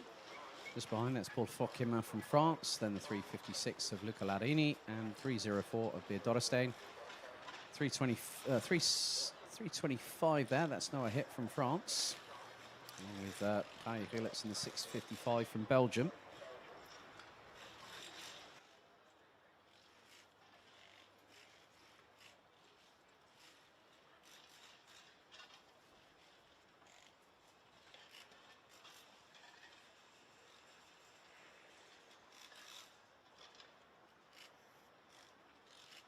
So very soon we'll get things underway in about just over a minute's time.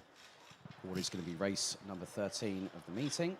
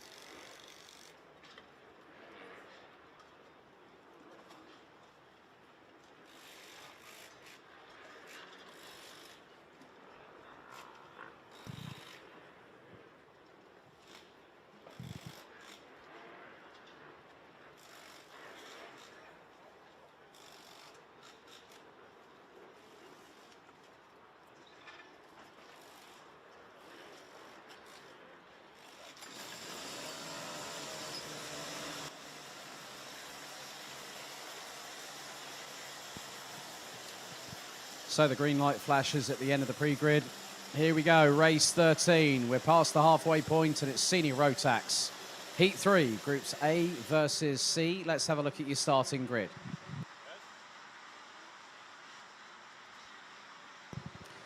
So on pole position, it's going to be the 3-2-3 of Reese Hunter, and alongside will be another Brit in the form of Clayton Ravenscroft in the 649. It's the Netherlands and France on row 2, Lars van Vark and Paul Fokkema. Flint Schuring and Luca Larini, row 3. Matthew Higgins and Beard Dorrestein rounding out the top 8 positions, and completing the top 10 is Christian de Klein and Noah Hipp. Top 20 is completed by the following drivers: Arthur Horsch, Kai Geerts, Linus Hensen, Nick Cubbins, Lewis Gilbert, Kevin Kremers, Emily de Hoys, Louis Juin, Zino Kovac, and Justin Polman. Rounding out the 30-strong grid, it's Max Stemmerdink, Nathan Schaefer, Tim Prinzler, Mathis Parlon, Bendit Sabo, Alexander Abkazava, Lester Ellenkamp, Zen Rudenberg, Mats Johan Overhoff, and Axel Goes.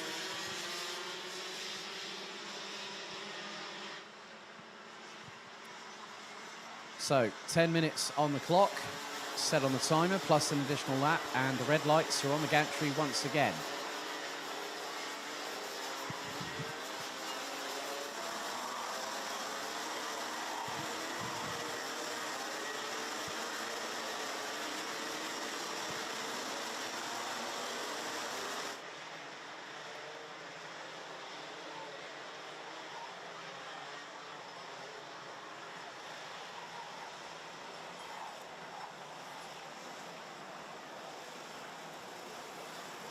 Drivers weaving from side to side.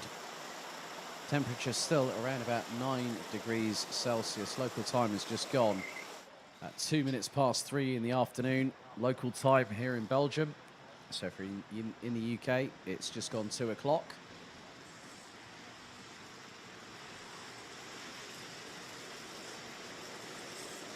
So let's see if we can get the second phase of senior Rotax Heat underway with a clean start this time. Right, out of the final corner, they split. Into the tram lines they go. Revs rise. Are we ready? We are lights out and off and away. And a good start again by Reese Hunter. Clayton Ravenscroft trying to keep it pinned round the outside of Lars van Vark, and I think he's got through to stay second. He has. And Paul Fokkema gone up the inside of the 629 to take P3. Brilliant bit of astute driving there from Clayton Ravenscroft, because they can use the runoff areas for the first lap. For any lap afterwards, as hard on the brakes, smoke billowing from the right rear. That was, I think, Beard Dorrestein in the 304 that got it all sideways and twisted. And now Reese Hunter leading the way ahead of Clayton Ravenscroft. Paul Fokkema, Lars van Vark, Luca Larini rounds out the top 5. I think there might be Arthur Horsch that's in more than likely, or could that be Flint? Well, we're going to just find out who's where.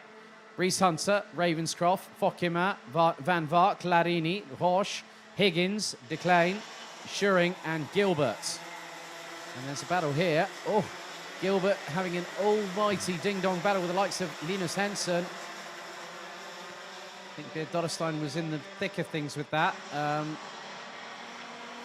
As they will make their way through, as it's side pod to side pod as they go down the Europalan. Back end snaking to the left-hand side for Lewis Gilbert, under braking through into turn 7. Looks a little bit closer this time. Just under 8.5 minutes remaining in this race, plus 1 additional lap.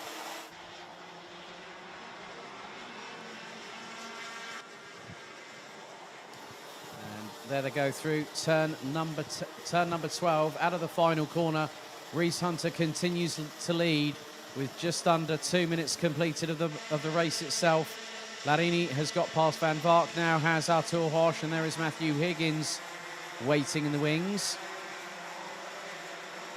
And that's the battle for 5th, 6th and 7th as they now hurtle their way into turn 6.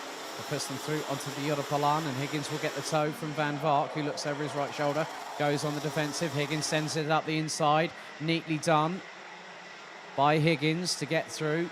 And that is now a change for what is 6th position on the road. Christian de Klein is just pretty much with them. Flint Schuring is battling away with Linus Hansen. Lewis Gilbert has got Beard Dorrestein, Noah Hip, amongst others, behind. As Hansen gets up the inside of Flint Schuring, going through into the entrance for turn 12. Gets the job done. And Kai Rilets has set the fastest lap of the race. And where is Rilets at the moment? He's currently 14th, ahead of Nathan Schaefer from the United Kingdom, who completes the top 15. I did have a quick chat with Nick Cubbins about his livery. It's Belgian beer inspired, let's say. Had a quick chat about that with him earlier on. Good to catch up with Nick. So yeah, he's had a bit of a different take on his livery for this weekend. Wanted to run with something special, and it's something he likes. So no harm, no foul on that one. But 6.5 minutes to go. Top 4, pretty much line astern. So it's Hunter versus Ravenscroft versus Larini versus Fokieman. As they cross the line to complete lap number 3, nearly a second separates the top 4. No one really putting their cards onto their chest. There's Ruben Volt and James Johnson watching on from the sidelines, because they're up next. And that is the 3:25 that's just got through. Noah Hip has just made a couple of moves as Rilets gets right up close and personal with the side pod of Beard Dorrestein going through into turn number 6 onto the Europlan. Nathan Schaefer is there or thereabouts. But the top 3 can't really be separated at this particular moment. So fast to approach the halfway point. Justin Pohlman up to 25th. Louis Juin and Alexander Abkazava is all. There's Nathan Schaefer getting a bit rambunctious with Beard Dorrestein, who now goes on the counter-attack through turn 12. That opens the door. And that's for Noah Hip, who gets through. And here comes somebody else. Oh, my goodness me, the floodgates are starting to open, because that was Noah Hip up the inside. And now Luca Larini has got past Clayton Ravenscroft. As we hit the halfway point in this race, Ravenscroft is keeping Larini very, very honest indeed. Reese Hunter not getting away into the distance.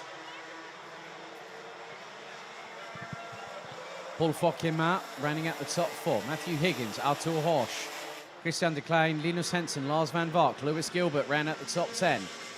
Then it's Schuring, Hip, Rilets, Kuppens, Dorrestein, Emily de Hoy is now up into P16. And she started 17th. De Hoy has always been fast in senior Rotax. And in some races, she's been able to move up the order. Hopefully that could be the same for her in this one. As Hunter still leads.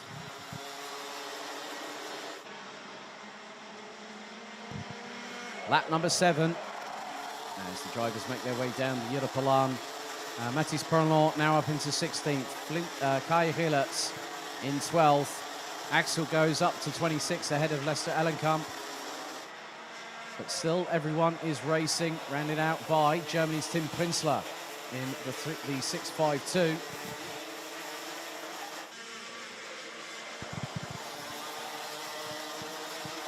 And this battle here, which is going to be the likes of Arthur Horsch, Christian de Klein and Linus Hensen, they are battling away over what is 6th position as Ravenscroft back up the inside of Luca Larini to retake 2nd position on the commencement of lap number 8. Van Vark has dropped towards the bottom end of the top 10 as he's just been passed by Lewis Gilbert.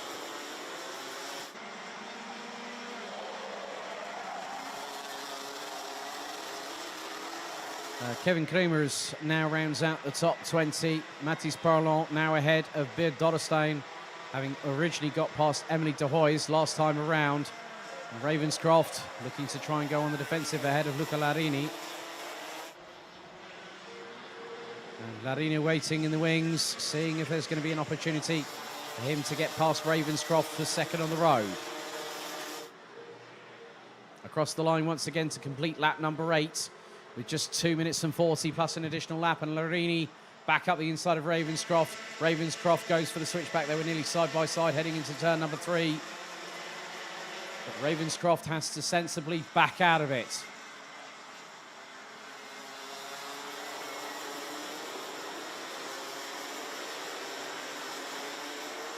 Paul Fokema is keeping them in check, keeping them very honest indeed as the French driver rounds out the top 4.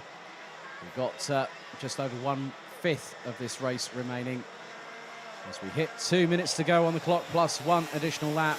In the moment, the fastest lap of anybody, Kai Rilets, 54.423. Through they go into turn number 12.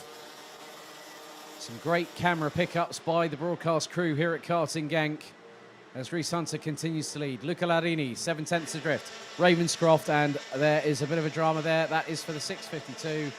And there is a very, very despondent-looking Tim Prinsloo. His race has come to an end. And that was on lap number 8, so we're down to 29 runners and riders.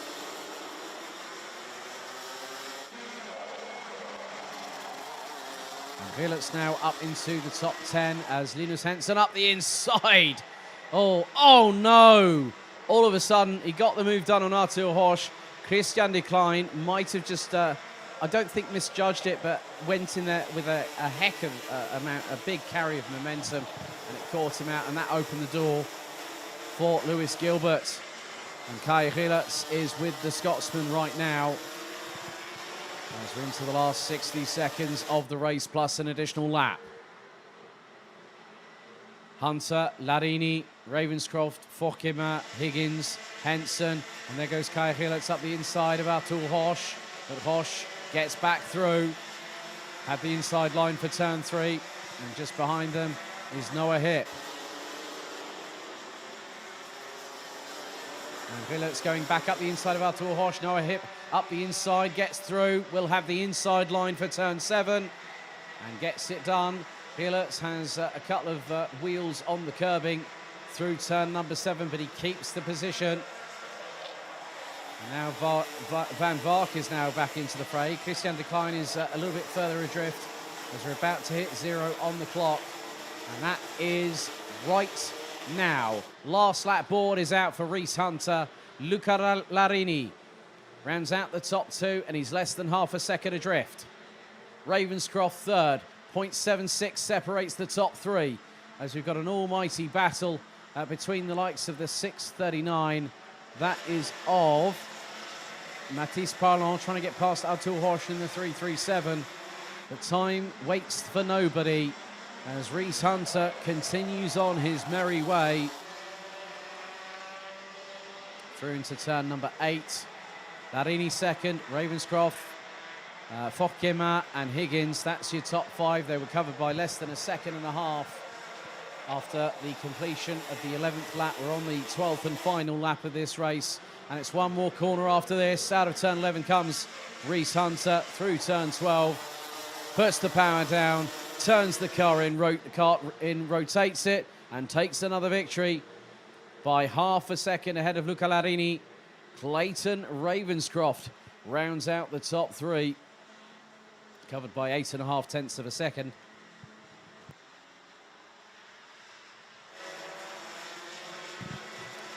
There is your race winner, Rhys Hunter, the 3:23, based out of Tyne and Wear in the United Kingdom. His father runs the Karting North East circuit, also known as Warden Law. So a good run from him. That's 2 wins on the bounce, and that is the 6:29. That is Lars Van Vark, and that kart has had an issue.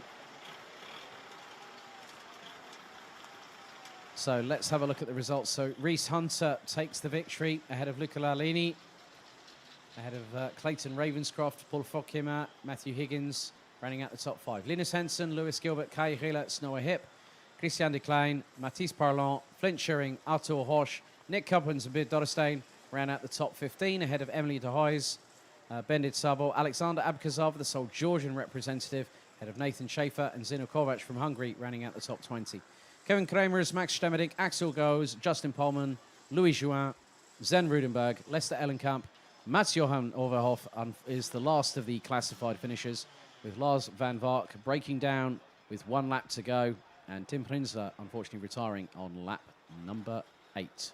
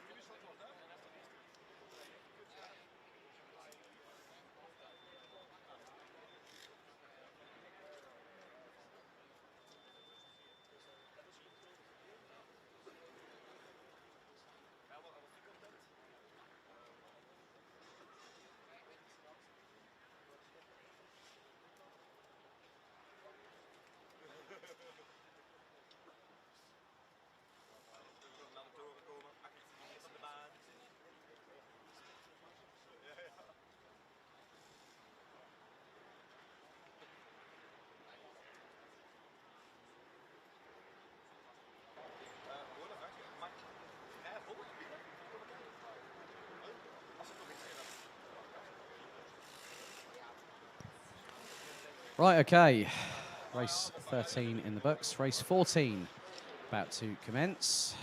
And the drivers are in the final phase of getting themselves steeled and ready for battle. It is going to be full throttle all the way through till around about just gone 10 to 7 this evening.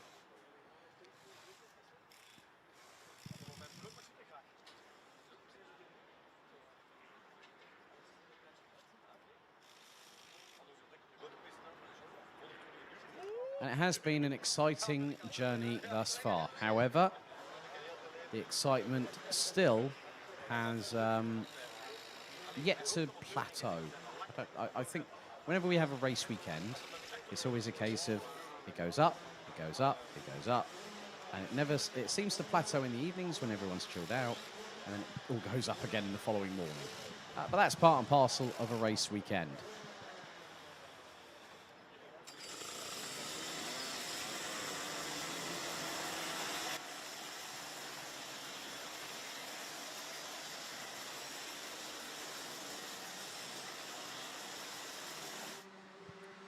So here we go. This is race number 14, groups B versus D.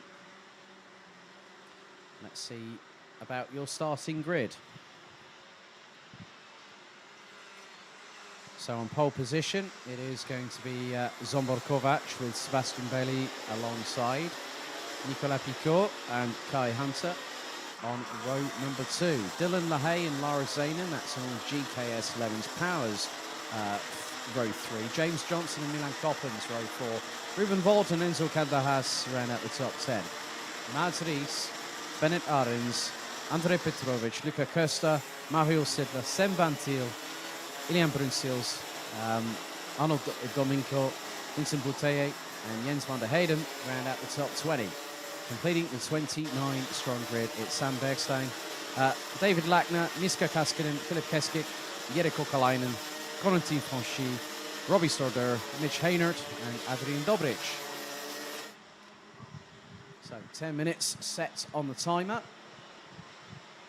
And after the drivers have gone through their sighting lap, the red lights should ignite on the starting gantry.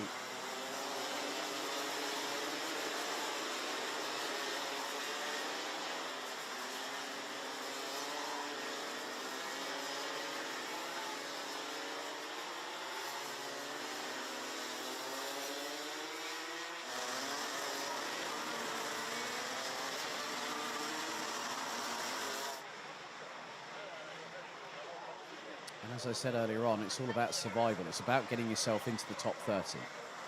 If you aren't in the top 30 and you've done the absolute level best you can, you might think you're in a chance of getting one of those final 6 places on the pre-finals and the finals tomorrow. And what's more, we'll have 29 drivers vying for that tomorrow morning. So red lights on the gantry, 10 minutes on the clock, plus 1 lap. How is this next chapter going to unfold? We'll find out right before our very eyes. They split, they head into the tram lines. Revs rise. Are we ready? We are lights out and off and away. And who gets into the first corner first? It's going to be Zsombor Kovac. No, it's not. It's Nicolas Picot. Oh, bit of joie de vivre from Nicolas Picot, as we've already had someone go off the track, and that is the 3-2-4 entry. And so Corentin Franchi, and that is the 632 that has just pulled off the circuit. That driver, that is Bennett Arens from Germany. So his race didn't even get going before we started. Ruben Volt in 11th position, as it's getting a bit close for comfort through turn 7 again. The field is concertinaing. There's Mario Sidler in the 305, battling away with the 663. As we've got a drama for one of the drivers right at the back end of the field at the 634, Adrian Dobric trying to wrestle with the cart. Now I'm just keeping my eyes on the clouds above because it is still rather cloudy. But the microclimate here in Belgium does surprise at a moment's notice. I've experienced that firsthand. So Zsombor Kovac leads, Nicolas Picot second. Well, Nicolas Picot now leads. And he's ahead of Mr. Karting Genk when it comes to race weekends. When it's at this track specifically, it's Dylan LaHaye. And Sebastian Bailey now past the 348, the second position. Zsombor Kovac, Lars Zainen was in front of Kai Hunter. He's not, but now he's also behind James Johnson. So Johnson now up into P6 on the road. Filtering their way through into turn 7 off of the Europalan. There is a kart going slowly, going on the Europalan. I did see someone breaking down. I'm not too sure who that might be. Hopefully I might get some visual confirmation shortly, but that driver is now out of the kart.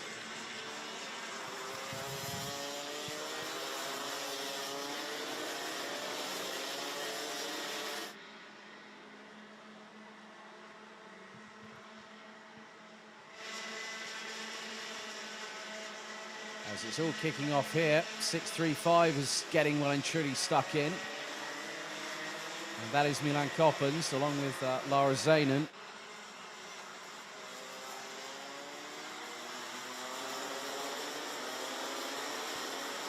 So we're going to kick off very, very shortly, but Dylan LaHaye is trying to stay ahead of, trying to keep with Sebastian Bailey, and he's actually ahead of him right now.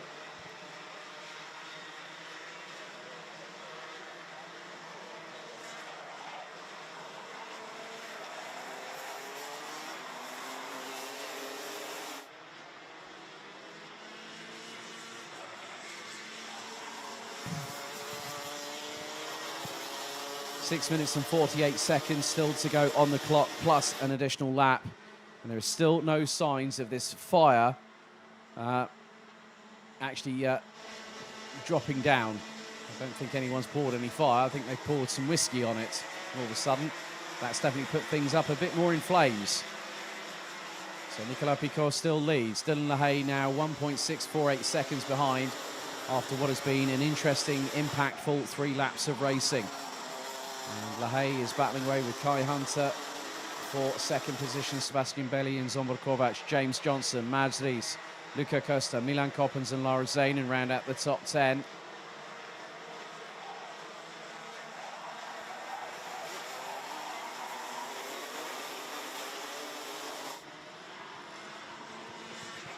So we have 4 minutes of this race completed. There's just under 6 to go, plus 1 lap.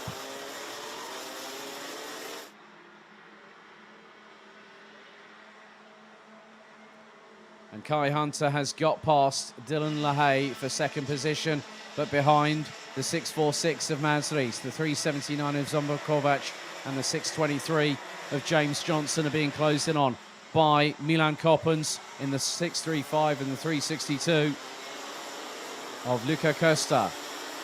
Enzo Calderas in 10th. Lara Zanen rounds out the top 11. Mitch Haynard and Bennett Arends unfortunately out of the race, so we are down to 27 drivers. 5 minutes and 10 seconds still remain. And Nicolas Picot is leading the way. David Lackner from Austria is the fastest driver out there, down in 18th position, having just got past Jens van der Heyden for 18th position. And Lackner put in a 55.751 second lap time. Halfway past, halfway to go. Drivers at full pelt. And there is another change for position as Mads Ries gets past Sebastian Bailey, both under the same awning, and it was getting very close between the pair of them through turn 4. Calderas coming under pressure from Luca Costa. Zsombor Kovacs has sprinted off away into the distance, has the Hungarian. A little bit further back, there is a bit of a battle between a couple of drivers, one of which is from GKS. So I would say Andrej Petrovic has just got past Lars Zanen. That's 3:20 on 3:97 for what is 12th on the road. And a little bit further back, I think Lara Zanen is coming into the clutches of other drivers. And that will include a few others. So Lara Zanen has got Andrej Petrovic, who's running these days with KSCA Sodi Europe. And a move here, that is LaHaye being passed by Mads Ries. So Mads Ries now up into 3rd place. But I'm keeping my eye on the lead battle because Nicolas Picot has been caught. Kai Hunter is right with him. And that is going down the Europolan at about 100 plus kilometers an hour. Heading into turn 7, look at the train behind us. There's an absolute skirmish right back. And that has got Lara Zanen in the thick of it with the likes of Ruben Volt. And there's the move. Kai Hunter has made it through on turn number 9 on Nicolas Picot to take the lead on lap number 7.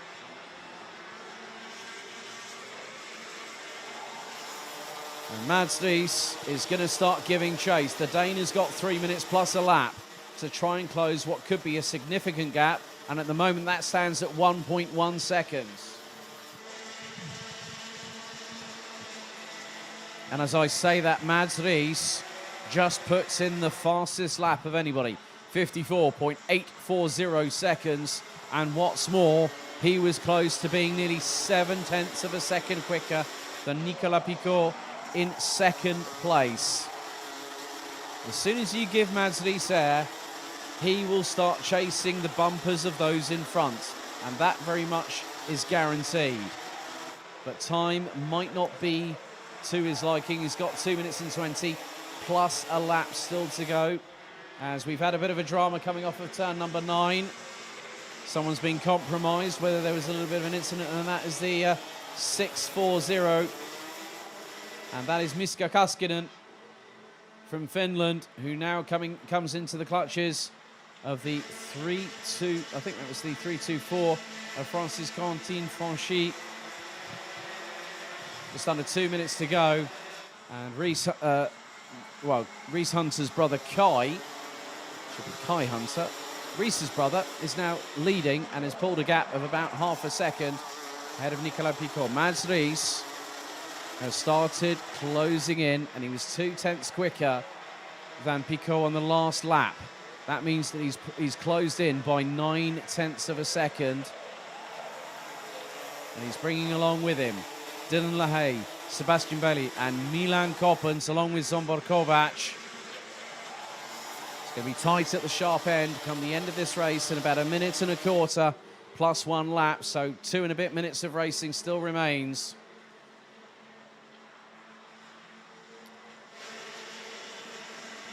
And Mads Rees this time was was exactly to the button. That's drama for Kai Hunter whilst leading. He breaks down, and that has opened the proverbial floodgates. And now it's a scrap for everybody.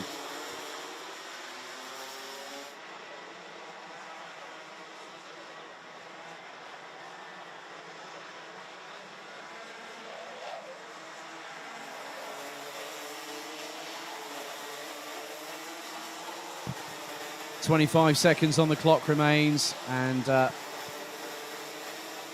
not a happy man is Kai Hunter at the moment.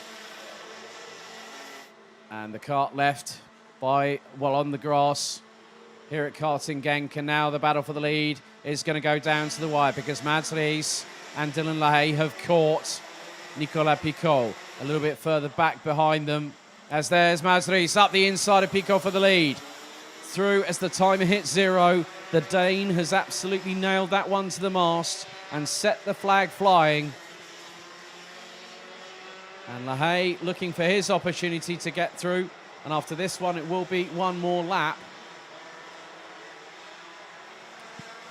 And so Picot now in second, coming under fire from LaHaye. Behind them, it's all kicking off. And the 6:23 of James Johnson going toe-to-toe, side pod to side pod with Sebastian Bailly, but unfortunately has to relinquish it. He's got Milan Koppens right behind. LaHaye's got past as we go on to the final lap. LaHaye past Picot up into P2. Last lap board is out. It's all or nothing. Who's going to put it on the line? And at the moment, Mads Rees has managed to capitalise. And Mads Rees started down in 11th position at the start of this race. Just over what is now 11 minutes to go.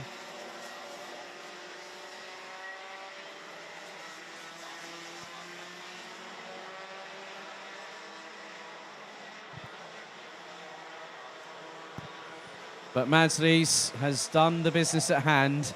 And the good thing is, it means for him, he's going to be really happy about this one. Out of turn 11, now turn 12. Mads Rees back with a bang in senior Rotax. Out of turn 12, and the Dane does the business from 11th to take the victory. Ahead of Dylan LaHaye by 0.3 of a second.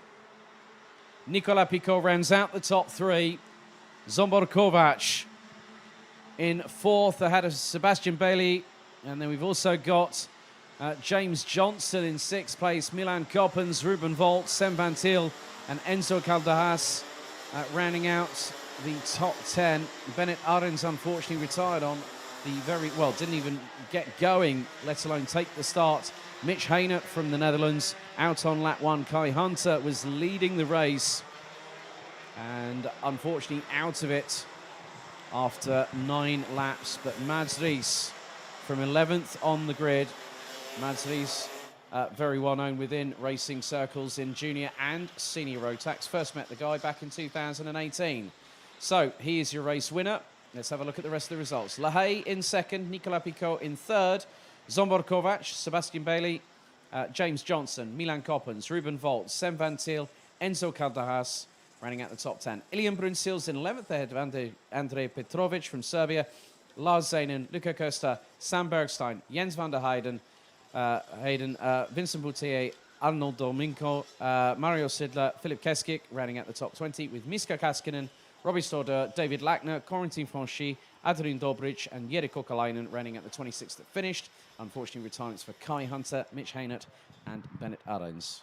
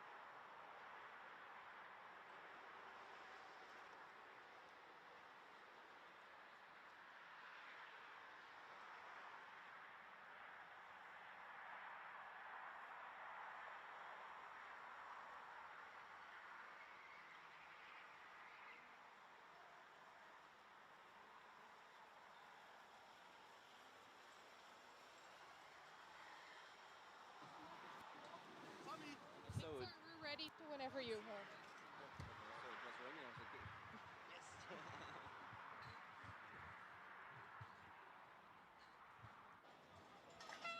Hello again, everybody. I'm here with Dylan LaHaye from the GKS team. Dylan, you told me you were very tired right now, so tell me about the race.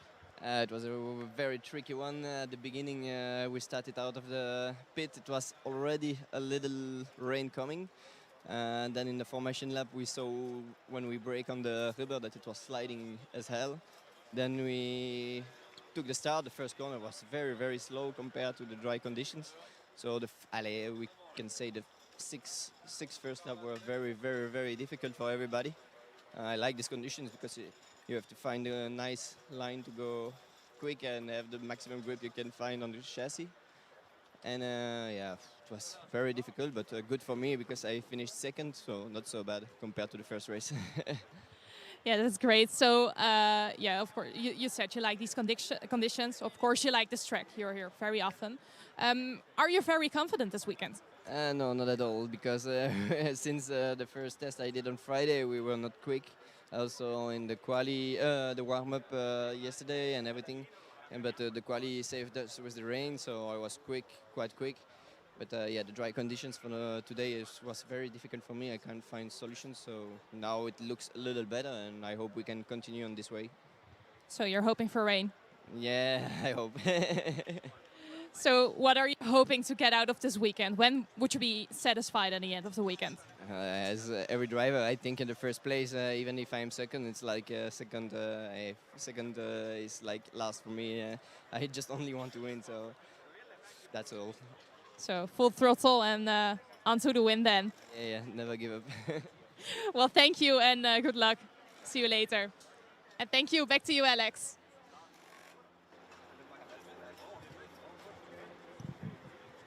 Thank you very much, Esme. Who was just speaking to Dylan LaHaye from GKS Lemons Power. Okay, so we still have... What are we on now? Oh, that's it. Race number 15 out of 24. Still a few more to go, folks. So hope you're enjoying the show thus far. Good to have so many of you with us here this weekend.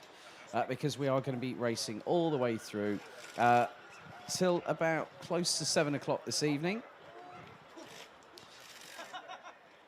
A big thank you to everyone that has tuned in. We really do appreciate your support.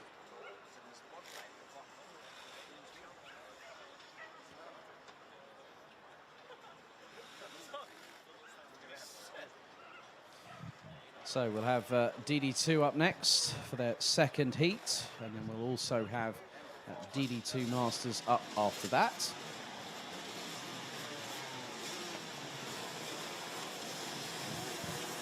So the green light flashes at the end of the pre-grid. Zana Shriblak won the earlier heat from provisional results. But let's have a look at your starting grid for race 15. DD2 Heat 2.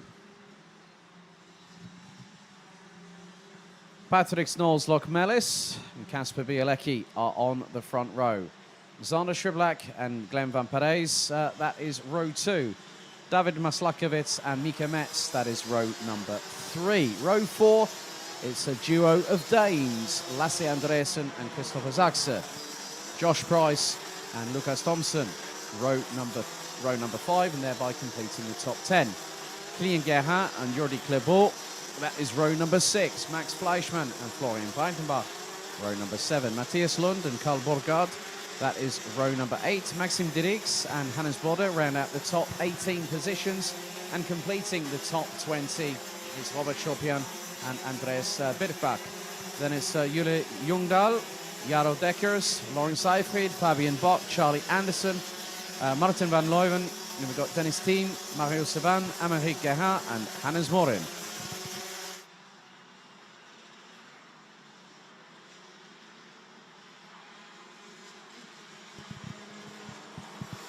So I know for a fact that Hannes Morin will want to end up getting past turn 4 on lap number 1.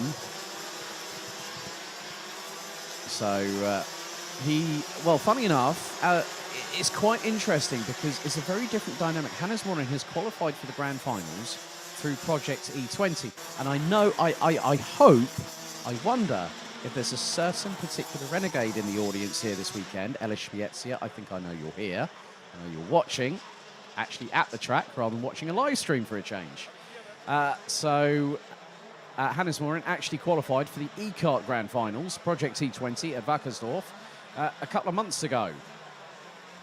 And he's running here in DD2. Imagine that, a driver qualifying for the Grand Finals for 2 separate classes.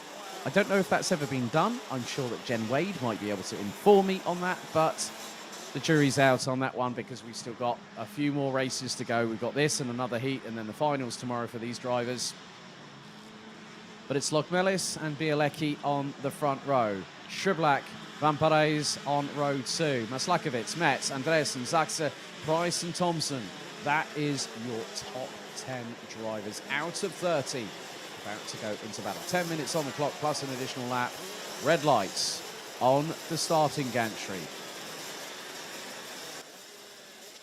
So into the tram lines, revs rise. Are we ready? We are lights out and racing. And let's see who gets a really good start at the moment. And it is Lokmelis. Shriblack trying to go up the inside of Bielecki going into turn 2 for the first time. Who's going to come out of turn 3 first? It is Lokmelis by the nails on his fingers.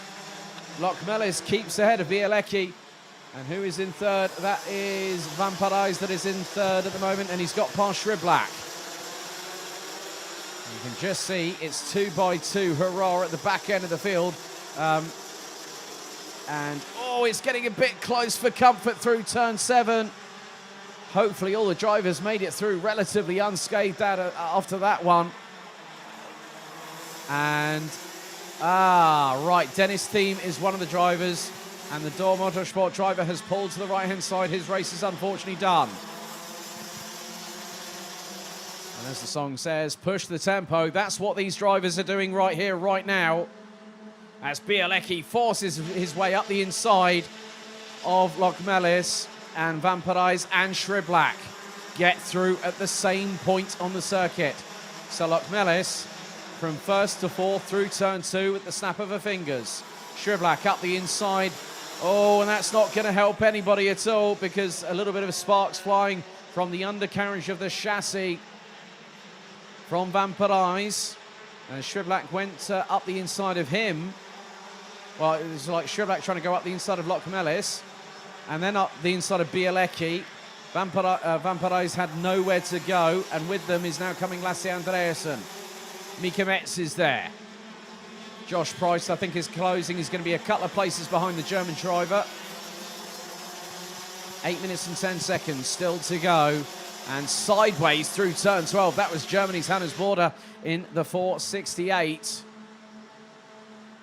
But the train is starting to happen again. And Bielecki got it all wrong through turn 3. Van Parijs got through. And now Schriblak hits the front once more. Matthias Lund being hung out as a dry sparks flying from the undercarriage of his chassis now. Going through onto the curbs is all. Little bit of assist from behind. Oh no, Matthias Lund! Matthias Lund forced wide into the barriers, and that brings it onto the circuit. Dramas, and that Marshall on their way to go and pick that up. Matthias Lund had nowhere to go, and one of the foam barriers went out onto the racing line through into the entrance of turn 8. Yellow flags are out off of the end of the Europalan. And I thought I'd seen everything so far today. And I think Karting Genk just told me, Alex, you ain't seen nothing yet. And that just happened. 6 minutes and 52 seconds on the clock, plus an additional lap.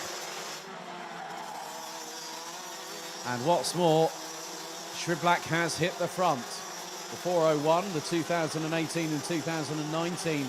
Well, it's not him. Kasper Bielecki is leading the way.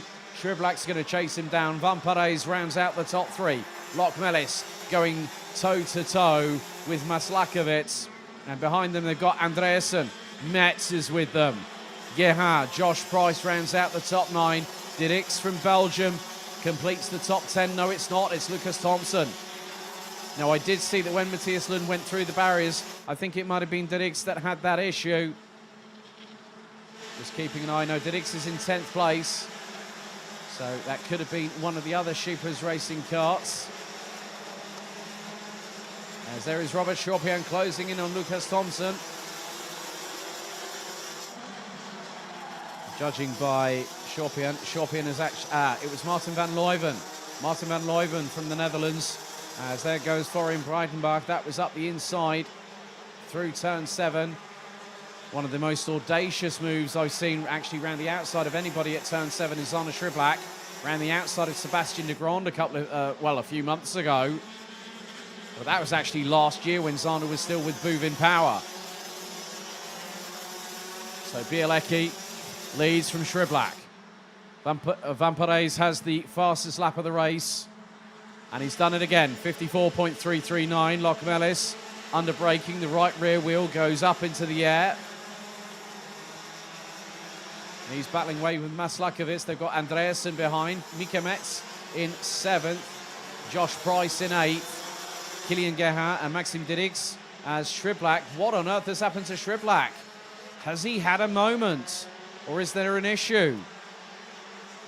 That's the biggest question I've got right now. And Zander Schriblak is struggling. He's dropped places. He was 2nd. And now it's Van Parijs that is leading the battle for 2nd position.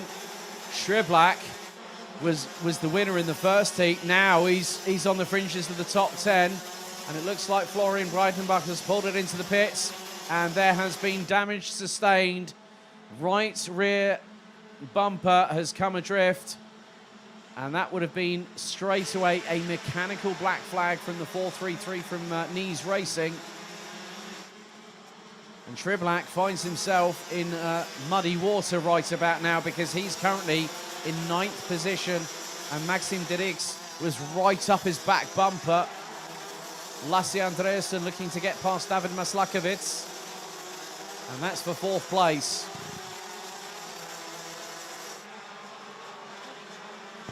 And Andreasen nearly got caught out. The front right of his bumper nearly got tagged. There's Josh Price trying to thread the eye of the needle. He was looking to the outside of Mika Metz going through turn 10. And Josh Price will probably know a little bit better than that, but if he can get a good run of momentum, he's got a good slipstream. Mika Metz side by side with Andreasen.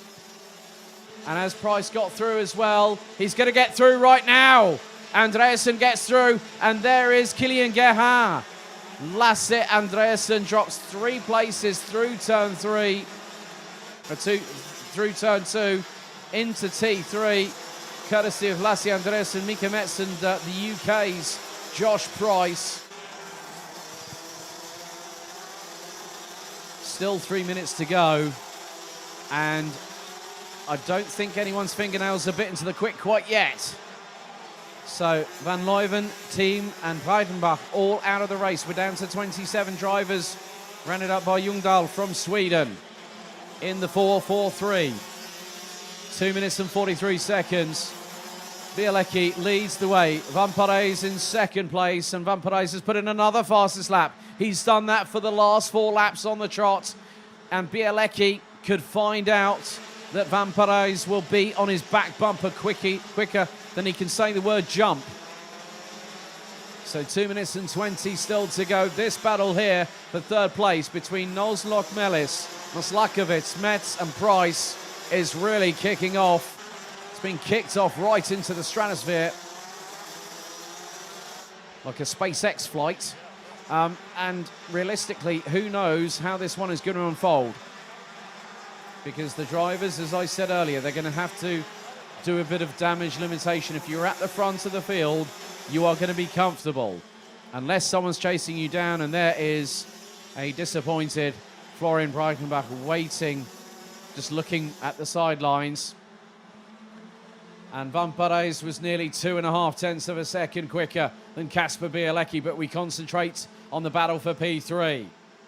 Lokmelis, Maslakovic, Metz and Price, all intertwined, all interlocked into gladiatorial combat, and Mika Metz up the inside of Maslakovic through turn 6. Maslakovic has lost momentum. Could Price get past him? Maslakovic goes defensive. Price to the outside to get the cut through. Will Price get through on turn 8? It depends on how wide that cart, the 4.45 of Maslakovic, ends up going through turn number 8, but it doesn't quite happen. As Mika Metz now gets past Lokmelis, the German RMC champion, now up into a genuine third place. And we have less than 50 seconds to go. Mika Metz definitely pushed the limits on that one because he was sidewall to sidewall with the Latvian. Anyone got the defibrillator on standby? Because I'm damn sure you're going to need it right about now, because we've got 30 seconds on the clock to go, and the 4.81 of Fabian Bach out of the race, also with a flailing bumper. And that's Maxim Dirix, and there's Lasse Andreasen. And that could have been Kylian Guerin with us just up ahead. And there is Josh Price still trying to get past David Maslakovic, as the time is fast about to expire here in this second out of 3 heats. And Fabian Bach, well, that's definitely not a case of that'll polish out, I'm afraid. Final lap board is out for the leaders. Kasper Bielecki leads Glenn Van Parijs by just over 2.5 tenths. Mika Metz and Van Parijs is actually with. There we go, battle for the lead, well and truly on. Van Parijs right with Bielecki. And Van Parijs knew that if he was about a quarter of a second behind, he'd have a good run and try and close in on him and round towards the outside. Can he get the switch back? Through into turn 8 they go to the leaders. I think really Van Parijs could have his best chance coming out of the final corner. If he hooks it up here through turns 10 and 11, he's got a shot at Bielecki. And Van Parijs looking to the outside, keeping Bielecki guessing. Goes to the inside, round towards turn 12. Bielecki on the defensive. Will Van Parijs get the cut through? He goes on the inside, sparks fly, but Bielecki holds on to win by just, what was that, 2 tenths of a second. Wow.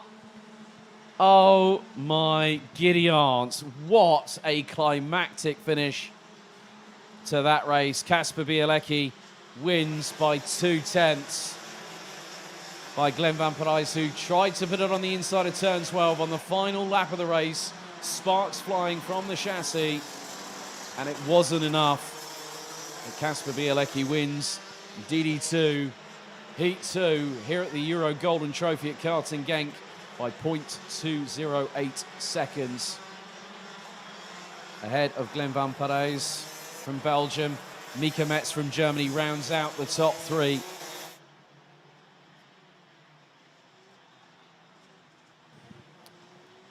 So let's have a look at the rest of the results. David Maslakovic holds on ahead of Josh Price, as Patrick Snows Lokmelis unfortunately ends up 6th ahead of Lasse Andreasen, Maxim Dirix, Kylian Guerin and Max Fleischmann rounding out the top 10. Lucas Thompson Zonner Schurblack, Matthias Lund, Jordi Klibbel, Karl Borgaard, Hannes Borde, Lauren Seifried, Andreas Birkbach, Robert Chopian and Charlie Anderson ran out the top 20 ahead of Jaro Dekkers, Christopher Zaxe, Amerik Gerhard, Mario Saban and Jule Jungdahl was the last of the classified finishers. Retirements from from Fabian Bock, Hannes Morin, Florian Breitenbach, Martin van Leuven and Dennis Thiem.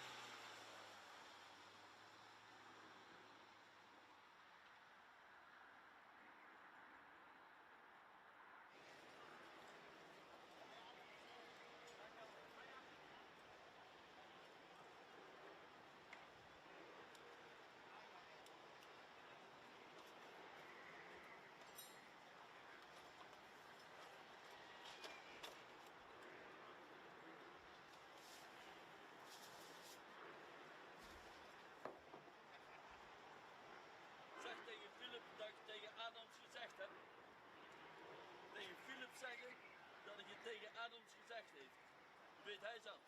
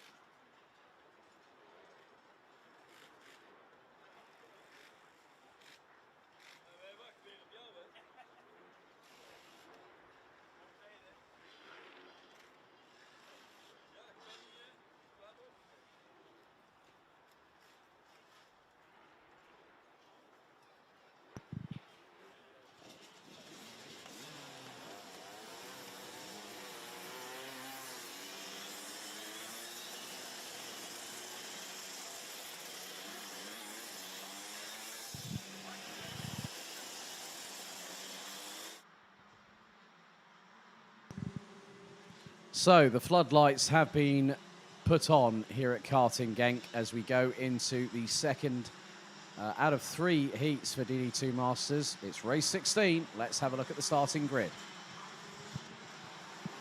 James Beecroft will be on pole position alongside Dennis Valentin-Sturm, ahead of Alessandro Glauser with Karl Klebor on row 2, Tom Dessert and Jörg Müller, row 3, Morgan Riesch and Sebastian Humpelhardt, row 4, Slavomir Moransky and Thomas Piet, row 5, Christophe Capitan, Christoph Adams, Fritz Sai, Bruno Dos Santos, Ian Gepps, Robert Schlunsen, Michael Becker, Thierry de Jong, Peter Giotai, Maxim Shaposhnikov and Mikolas Mazinas round out the 21 strong.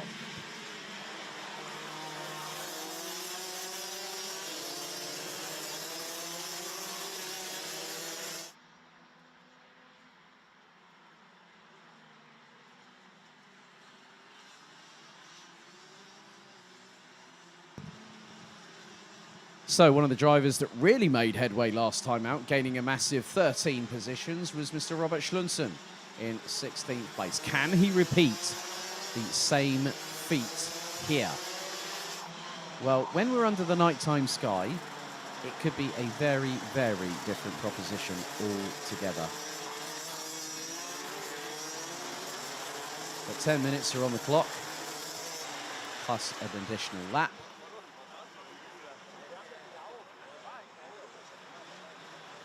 We'll see who gets this one in the bag this afternoon.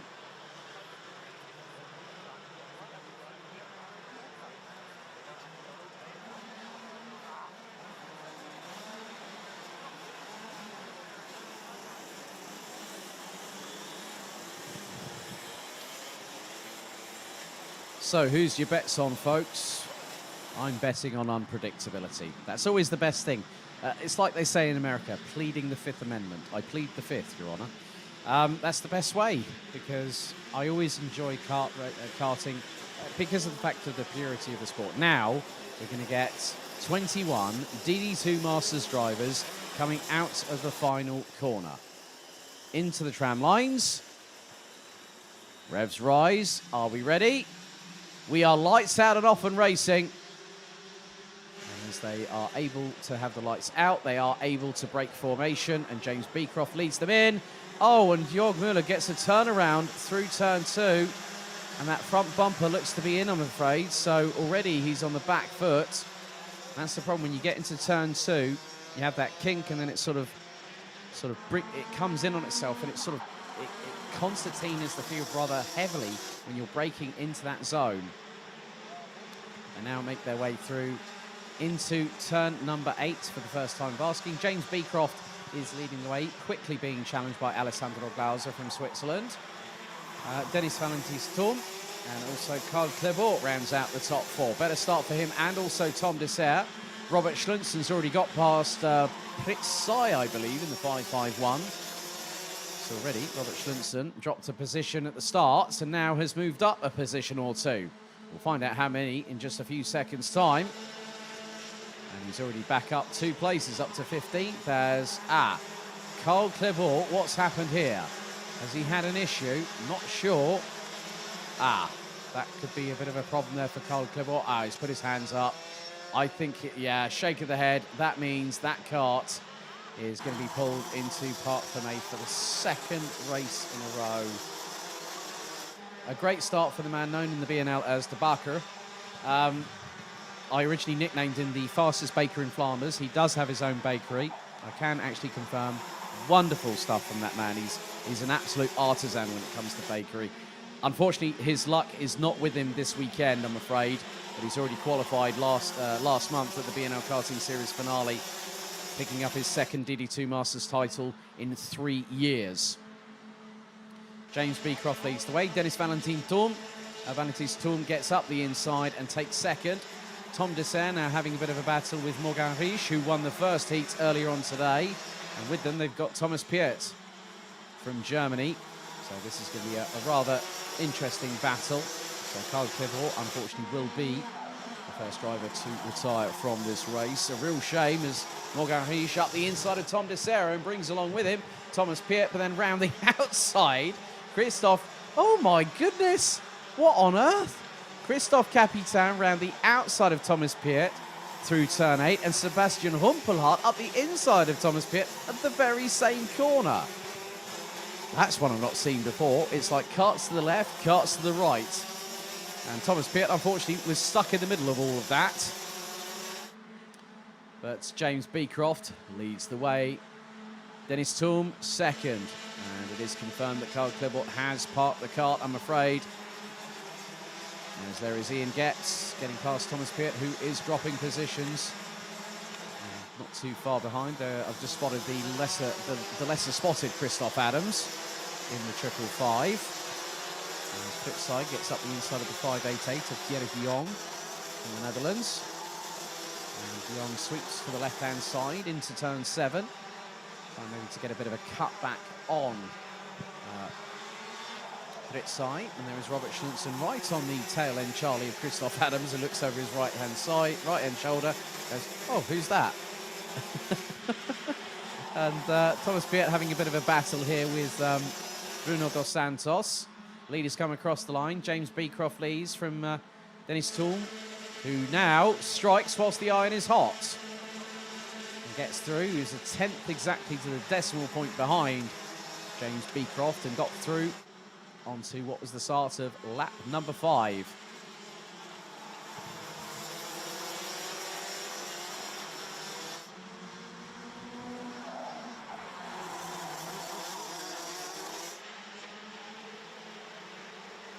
So 5 minutes and 45 seconds to go. Dennis Thum leads the way. James Beecroft, Alessandro Glauser and Slavomir Moransky in the 541 brings up the rear of this quartet battling for the lead. Morgan Riche is the fastest driver out there. Last time around, the Frenchman set a 54.689 second lap time as Moransky up the inside of Glauser through turn 12. The Polish driver stumbles a little bit, and here comes Morgan Riche right in the slipstream in towards turn 2. And Morgan Riche waits for his time, does the old Nigel Mansell dummy right there, went to the left, then went to the right, and instantly got through. Oh, and that is Bruno dos Santos. Where on earth is that? That's off of the final corner. And Bruno dos Santos far from happy at all, so I'm not too sure if there was an incident where he got the short end of the stick, as it were. So Dennis Thum leads, James Beecroft, Alessandro Glauser, Slavomir Moransky running out the top 4. So it's now top 5 because Morgan Riche is now up into 4th place. Sebastian Humpelhardt is in 6th as the battle between Thomas Piet, Robert Schluntzen and Pritzai wages on. That is for the last spot in the top 10 as Moransky trying to keep a hold of the coattails of Morgan Riche. And he's not too far behind, closes in on the braking zone.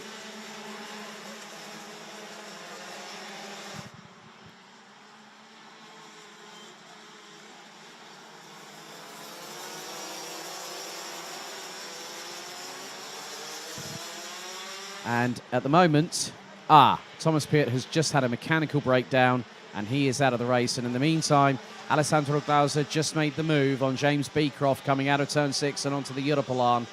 So with 3 minutes and 51 seconds, we are now down to 19 drivers. So that means there is going to be a yellow flag, and that is on Marshall post number 2 between turns 3 and 4 as Thum leads the field, and it's fast becoming a 5-way scrap for the lead. Rounded out by Slavomir Moransky. Top 5 covered by 1.2 seconds. Sebastian Humpelhardt trying to close in on them. Morgan Riche still with the fastest lap time, 54.668 seconds from the 5:15.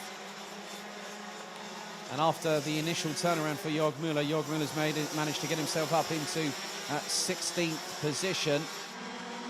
But James Beecroft coming under fire, and Morgan Riche sends it up the inside like a good one, with just over 3 minutes on the clock to go through turn 7 off of the Europolan.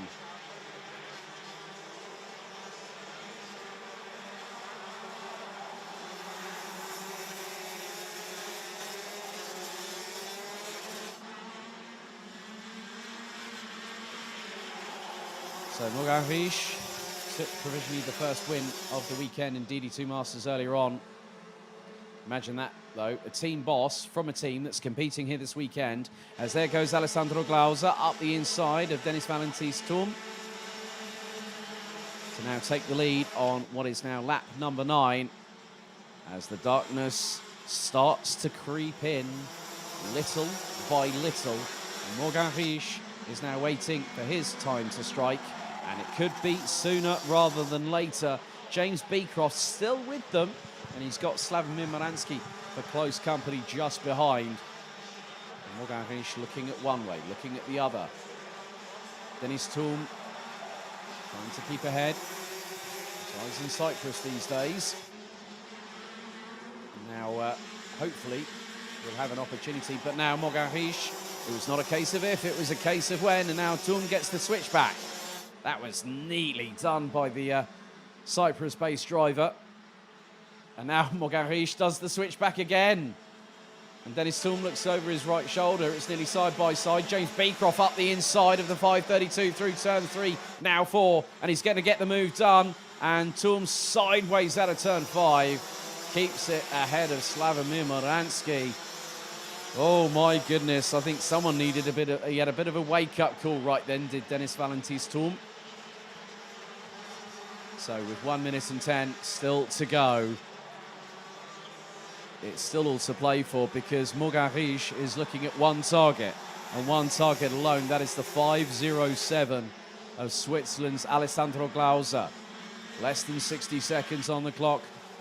Morgan Riche closing in as Moransky up the inside of Turm for 4th place through turn 12. Now Dennis Valentis Turm trying to keep in the slipstream of the 541 from Poland.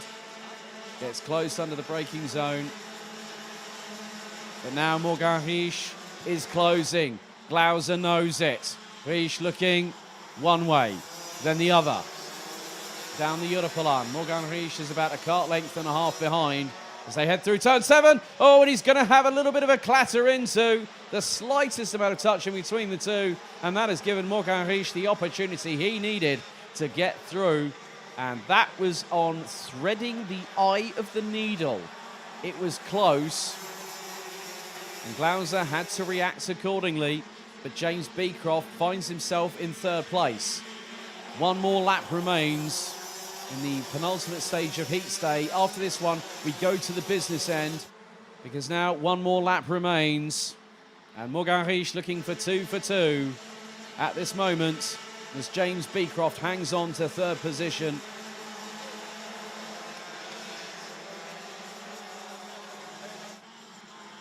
Alessandro Glauser in 2nd, Dennis Valentis Turm in 4th place, in 5th place ahead of, behind Slavomir Moransky. But here comes Sebastian Humpelhardt. Oh, that was a bit close for comfort there, boys, through turn 7.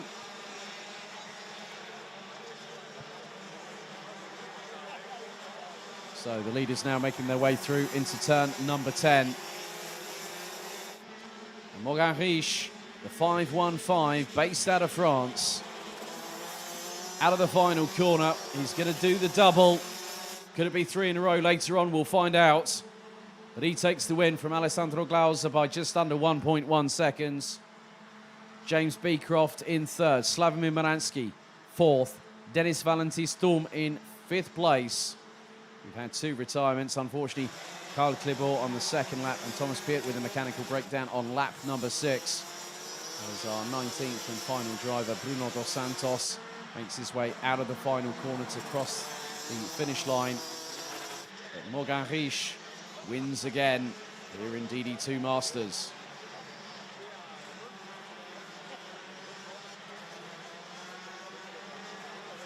So full course yellows employed here at Karting Genk.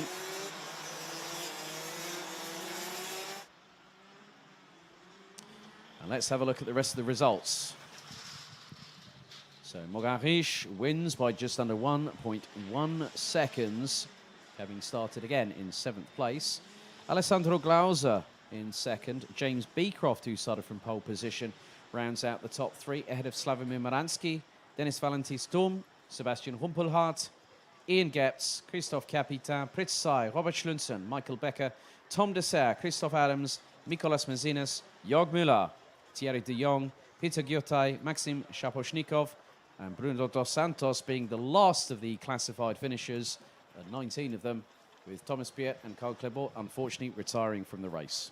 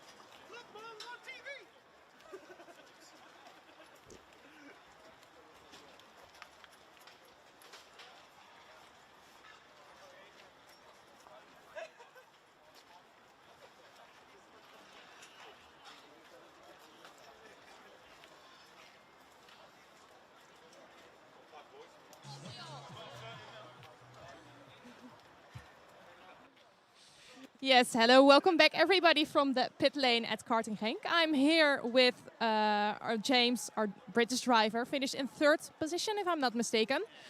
Yeah, not an easy race. Tell me about it. Basically, the main story this weekend is being 5 kilo over. So in all of the hairpins, we're just losing that little bit. So it's making racing hard. Unless it rains, I don't think it's that much of a disadvantage. But yeah, it's all good. Good hard racing. But you seem to enjoy it. Oh, I love it. Yeah, these European events are just chalk and cheese compared to back at home. But yeah, I like Genk especially. Well, great to hear. Thank you. Any wishes for this weekend? Rain. So, hoping for rain. Thank you very much. Have a good weekend. Back to Alex. Good to hear a little bit of banter between people. There's James Beecroft with Esme Rosman, who's been doing pit lane duties all the way through the day. A big thank you to her for jumping on board as part of the broadcast crew this weekend. But we get into the business end of Heats Day, and we have this, including this, 8 more races to go. Local time approaching 20 past 4 Central European time. 3:20 in the United Kingdom. If you're in the UAE, you're 3 hours ahead.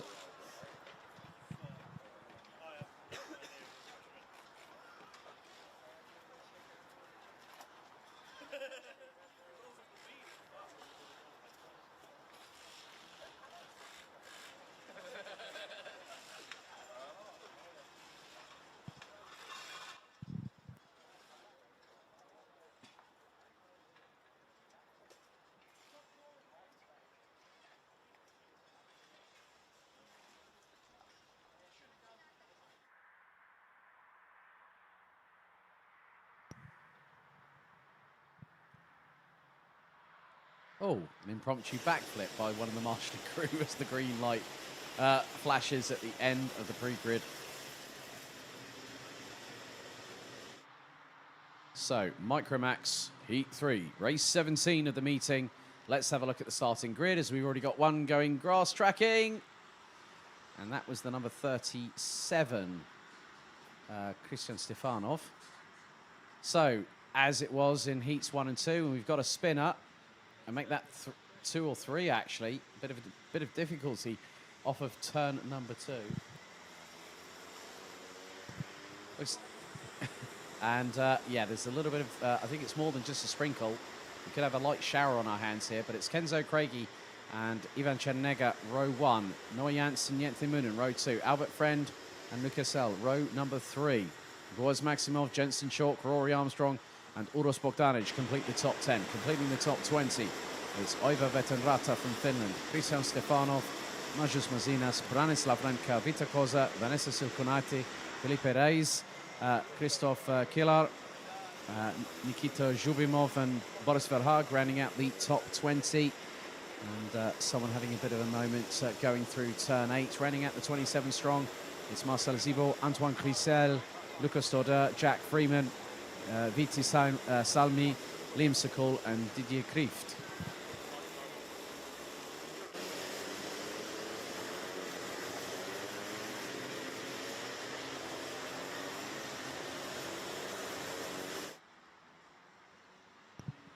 Right, and I think I sense a change in the air. The atmospheric's still very much heavily overcast, and there could be a sprinkling that could put the teams and drivers on notice for the rest of the evening. I very much can guarantee you on that front. But 7 minutes on the clock, plus an additional lap. And drivers are taking very different lines.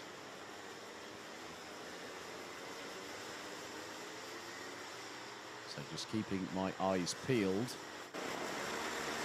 They say that drivers have to have their eyeballs on stalks, so do us commentators. Not very much can be said here when it's at Karting Genk. It's not a bad thing. It always means you get guaranteed action.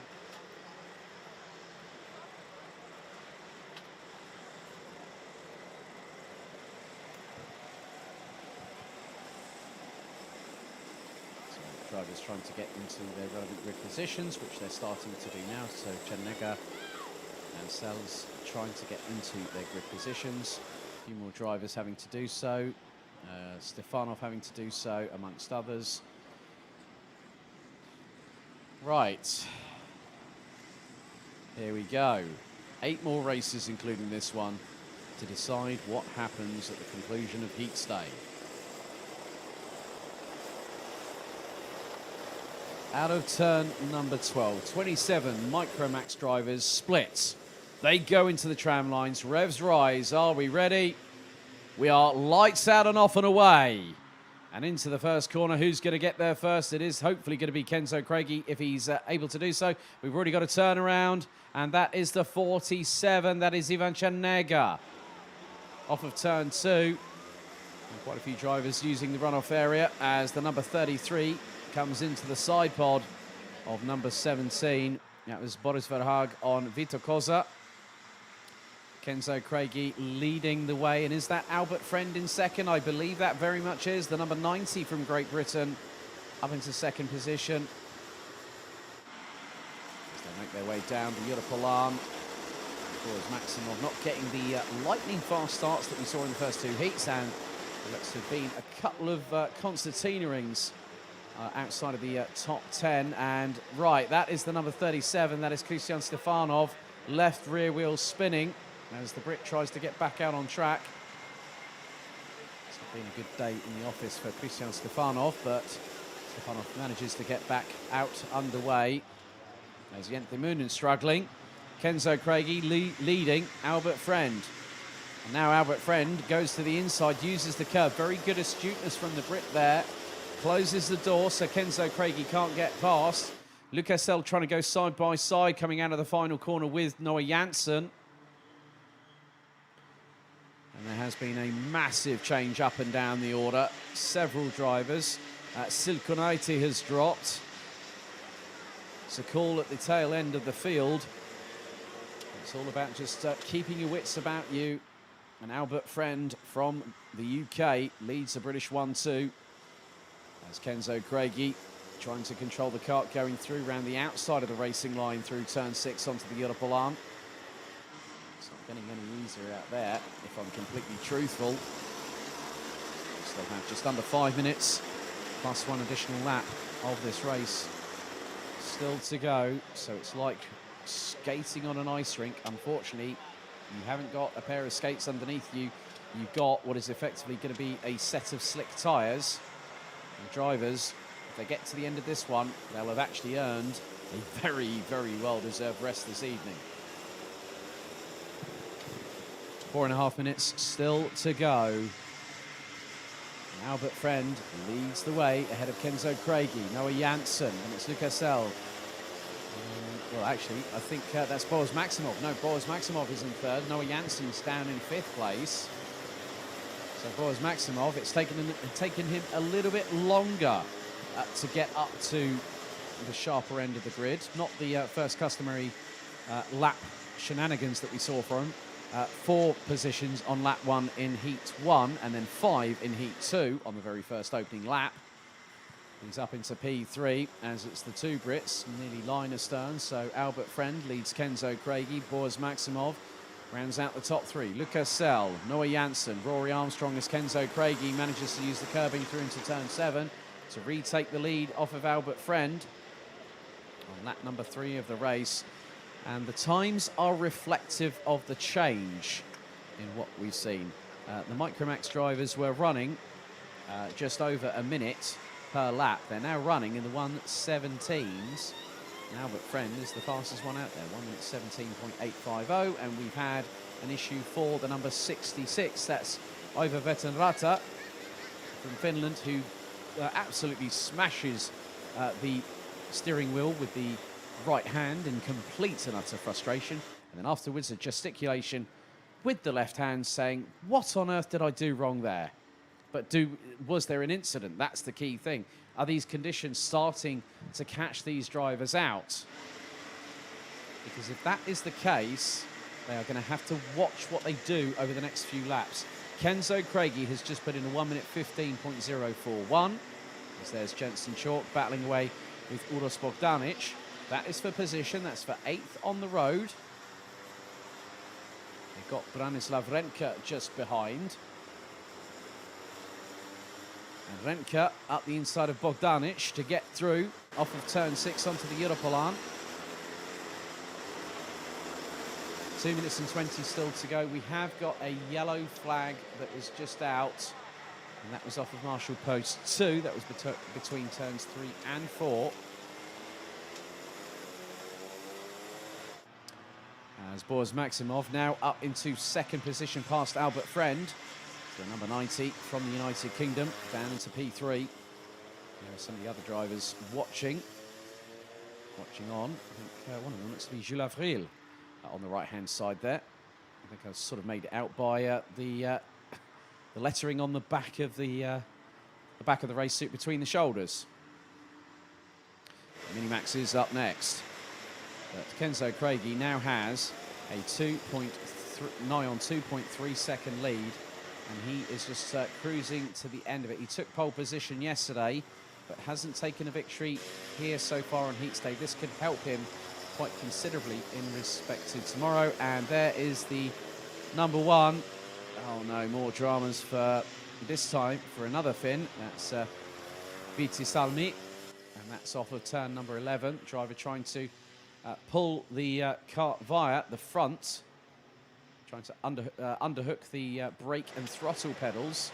And there's more dramas. That's the number 33, which is beached. Oh my goodness, and who on earth is that? That is Boris Verhoek from the Netherlands. And that's right off of the racing line. That's right on the racing line. That's on the entrance into turn number 8.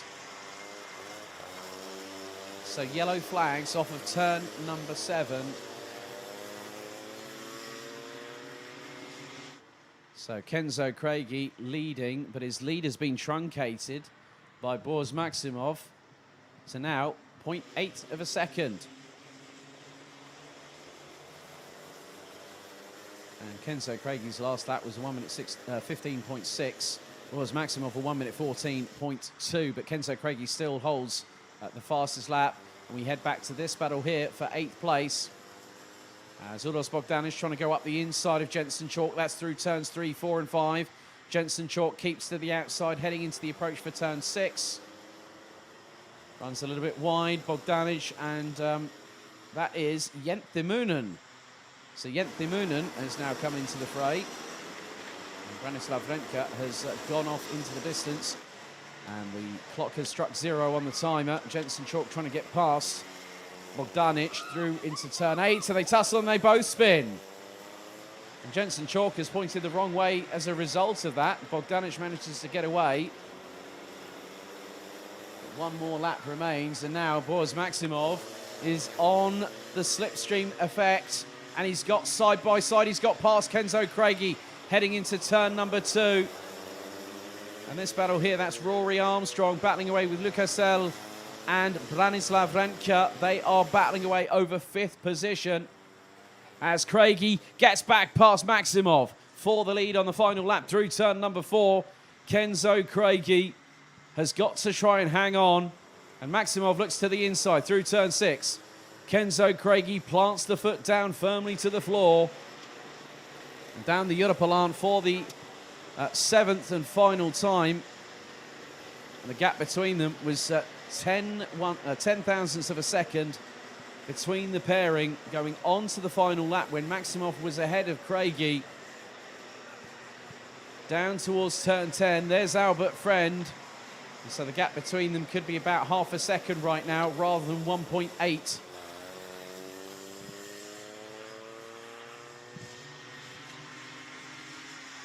And through into turn 12 for the final time. The checkered flag is going to wave. It's not going to be a clean sweep for Boris Maximov because Kenzo Craigie, is he going to win here at Genk? He does by 18 thousandths of a second. The closest winning margin all weekend long. Kenzo Craigie held on, kept the foot planted to the floor, and pipped Boris Maximov to the race victory by 18 one-thousandths of a second. Boris Maximov had to take second best that time, but Albert Friend managed to get P3 at the end of it all. Noah Janssen in 4th with Branislav Renka rounding out the top 5.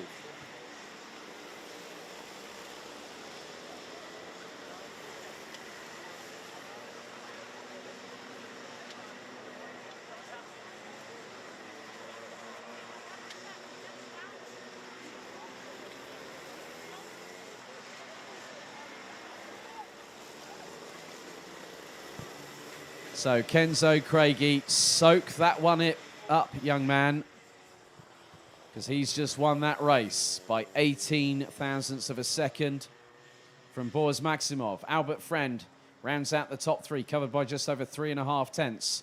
Noah Janssen, Branislav Renka, Rory Armstrong, Lukasel, Livetiming, Uros Bogdanic with Jensen Chalk rounding out the top 10.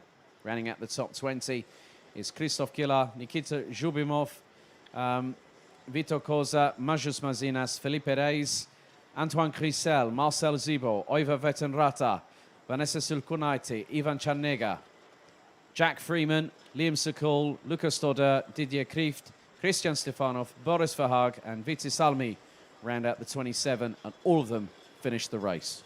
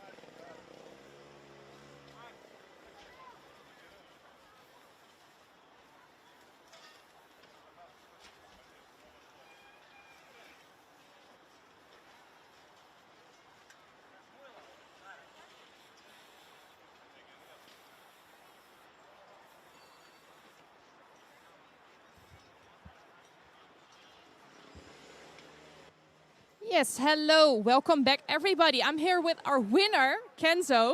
So Kenzo, tell me, how do you feel? So at the start, it started raining, and yesterday we pulled it in the wet. So I knew that I was going to be confident in the wet because all day we've been having engine issues. So it's nice to end the day off with a win. Should be very rewarding, I think. Yeah, definitely. So, did you enjoy it in these tough conditions? Yeah, I love the rain because in England it rains all the time, so I'm pretty much used to it. And have you been to Genk before? No, this is my first time. Wow, first time, first win here. So, how do you enjoy the track? Yeah, it's probably already my favorite track. It's really big and really wide. So, yeah, I really like it. Well, that's good to hear. Thank you very much, Kenzo. Good luck for the rest of the weekend, and we really hope to see you back again soon. Good luck. Thank you, and back to Alex.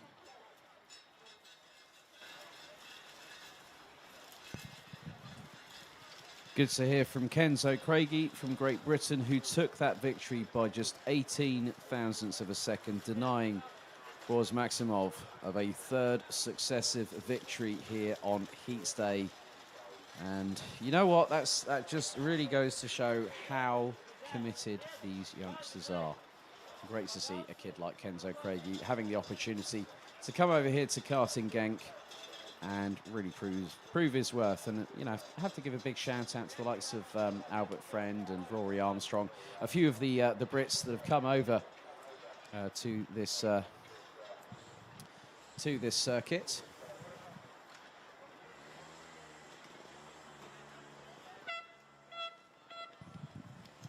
So the 3-minute board goes out, the horn sounds.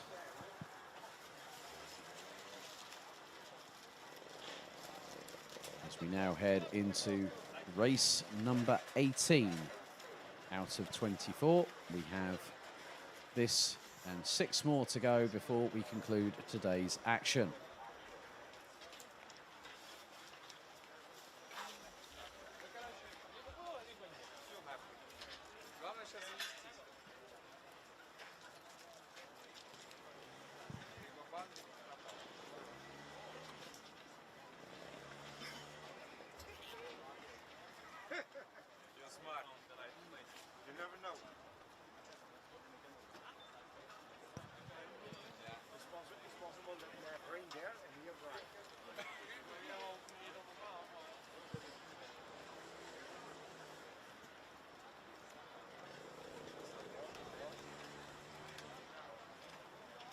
So the mechanics have cleared off of the pre-grid a couple of minutes ago. And then we go to our camera in the pre-grid. There is Mies Huben. And it's got Jakub Gasparovic just behind.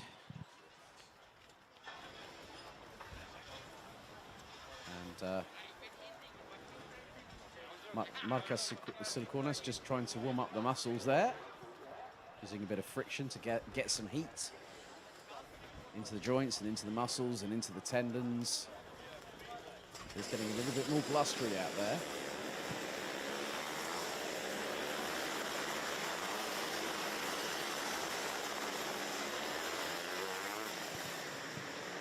Race number 18, and it's the third and final heat for Minimax. Let's have a look at your starting grid. So Mies Huben will start on pole position. Alongside will be Lithuania's Marcus Silikonas. Then it's Jakub Gasparovic and Matej Radenkovic alongside each other on row number 2. Tom Strehler and Lawrence Herbols rounds out row 3. Romeo Roussel and Tom Langlois, row 4. Jules Avril and Nikita Nikishov rounds out the top 10, completing the 19-strong grid. Matthias Yellerup, Paul Grisel, Ryan Bourguignon, Mats van Rooyen, Igor Krzyzynski, Jakub Kubera, Aloysius Sekavicius, Jake Menton, and Nick Vandenberg. And already we have had dramas. That is for the 1, 2, let's just have a look, 1, 2, 9. And unfortunately, Nick Vandenberg is going to be sitting by the sidelines, I'm afraid. He'll be a very happy young man on that particular occasion, but it's still the pre-finals and the finals. Sometimes finals day brings every single kind of situation to the surface. And here at Karting Genk, it's no different. So 7 minutes on the clock, plus an additional lap.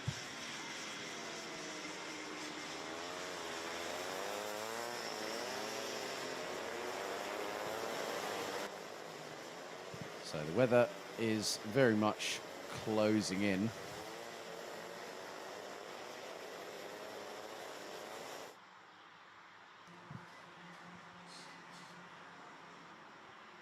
And there is a slight sprinkling of water. It's still making it difficult for the drivers out there. However,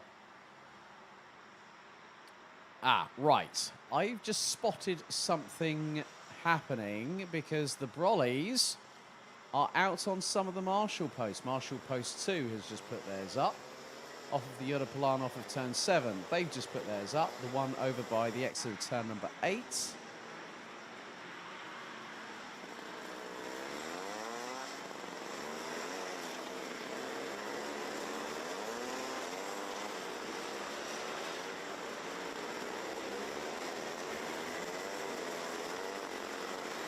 There is still a bit of a breeze. The GKS, the Karting Genk and the Home of Champions banners off of the Europolan are quite literally being pummeled by the wind. I can see why Marcos Silcunas was trying to warm up a little bit.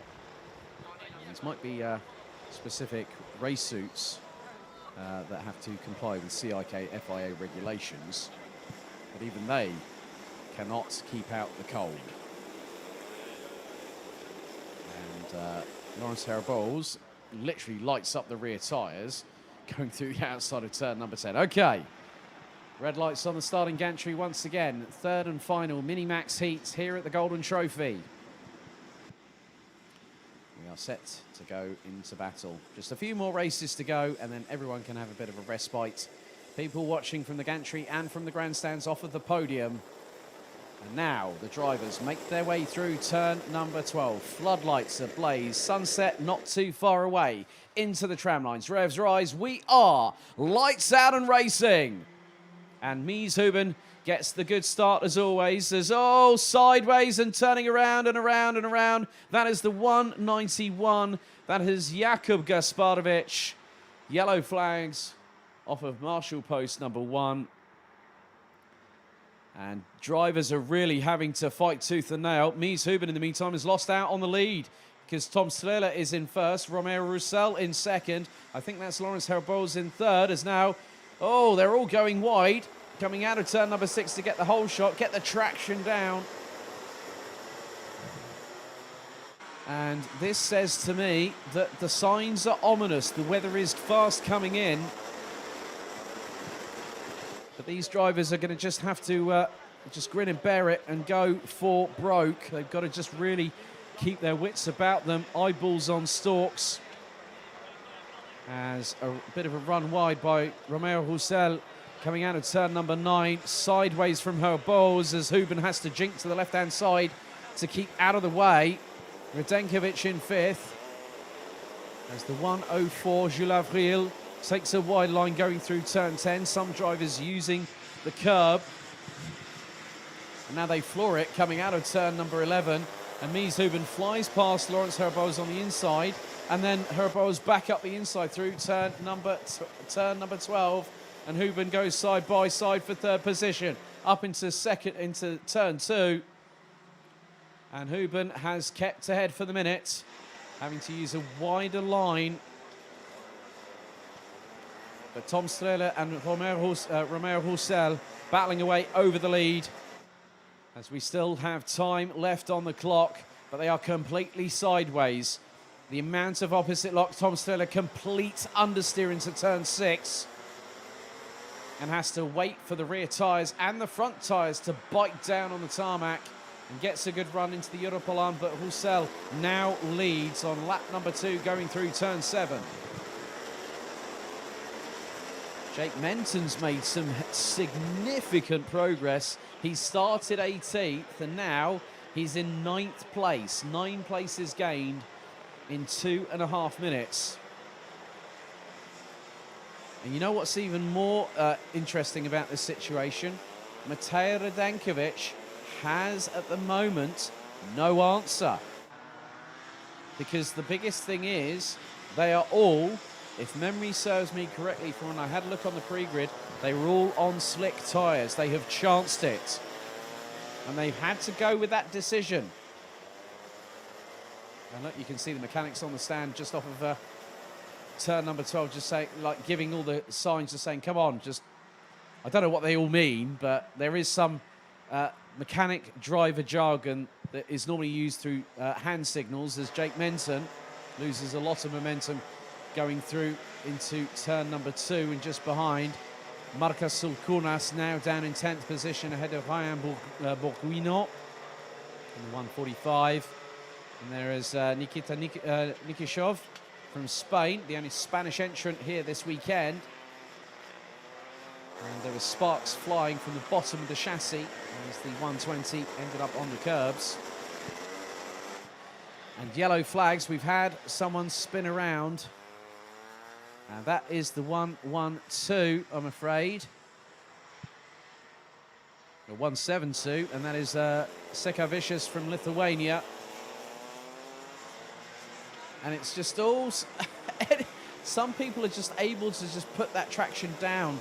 And the driver at the front of this crowd has just managed to get through turn 9 pretty well. That looks like... just wondering whether that might be Sulkunas that has just done that. Not too sure, probably not the case.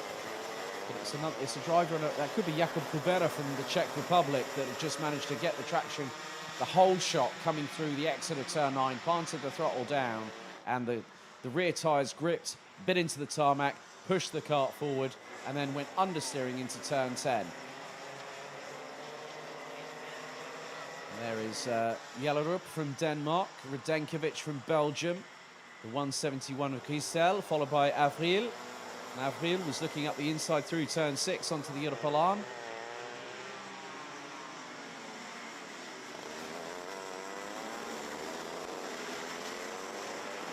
There's more overtakes happening. Mats van Rooyen was in the thick of that, the 103 from the Netherlands up the inside. It would have been with the likes of Kuzinski and Nikishov from Poland and Spain, respectively.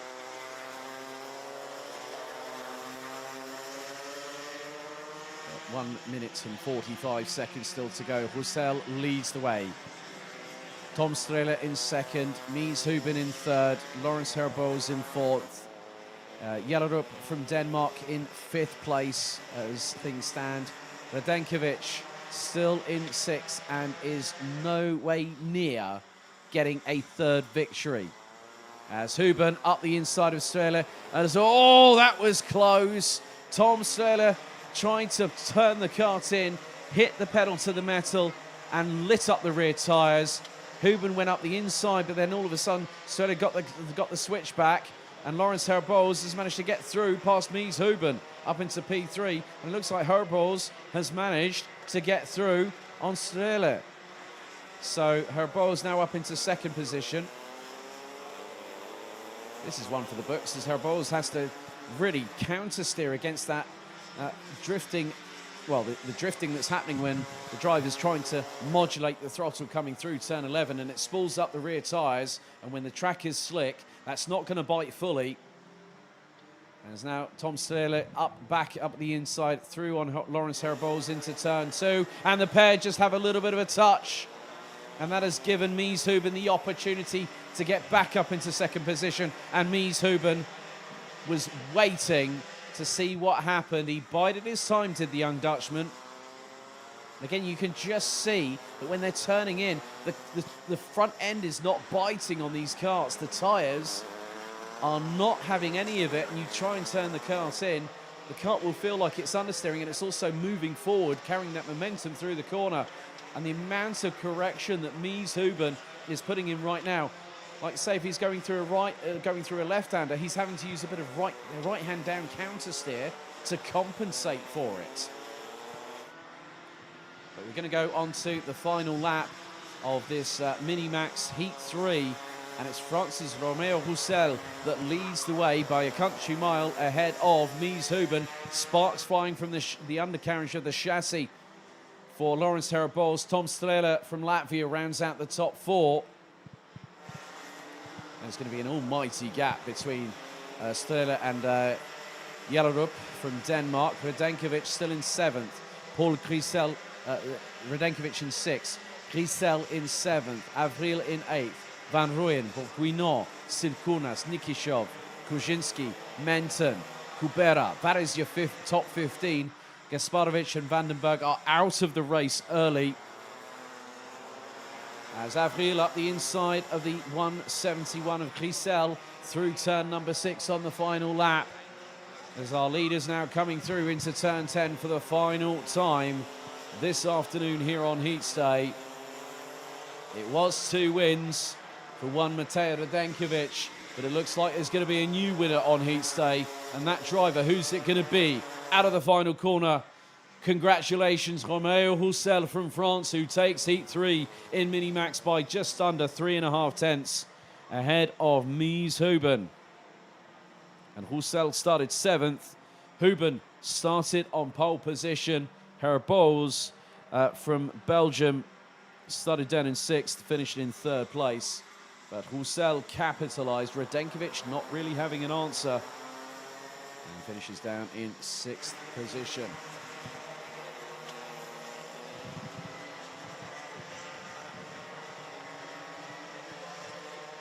It just goes to show that if a little bit of adverse conditions come your way, you react accordingly.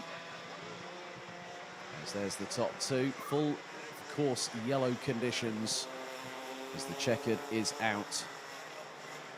So as our drivers head into scrutineering and the pit lane, there is Romeo Roussel from France.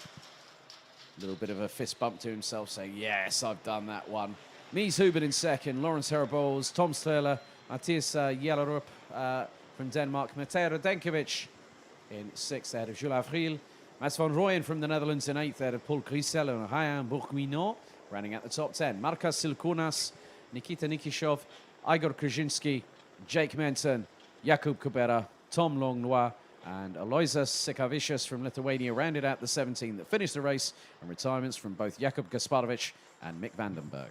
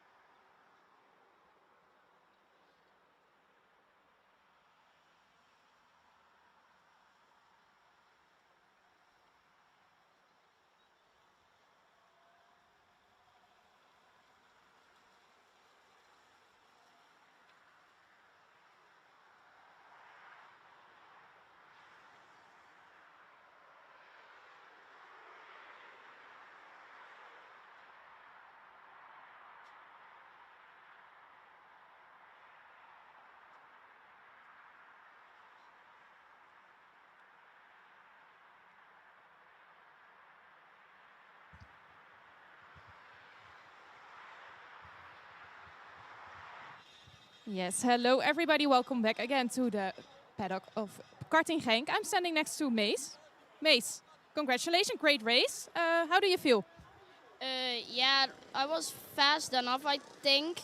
But yeah, one time I made a wrong mistake and I slipped wide. That's why I lost a few seconds. And I needed one more lap and I think I can pass him. Unfortunately, the race was a bit too short for that. Yeah, so how's the weekend going for you so far?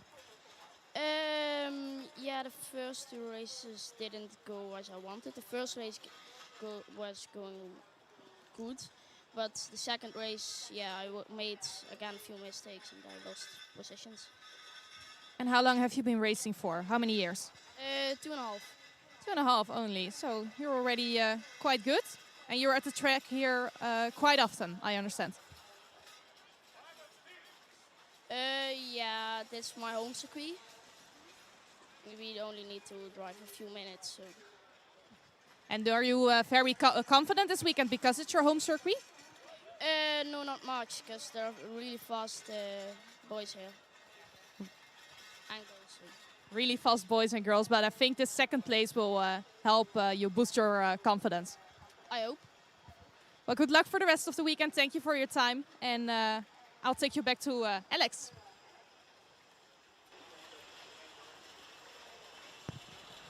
Thank you very much, Esme. Speaking to Mies Huben, who managed to finish second in that race. So Micromax and Minimax have finished for the day. All results called by myself here in the commentary box have been provisional, pending any sporting, judicial or technical matters. As we now head to our 19th race today, and it is the first of two final races for Junior Rotax. Few handshakes there between Charlie Hart, Thomas Strauver, Ethan Jeff Hall, Casper Schormans, amongst others, as the drivers have just had a little bit of a chat with our clerk of the course and race director here at Karting Genk.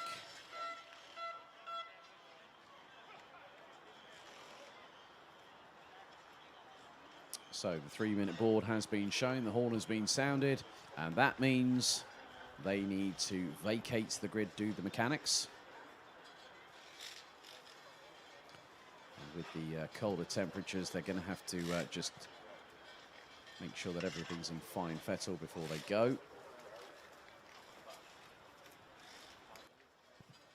So time fast approaching, just before 5 o'clock local time here in Belgium. There's a few of our drivers.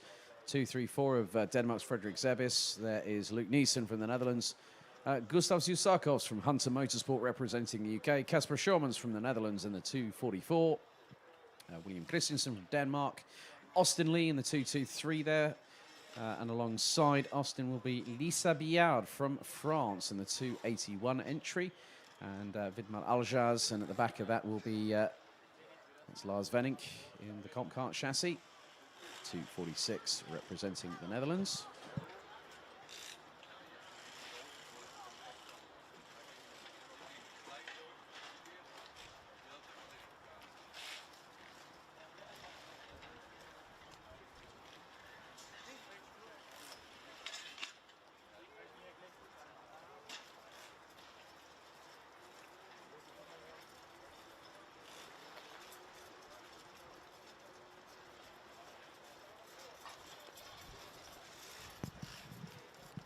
So we are just over a minute away from race 19 out of 24, and sunset is fast approaching. The cloud cover overhead, the floodlights on the circuit.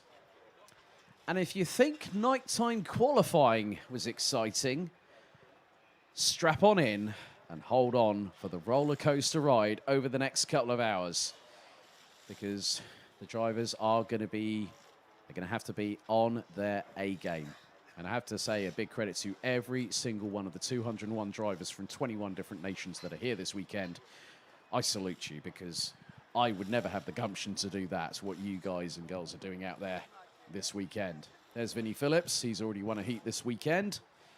Just behind him is Charlie Hart, who has been in the thick of the action, particularly in the midway point of the 6 heats earlier on today. Also got Mikkel Pedersen, Job Briefeld, amongst others.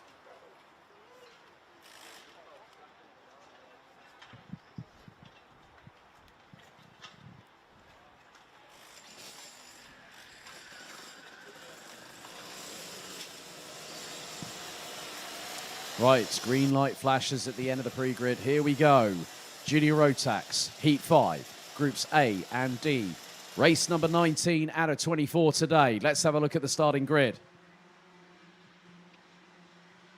Thomas Strauver and Vinnie Phillips on the front row. Ethan Jeff Hall and Charlie Hart, row 2. Enzo Boll and Mikkel Pedersen, row 3. Frederik Zebis and Job Briefeld round out the top 4 rows with Luke Neeson and Colin Vajny completing the top 10. Gustav Zusakovs and Montego Masson, row number 6. Kasper Schomans and Thomas Kass, row number 7. William Christensen and Nilo Kaskinen, row number 8. Austin Lee and Maximilian Schreier, who is a non-starter, I'm afraid, for the second race in a row. And it's Lisa Biad, Jimmy Kokalainen, Vidmar Aljaz, Benjamin Van Hees, and Lars Venink. That is your 22-strong grid. It's not been a good day. It's gone from bad to worse, unfortunately, for Maximilian Schreier. However, we still have 22 drivers that are going to give it their all, full of gumption and gusto around this 1,360-metre circuit.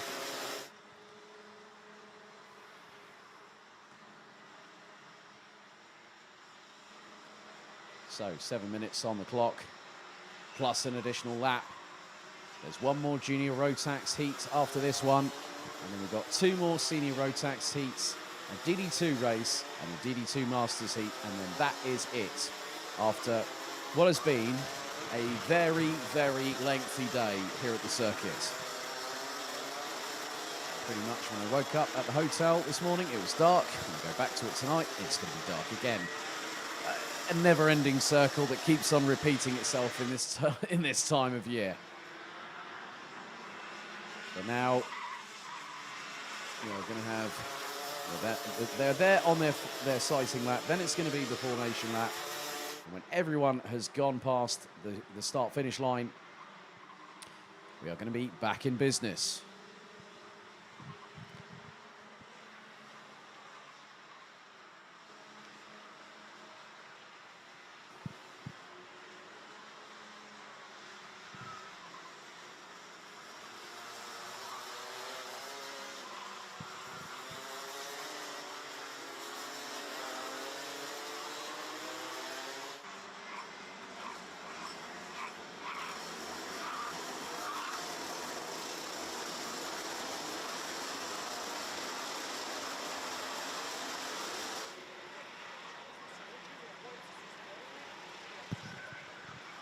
So the drivers now getting some additional degree or 2 of temperature into the Mojo Racing tyres that are attached to the wheel hubs on their chassis. And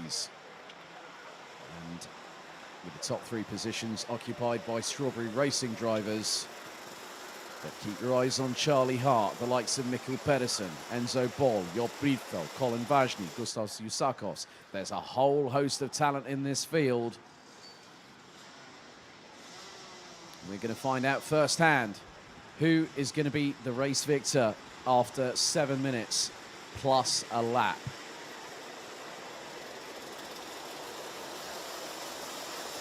Out of the final corner, into the tramlines, revs rise, we are lights out and off and away. Who's going to get to the first corner first? It's going to be Thomas Strauver, but Vinnie Phillips might have Ethan Jeff all up his inside. And it's nearly 3 abreast. Strauver keeps the lead going into turn 3. And there's been a bit of a spin around, and that is Colin Vajny. Colin Vajny from Poland has a 180-degree spin coming out of turn number 3, and that has compromised his race. And now it's all for themselves going into turn number 7 off of the Europalan. It's like Dodgem cars, and oh no! That is the 295 that has just had a drama, and that is Charlie Hart. He was running at the sharper end of the grid, and he's just been, he's exited stage left inadvertently right there. As now it's the trio of Strawberry Racing drivers. Strauver leads Phillips, leads Jeff Hall.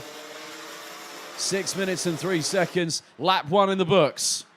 Strauver, Phillips and Jeff Hall covered by 3.5 tenths of a second. Mikkel Pedersen is the next closest driver. And you know what's even more interesting? He's 1.5 seconds behind. Briefeld, Neeson, Usakovs, Schomans, Zebis, Marston, and Enzo Boll round out the top 11. Austin Lee now up into 12th. And there is Vinnie Phillips right on the tail of Strauve. I still remember when Strauve was a Minimax driver last year. I think very shortly he's going to grow a little bit, and so is Ethan Jeff Hall. That's the thing when you see drivers at this size. I mean, I remember Jaden Thien as a Minimax driver, and now he's as tall as me, and that's like what, a couple of years. It's funny how things change. But now we go into the last 5 minutes of the race. It's still the three at the front, and they are half a second apart of each other. As Vinnie Phillips just waiting for his opportunity. Good to see the people in the grandstands looking on off of turns 10 and 11. And looks like there's been another change. Austin Lee up into 11th place, it looks like. He's got past Frederick Zebis from Denmark in the 2:34. Now hands just up ahead, Enzo Boll. So Austin Lee looking to make his way up into the top 10. Got third place at the final round of the Belgian Max Challenge at this very circuit just a week ago.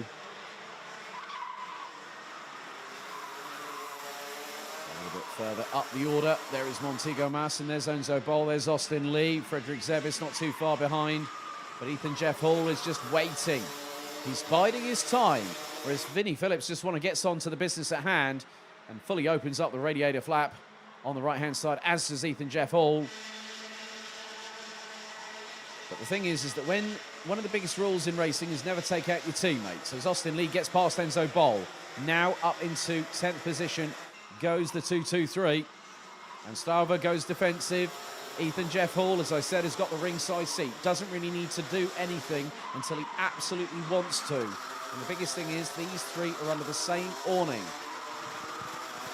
As Casper Schormans has got past Luke Neeson.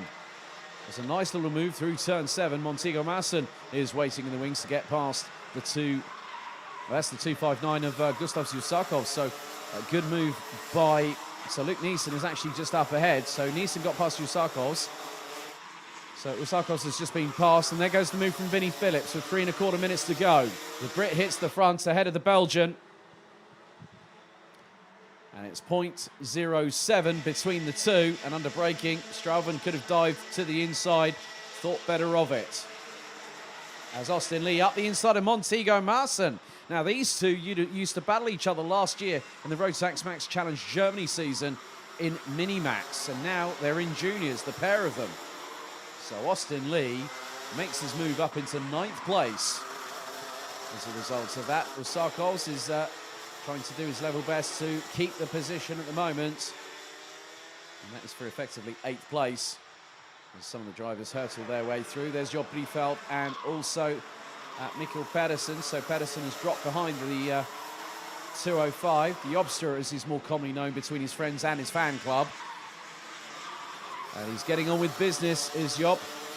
Going through out of turn number 12. And will try and chase the three out in front. But look at the gaggle behind, being led by Casper Schormans, as now Ethan Jeff Hall gets his way past Thomas Strauve. Through into turn number 2 with 2 minutes on the clock remaining plus a lap. Vinnie Phillips is trying to canter away into the distance. But the way things are happening, Job Briefeld is catching. And Briefeld just set the fastest lap. 56.378, 2 laps ago. He did a 56.4 last time, so he is on pace to catch them. So just over 90 seconds to go, plus a lap. Tenterhooks. We're on tenterhooks right now, folks, because this race could go down to the wire, and the way that Job Briefeld is pushing the kart, the 205 representing the Netherlands, he is now catching, and he's not that far behind Thomas Strauve. And Strauve could be in the danger zone right now because that 3rd place is right under threat. And Briefeld is with them through turn 3, gets a good hook up through turn 4. Briefeld will try and do something down the Europolan, I'm sure, and as he looks up the inside through into turn 6, he's got through! Briefeld inspired driving there from the Dutch driver. But Strauve back on the counter-offensive, on the counter-attack, retakes 3rd position, through off of the Europolan with 48 seconds on the clock remaining. And Strauve gets back up into 3rd. Mikkel Pedersen, in the meantime, has closed on in.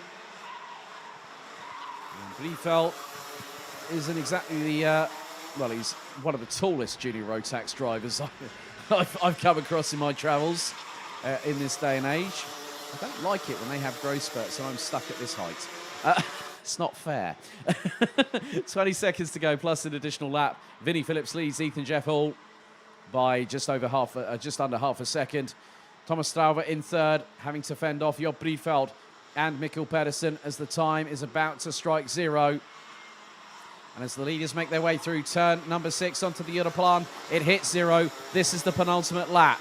Briefeld will now see the last lap board this time around, and he knows that he's got to go for it if he wants a P3 to end his race day, as Austin Lee has got past Kasper Schurmans. Austin Lee now up into a genuine 6th position. And he started down in 17th place, so 11 positions gained. Here goes Briefeld up the inside of Strauver. Neatly done through turn 10. And Mikkel Pedersen waiting in the wings for his chance to get past, but now Strauver trying to go up the inside through turn 12. So last lap board is out. Vinnie Phillips looking to make it 2 from 3 this weekend on Heats Day. Ethan Jeff Hall, 5.5 tenths of a drift. Job Briefeld gets through and manages to take P3 on the penultimate lap of racing for these drivers. And Strauver fending off Mikkel Pedersen as if his life depended on it right now. And through into off of the Europlan. Mikkel Pedersen looking one way, then the other. Through into turn 8. Can he force the door open? He does. And he's, they nearly touched sidewalls there through out of turn 8 into 9. And Pedersen just waiting, but Strauver keeping the racing line. Checkered flag being prepared. Out of the final corner, Vinnie Phillips takes the second victory here on Heats Day at Genk, ahead of Ethan Jeff Hall. Job Briefeld takes third. It's 4th for Thomas Strauver by 62 thousandths of a second. That's a real shame for Gustav Zulsakovs. That ended up having a massive drama, a big old tank slapper, and it span him around coming out of the final corner. That Vinnie Phillips wins ahead of Ethan Jeff Hall. It was a British 1-2 on Belgian soil. The gap between them, 0.378 of a second at the end of 9 laps of racing.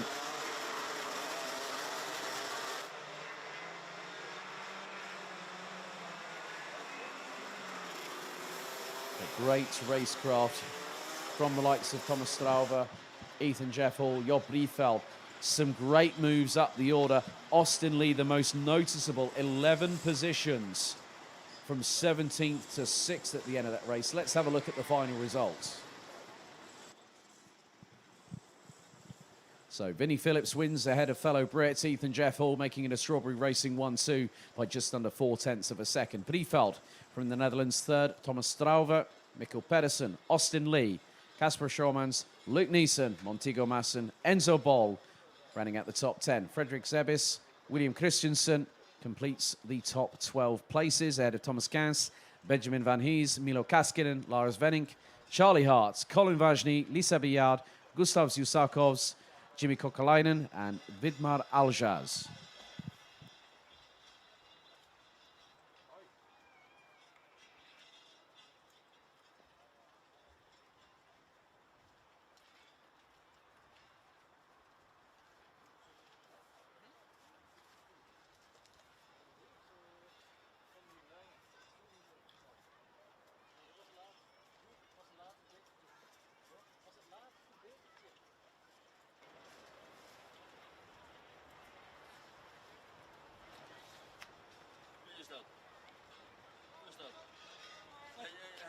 Warm of zo.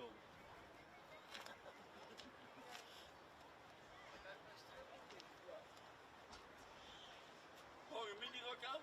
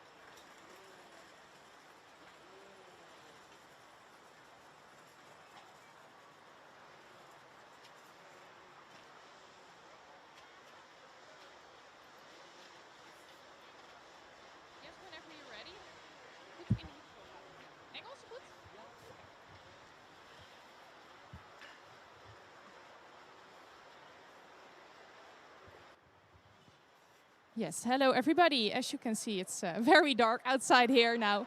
I'm standing next to Joep Breedveld. So, talk us through the race, Joep. How did it go for you? Well, after bad qualifying, I started the heat from P8. Before the start, the rain came, and it was a bit surprising because it wasn't expected. The rain didn't continue, and the track was just very slippery.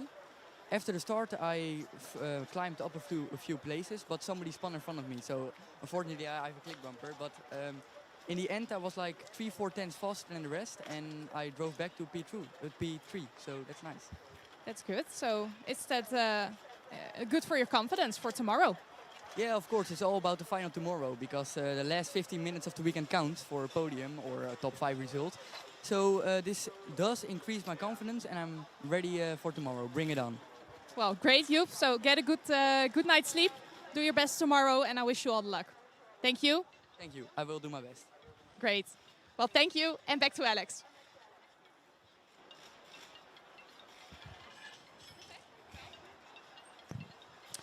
Thank you very much, Esme. Speaking to Joep Breedveld from the Netherlands, the 205. Okay. Race number 20 about to get underway, and it's the last of 6 heats here in Junior Rotax. It's going to be groups B versus C. And the nighttime very much embedded into the upper atmosphere here at Karting Genk, the home of champions. A big thank you to everyone that has tuned in so far over the course of yesterday's qualifying action, and also over the course of qualifying yesterday.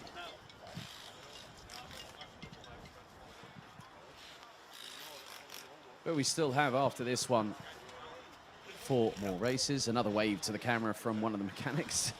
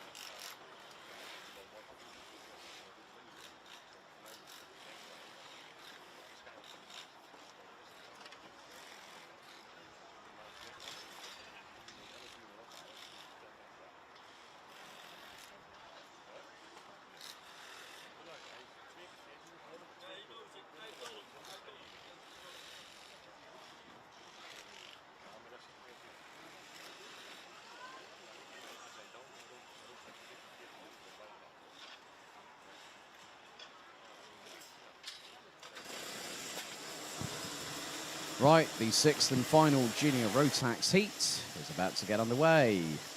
So race 20 out of 24, and actually out of what is going to be 38 races this weekend. I've got my work cut out for me. Let's have a look at the grid. This is Junior Rotax Heat 6, Groups B versus C. On pole position, it's Jaden Thien, and it's going to be Farin Mega from Germany alongside Janis Dieck and Rafael Renhofer on row 2. Boluet and Bruno Malders, row number 3. Tom Braken and Hungary's Alan Krebsik ran out the top 4 rows, and running at the top 10, it's Denmark's William Helgstrand and Hungary's Balazs Lantos. Then it's Mikey Porter and Croatia's Leon Zelenko. Row 6. Row 7, Julian Klausmann and Valentin Hervas from France. Thamen Huben and Tommy van der Stroys round out the top 8 rows. Greta Rosen, Adrius Rimkevicius, Christopher Ornball, Ralph van der Pevert, Daniela Chernega, and Devian Rust ran out the 22 strong.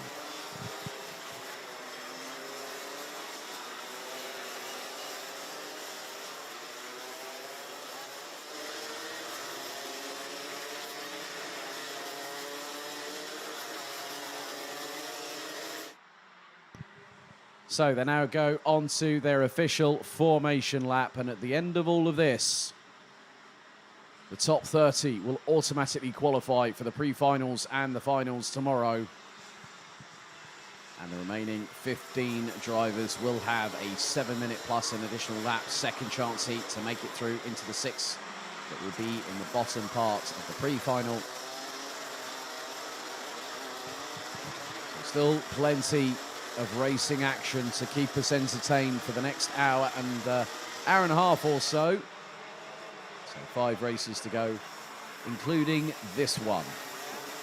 Again, this could be an absolute cracker. So it might be an additional formation lap. I'm just, right, okay, they've got a formation lap board out again. So obviously just to get the drivers familiarised to these conditions, because night time is in, floodlights are on. So it's just to help the drivers out.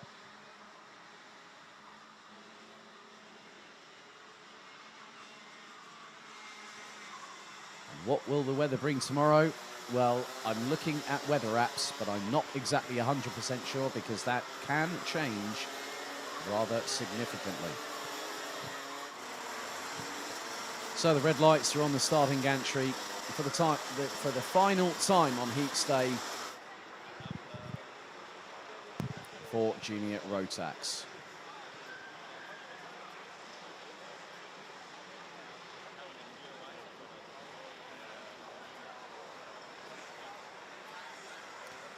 Good to see we have over, well, close to 430 people currently watching the stream. A big thank you to you all for keeping with us. We know that quite a few of you are keeping an eye on your favourites. So, top 10. It's Jaden Thien, Farin Mega, Janis Diak, Rafael Renhofer, Bo Louet, Bruno Malders, Tom Braken, Aaron Krepsik, William Helgstrand, and Balazs Lantos. That's your top 10. Out of the final corner, they split, they go into the tram lines, revs rise. We are underway and off and racing. Jaden Thien makes it through into turns 1 and 2 first. And Janis Diak is in second place as Rafael Renhofer has Bruno Malders up the inside through turn 4. Great move from him, and Renhofer's about to lose another position. And Renhofer sends it from absolutely miles away up the inside of Aaron Krepsik, who gets ahead of Bolouet. As the drivers make their way down the Europlan for the first time of asking into turn number 7. But Jaden Thien manages to get away, but not into the distance, because Germany's Janis Diak is holding station in second place at the moment. Braken up the inside of looks to be Bolouet. Bolouet is a little bit further down the order than the youngster from Belgium would like. But with just over 6 minutes to go, Jaden Thien is having to wrestle with the kart and also wrestle with his opponents. Janis Diak and Bruno Malders, that is the top 3 completed. Farin Mega, Aaron Krepsik rounds out the top 5, with the latter representing Hungary. Valentin Hervas has now dropped down as there's a move from Bruno Malders up the inside of Janis Diak through turn 7 off of the Europlan to take P2. And now Janis Diak has Farin Mega right behind. Farin Mega won the Rotax Max Challenge Grand Finals as a Minimax driver back in 2018 at Conde Pareba in Brazil. There's Tommy van der Stroys. Little nick of the front right of the bumper for William Helgstrand as van der Stroys got through off of turn number 10. Van der Stroys has really put himself in some form of contention. Farin Mega up the inside of Janis Diak through turn 2 for P3. As we head into the last 5 minutes out of 7, plus an additional lap of this race. Still very much game on for a lot of the drivers, who are definitely making sure that they're going to give it their best. Sometimes you have to do a little bit of conservation on Heats Day, but you've got to go in all guns blazing like the guns of the Navarone on Finals Day, and that will be the case tomorrow from 10:30 in the morning local time.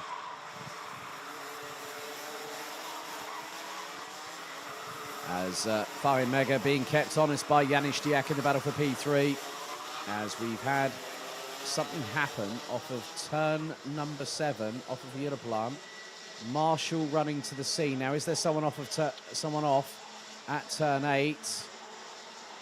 And if that is the case, that's one of the,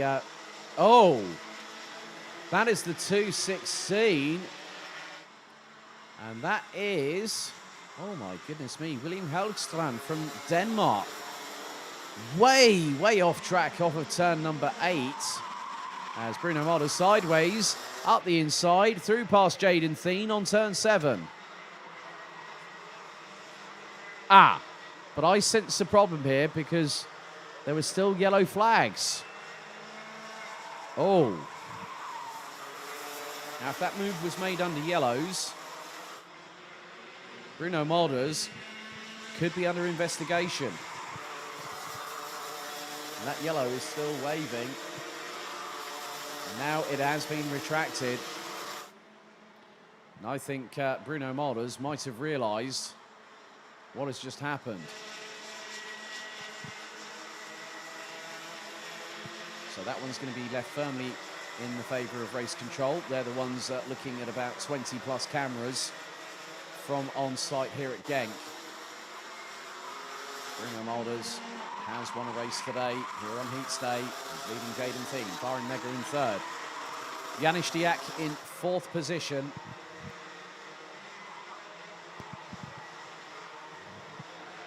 So William Helgstrand out of the race, unfortunately, on lap number 2. As the leaders make their way through turn number 11. And there is the cart of one, Aaron Krepsik, the Hungarian, now out as well. So yellow flags at Marshall post number 2 between turns 3 and 4, which has now been retracted as Jaden Thien back up the inside of Bruno Marders, going through into the approach for turns 1 and 2.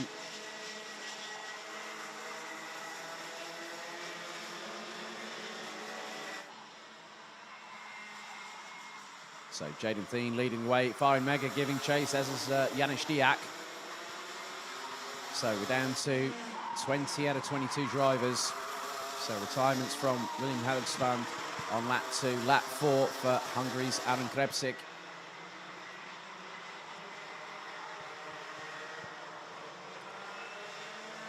So we're getting into the last 90 seconds of Junior Rotax Heat action here on Heats Day for the Rotax Max Challenge Euro Golden Trophy here at Karting Genk under the nighttime sky.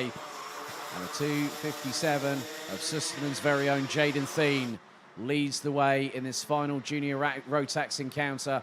And he leads by just under a 10th and a half. And Bruno Marders up the inside in the 2:77 to retake the lead on the commencement of lap number 7.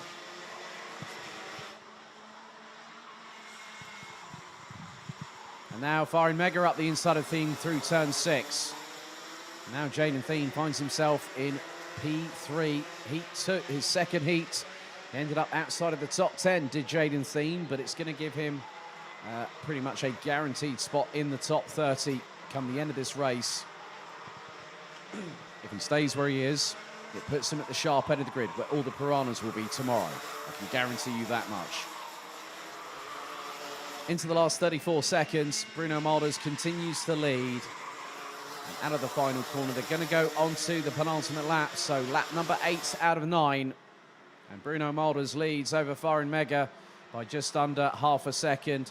Jaden Thien trying to get through, but has this plus one more lap to go to get the job done if he can. And he's right on the back bumper of Farin Mega going through 3, 4 and 5. Into 6, he's going to try and take a tighter line. Gets the slipstream from Mega as they both punch the throttle down, and Thien up the inside. Through back into P2 through turn 7. Adrius Rimkevicius has made some moves in the meantime, up to 14th for the Lithuanian, as the timer has expired.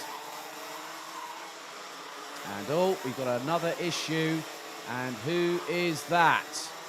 That is the 2:51.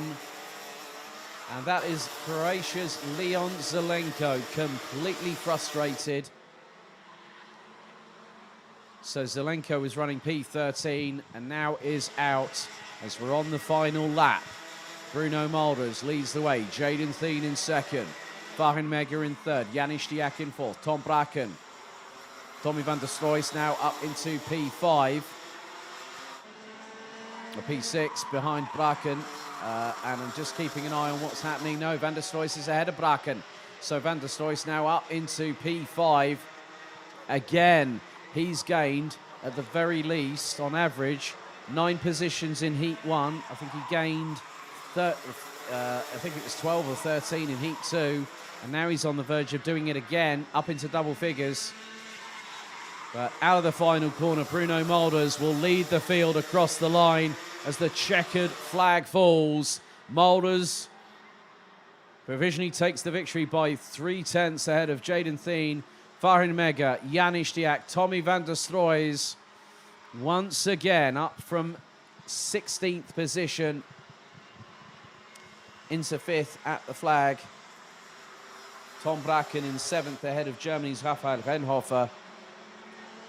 But it was Bruno Mulders that took the victory on that one. And it was not much in it at the end of it all. Top 3 covered by 5.5 tenths of a second. Come the conclusion of those 9 laps of racing. And there is your race victor coming through into turn 10 right now as they head towards the pit lane and scrutineering.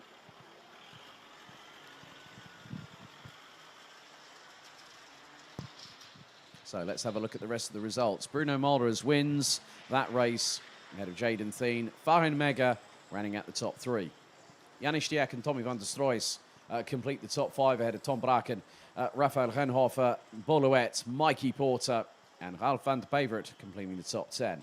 Completing the top, well, the 19 that actually made it to the checkered, it was Julian Klosman, Thamen Huben, Christopher Ornball, Balazs Lantos, Adrius Rimkevicius, Devian Ross, Valentin Hervas, Greta Rosen, and Danila Chernega. Leon Zelenko, unfortunately retiring on lap 7. Aaron Krepsik on lap number 4. And William Helgstrand on lap number 2. There has been a post-race penalty applied, and that is with regards to Rimkevicius for a 4-wheel excursion off of the leaving the tram lines on the start phase.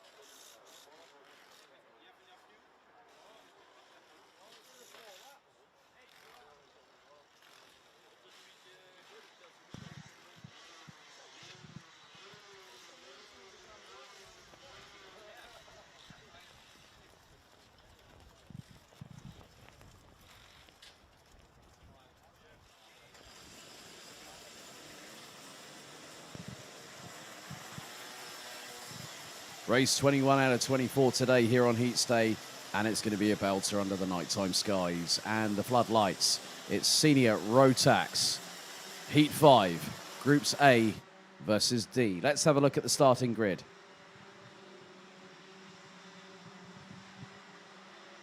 So starting on the front row will be as follows. Reese Hunter and Sebastian Bailey on the front row. Lars Van Vark and Kai Hunter, row 2. Flint Schuring and Lara Zanen, row 3. Matthew Higgins and Milan Koppens, row 4. Rounding out the top 10, it's Christian de Klein and Enzo Caldajas. Arthur Horsch and Bennett Arens, row 6. Linus Henson and Luca Costa, row 7. Lewis Gilbert and Sam Van Til, row 8. Row 9, Emily de Hoys and Arnold Domingo. Completing the top 20, Zino Kovac and Jens van der Heyden. Rounding out the 29 strong, it's Max Stemmedig, David Lackner, Tim Prinzler, Philip Keskik, Bendit Sabo, Corentin Franchi, Lester Ellenkamp, Mitch Haynert, and Mats Johan Overhoff. 29 drivers, 14 and a half rows. Add to that the combustible mix of 10 minutes plus an additional lap.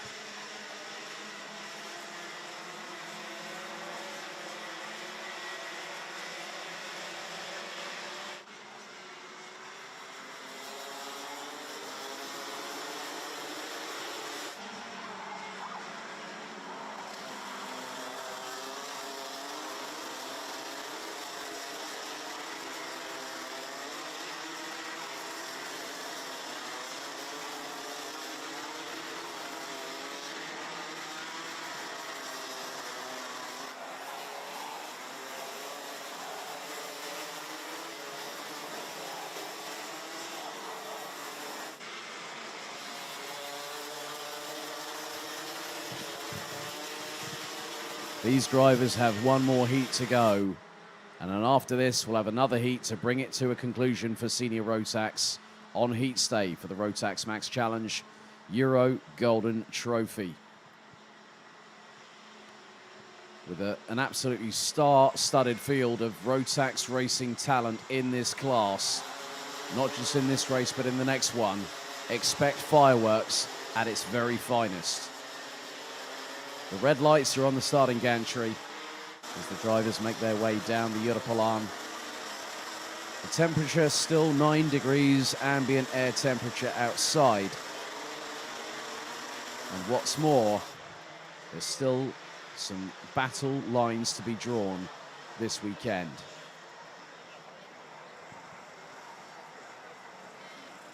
So the drivers now start getting their way into formation ahead of this 10-minute plus 1 lap encounter around this 1,360-meter circuit, known as the home of champions karting Genk.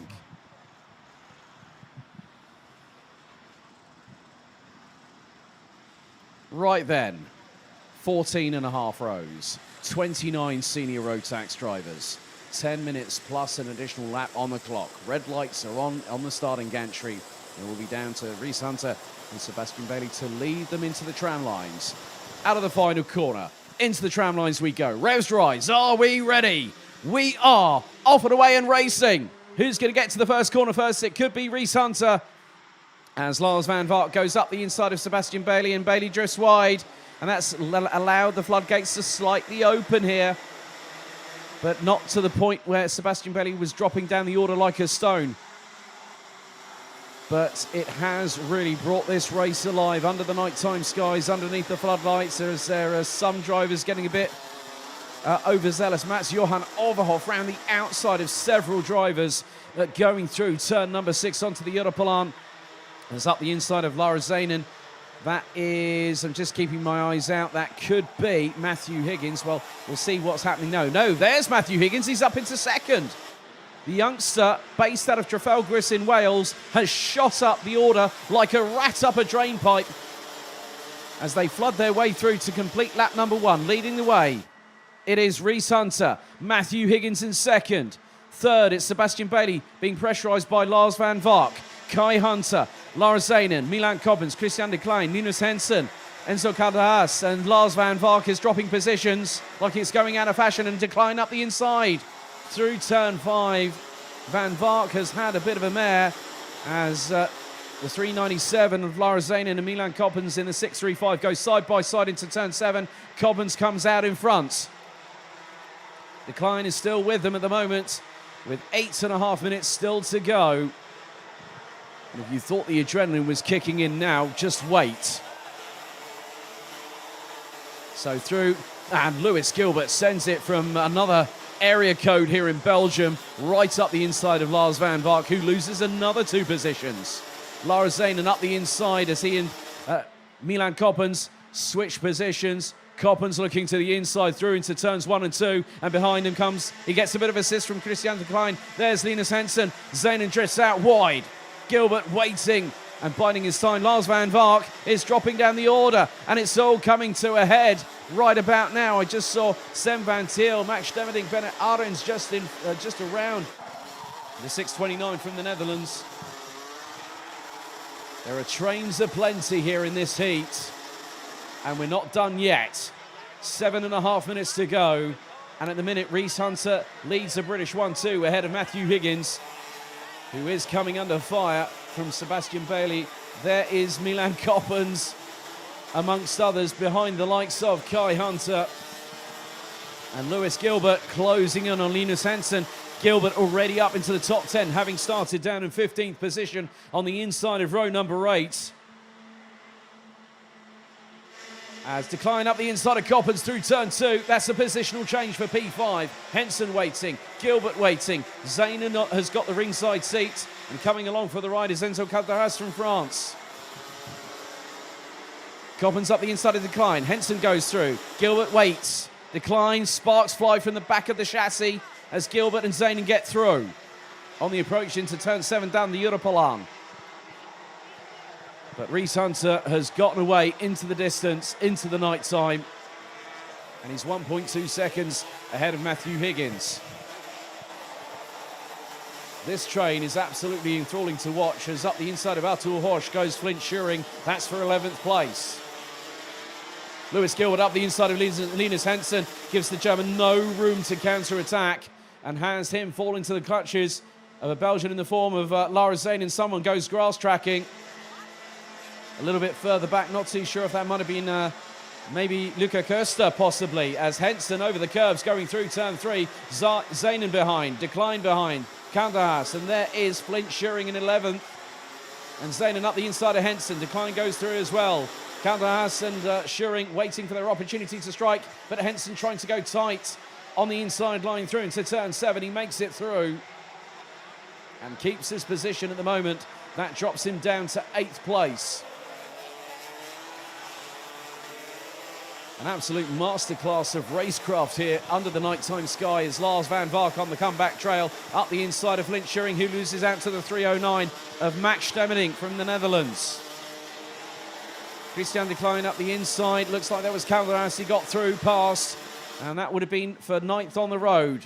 Hunter leads by nearly 1.5 seconds by Kai Hunter, who's overtaken Matthew Higgins in the process. So it's a British 1, 2, 3. Sebastian Bailey holding on to 4th, but Lewis Gilbert is trying to hunt him down. Gilbert is on a 54.8 last time round. Sebastian Bailey a 55.1 as there's more positional changes. Christian Decline and Enzo Calderas bump wheels. Decline off the track off on the Europalan, and he's sideways trying to control it. Oh, Christian Decline, you saved that one, but that nearly compromised someone behind. I think that could have been Bende Zabo in 18th position. Christian Decline's moment there alongside Enzo Calderas has meant that the Dutchman has fallen down the order. 4.5 minutes to go, plus an additional lap. There's your top 4. Now 5. Now 6 with Milan Koppens. Gilbert in 5th. Sebastian Bailey in 4th. Matthew Higgins in 3rd. Kai Hunter in 2nd. And Reese Hunter has already had 2 wins. And Reese Hunter took pole position in time qualifying practice yesterday evening. And now he's on course to be on pole position for the pre-final tomorrow. Top 30 will go through automatically to the pre-final stages, and then it's going to be a dogfight. 29 senior Rotax drivers tomorrow morning battling over the last 6 positions on the grid.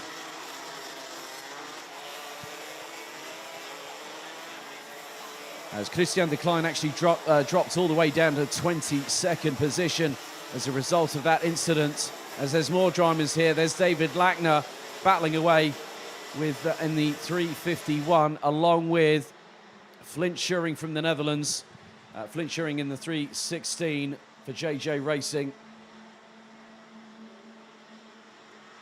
Cadras is being closed in on by Zen Van Thiel from the Netherlands. Arthur Horsch rounds out the top 11. There's your leader, Reese Hunter. He's got a 1.4 second advantage over his brother Kai. And that is Bennett Arin's day gone from bad to worse. Heat 2 for the German didn't go well. Now the third one has really put the nail in the coffin, so to speak. Figuratively, not literally, as we're into the last 3 minutes plus an additional lap. Max Demmerink now ahead of Lars van Vark for 12th position, as Cadras holds on ahead of Sem Van Thiel in the 656. Not too far behind is Francis Arthur Horsch. Then Max Demmerink, Lars van Vark, Emily de Hoy's up to 14th now. Bendit Sabo rounds out the top 15 positions. We're into the last 2.5 minutes as Cadras takes the tight defensive line into turn 2, and Sem Van Thiel looking for an opportunity to get past the Frenchman, but not quite yet. And we've had a penalty issue. David Lackner has just been given a 5-second time penalty by race control for pushing, and that is going to drop the Austrian outside of the top 20, as now Sem Van Thiel launches it up the inside. Late brakes on Enzo Calderas, and that gives the Dutch driver 9th position.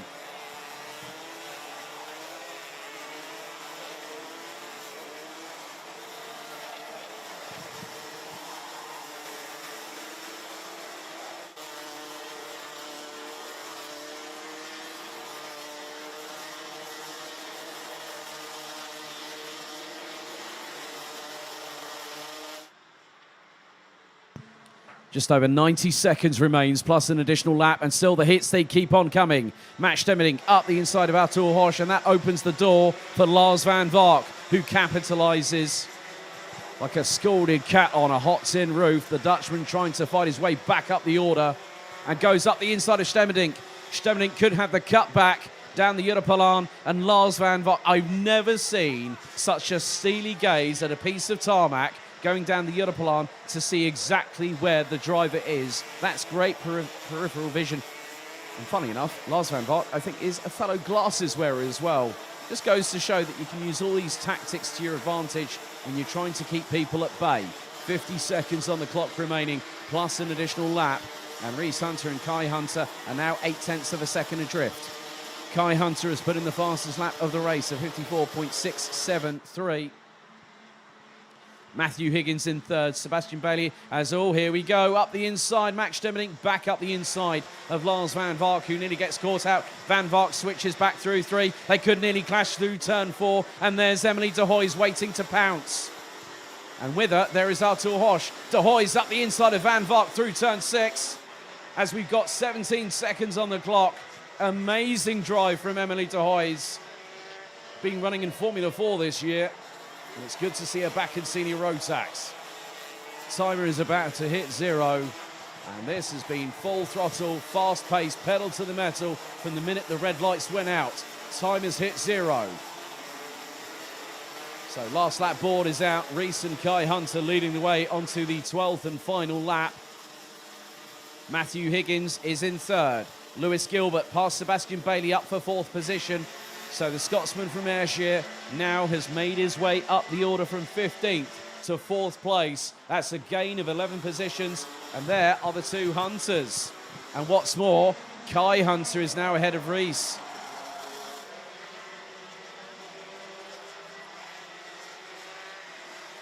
So effectively, Kai Hunter has had a DNF, and I think, you know what, this is a bit of brotherly love being shown here between these two great guys that I've got to know over the past few seasons. And they're going to come out of the final corner. It's not going to be a clean sweep for Reese Hunter, but Kai Hunter out of the final corner, powers down the throttle, and he takes the checkered and wins the race by just under 2/10. Matthew Higgins makes it a clean sweep. Well, hang on, it's a 1, 2, 3, 4 for the Brits, courtesy of Matthew Higgins and Lewis Gilbert. Sebastian Bailey Bailey trying to do his best for Belgian pride on home soil, managing 5th ahead of fellow countryman Milan Coppens. But what a penultimate heat for senior Rotax here at the home of champions. And in all my commentary years since 2017, the atmosphere here this weekend at the Golden Trophy, I've never experienced it. I'll be completely honest with you. This is fantastic. Nighttime qualifying, nighttime racing, and there. So let's have a look at the results. Kai Hunter rounds off his evening with a win ahead of Brother Reese by just under 0.2 of a second. Matthew Higgins and Lewis Gilbert completes an all-clean top 4 sweep for the Brits ahead of Sebastian Bailey and Milan Coppens. Linus Henson and Lars Zanen ran out the top 8 with Sem Van Thiel and Enzo Cadahas rounding out the top 10. Max Demerdink, Emily de Hoys, Lars Van Vark, Artur Horsch, Bendit Sabo, David Lackner, Luca Costa, Lester Ellenkamp, Christian de Klein recovers to finish in 19th ahead of Philip Keskik, who rounds out the top 20. Zino Kovac, Mitch Heinert, Flint Schuring, Arnold Domingo, Mats Johan Overhoff, Corentin Franchi, Jens van der Heyden, and Tim Prinzer rounds out the drivers that finished the race, and Bennett Arends unfortunately retiring on lap 6.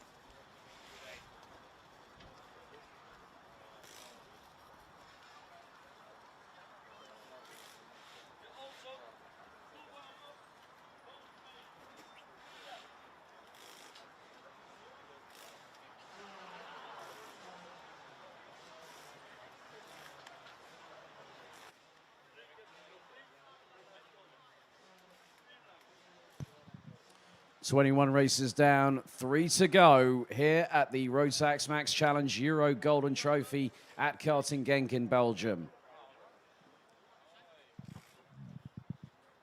It's been a rip-roaring roller coaster ride so far, and the best is yet to come because we still have 3 more races. We have our last senior Rotax heat of the day, and then we also have a DD2 and DD2 Masters race left in prospect. Local time approaching 6 p.m. Central European time here in the locality of the Limburg region.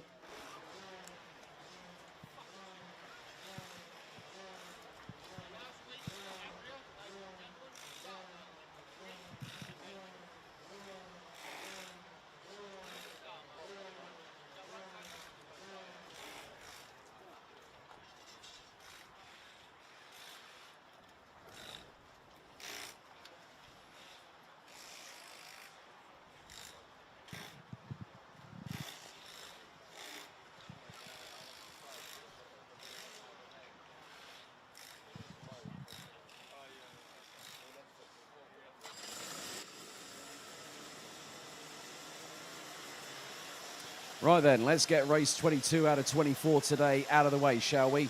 Senior Rotax, Heat C, Groups B versus C. Let's have a look at your starting grid as they make their way out of the dummy grid onto the circuit. Pole position, it's going to be Zsombor Kovac, and alongside will be the UK's Clayton Ravenscroft, Nicolas Picot and Paul Fokema. It's an all-French row 2. Dylan Lahaye and Luca Larini, it's an all-Belgian row 3. James Johnson from the United Kingdom and Beer Dorrestein from the Netherlands, row 4. Ruben Volt from Estonia and Noah Hip from France complete the top 10. Denmark's Mads Ries, Belgium's Kai Gilets. Then we've got Andrej Petrovic from Serbia, Nick Cuppens from Belgium, Mario Sidler from Switzerland, Kevin Kremers from the Netherlands, Ilian Brunsil from Belgium, Louis Jouin and Vincent Boutier both from France, and Justin Polman from the Netherlands completing the top 20.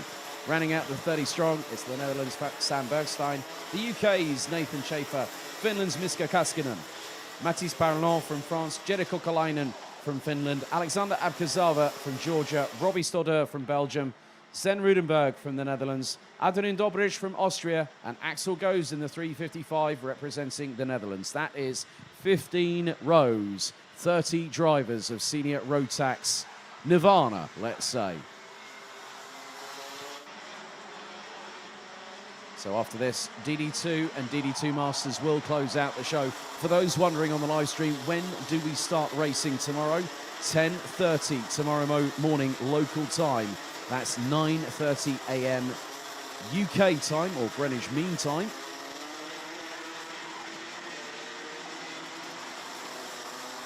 Obviously, those watching further afield, please make sure you check on YouTube with regards to the relevant time zone that you're currently in.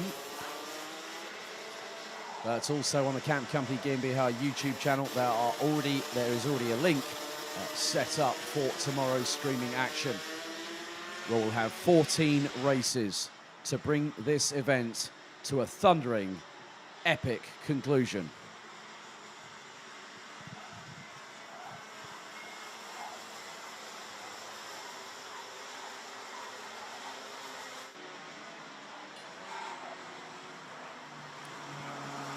So, 10 minutes on the clock, plus an additional lap set on the timer. Red lights ignited on the starting gantry for the 22nd time today. We have had a few false starts along the way. We've had a few trip-ups over Mojo Racing tyres, but nevertheless, we've got to this part of the evening. And we have had 201 drivers from 21 different nationalities competing over 6 Rotax-powered classes, giving it their all, pushing the limits of adhesion. But now, on this particular occasion, the senior Rotax drivers get themselves steeled, ready for battle one final time here this evening, under the nighttime sky with the floodlights ablaze here at the home of champions. Out of the final corner, they start to thread their way towards the tram lines. Okay, here we go. They split, head into the tram lines. Revs rise. Are we ready? We're lights out and away and racing. And Zsombor Kovac gets a great start heading into turn 1 for the first time of asking. And Nicolas Picot stays in second. Clayton Ravenscroft manages to keep ahead of Dylan Lahaye to stay in third position, even though he was on the front row at the start of proceedings. The drivers thread their way through turn 6 onto the Europolan. And one of the drivers, 633, Nathan Schaefer, round the outside at turn 6 onto the Europolan went the Brit. Through into turn 7. Everyone neatly making it through thus far. But too wide going into the Europolan. Turn 7 is never easy to circumnavigate. Nicolas Picot looks over his left shoulder to see where Clayton Ravenscroft is in terms of proximity. As the drivers make their way through turn 10, Zsombor Kovac will lead them through the 12th and final corner out of this 1,360-metre circuit to complete lap number 1. And Kovac's lead is just 77 thousandths ahead of Picot as they cross the line. Well, it's a tenth and a half. Ravenscroft third. Lahaye, Larini, Fokema, Johnson, Dorrestein, Ruben Volt, Mads Ries up into 10th place. And Ries started in 11th and he won one of his heats a bit earlier on in the midway point of the heats phase of this competition. Looks like he might have gotten past Ruben Bolt in the meantime for 9th place, so the Estonian drops to the bottom position in the top 10.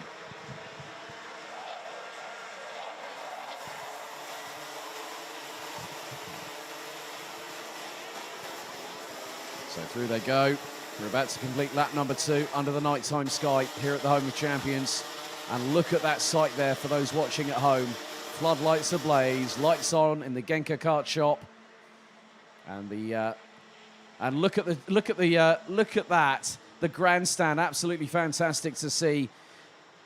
Despite all the trials and tribulations the globe has been through in the last 18 or so months, as now Clayton Ravenscroft up the inside of Nicolas Picot. And as I say that, Luca Larini pounces up the inside of Dylan LaHaye in through the exact same corner. So change for 2nd, change for 4th. Mazris is up into 9th place and could be pushing forward. Next on his hit list is going to be James Johnson from the United Kingdom, and that's already been dealt with. Beard Dotterstein in 7th. Ruben Volt trying to get through. I think it's just got past on the 6:23 of James Johnson. This is senior Rotax competition at its finest. Drivers looking to push the limit of adhesion, looking for the minimalist of gaps to get through at a moment's notice. 3 minutes down, 7 to go, plus a lap, and Dylan LaHaye is not having a good time out there. He's definitely the meat in the sandwich, is the Belgian. He's battling away with the likes of Paul Fokema, and he's just got past the French driver. And there's Beard Dotterstein, there's Mads Rees, there's James Johnson. Down the Europalan they go, heading into turn 7. And it's all kicking off, all and sundry. It's nearly 3 abreast. Oh my goodness, through turn 8, under the nighttime sky. And one of the drivers being hung out to dry around the outside of turn number 9. Mads Rees really pushing the envelope here, as is Andrej Petrovic. Now he's fired up. Well, I never. Everyone's jockeying for position, and this is where the frantic action happens here in senior Rotax. 6.25 minutes to go, and Clayton Ravenscroft now gets into the lead. The Brit and the 6.49 for KR Sport gets past Zombor Kovac in the 3.79. And coming along with them for the ride is Luca Larini, who gets up the inside of Kovac through turn number 6 onto the Europalan. And just behind is Nicolas Picot waiting in the wings. And Zombor Kovac needs to keep both hands on the wheel, not gesticulate to the person in front and say, come on, let's go. That's exactly what they're all trying to do. And now it's a 4-way scrap for the lead. And in 5th place, it's Dylan LaHaye ahead of Beard Dotterstein, Paul Fokema, James Johnson, Mads Rees, Andrej Petrovic. Rounding out the top 10, Ruben Volt, Noah Hip, Ilian Brunsils, Kai Gilets and Nick Cubbins ran out the top 15. 5.5 minutes to go, and Ravenscroft leads the way. Lap 5 completed. On to lap 6 we go, heading into turns 1 and 2, and Larini up the inside of Ravenscroft to now take the lead on the start of lap 6. And this is a chess game here. It's strategic. And now, Pico up the inside of Kovac. Through to 3rd goes the Frenchman. And that was through turn number 6. Paul Fokema has lost out to James Johnson in the meantime. So the 6.23 from the United Kingdom now up into 7th place. Justin Polman's had a bit of a mare as well in his own right. The 6.21 from the Netherlands now down in 30th and stone dead last. Other drivers making moves, Miska Kaskinen, Alexander Abkazava, they ran out the top 18. Louis Jouin and Kevin Kramers ran out the top 21. Zen Rudenberg, Robbie Stoddard, Axel Goes now ran out the top 25. They've all gained places. As now Ravenscroft goes up the inside, launches it past Larini through into turn 2. And the gap between them was just shy of 9/100ths of a second. So Ravenscroft back out in front. And this is territory that he's really, really familiar is with the Brits. Ran here as a junior and a senior in the B&L karting series. He said the last time he raced it was a couple of years ago. It's like he never left. Good to see shades of Ravenscroft old back in full fashion here at Karting Genk. As Pico holding on in front of Zombor Kovac for P3.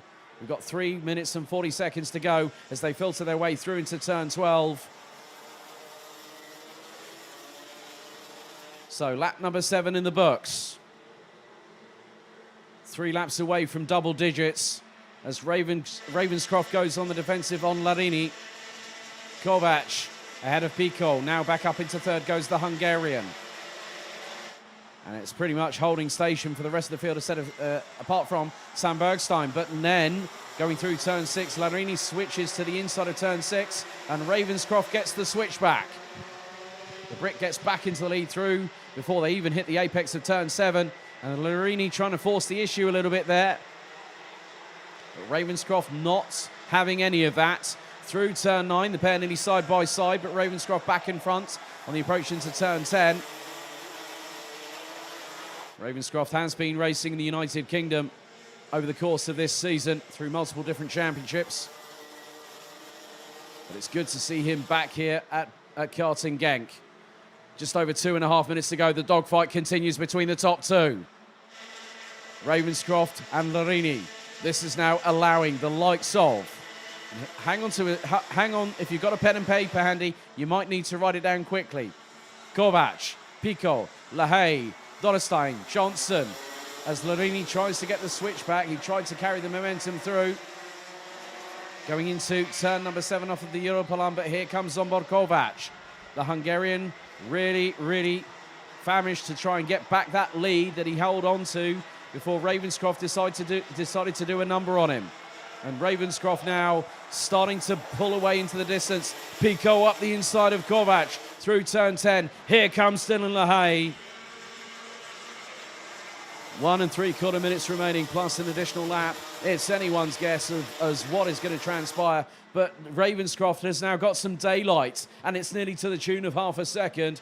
As Kovac up the inside of Pico to retake P3. Lahaye is just waiting. As Pico switches positions, Lahaye up the inside of Kovac to take fourth away from the Hungarian. That was a masterful move from Dylan Lahaye. Fast approaching the last minute or so of this race, and we're not done yet. Lahaye up the inside, this time on Pico. Lahaye up into third place. And Lahaye, where did he start? 5th place, and now he's back up into third. He dropped down the order a bit earlier on in proceedings. And now he's got an opportunity to try and go and catch up to the 2 in front. But if he had another couple of minutes on his plate, he might be able to have that opportunity. But Clayton Ravenscroft is going to bring us onto the penultimate lap of this race and also the penultimate lap of the senior heat stages here at the Golden Trophy. It's getting a bit close there.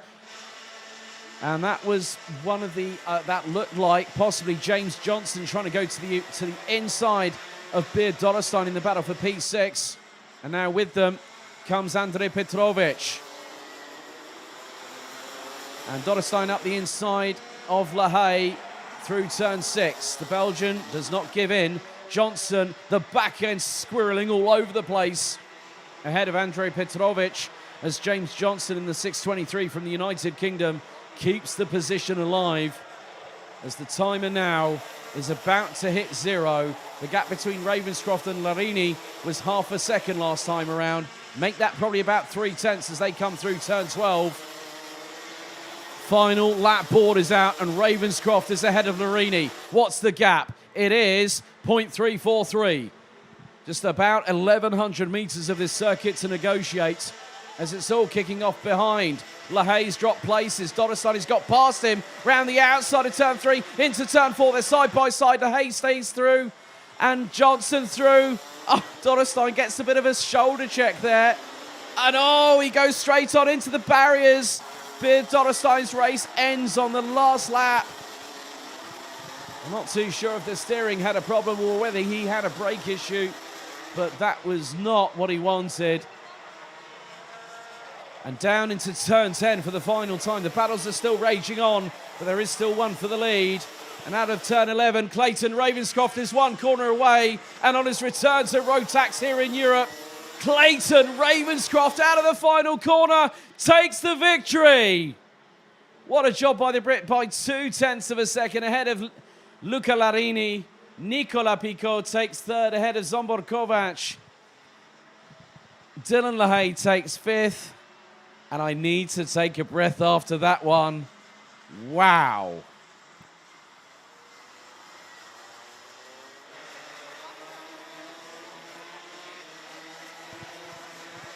You know what? It's moments like these when you have drivers that return to old stomping grounds.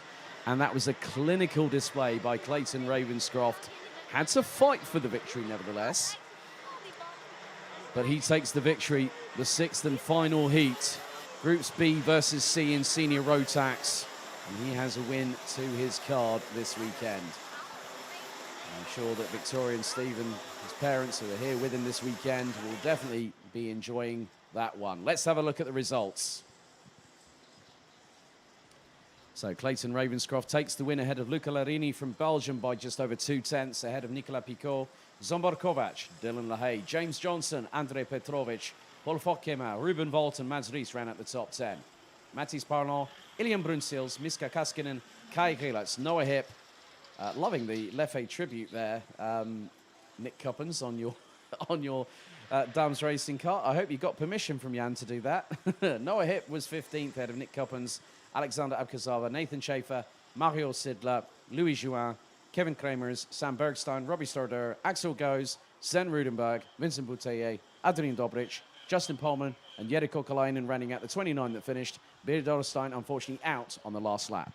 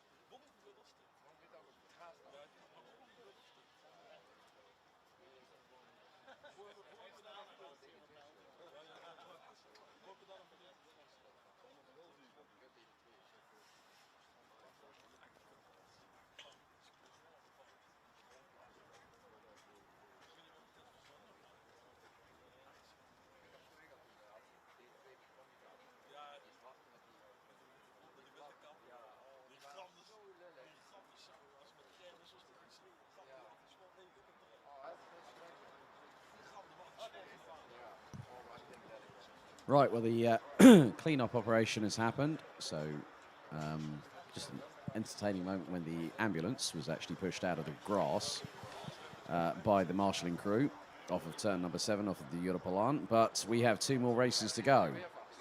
DD2 up next.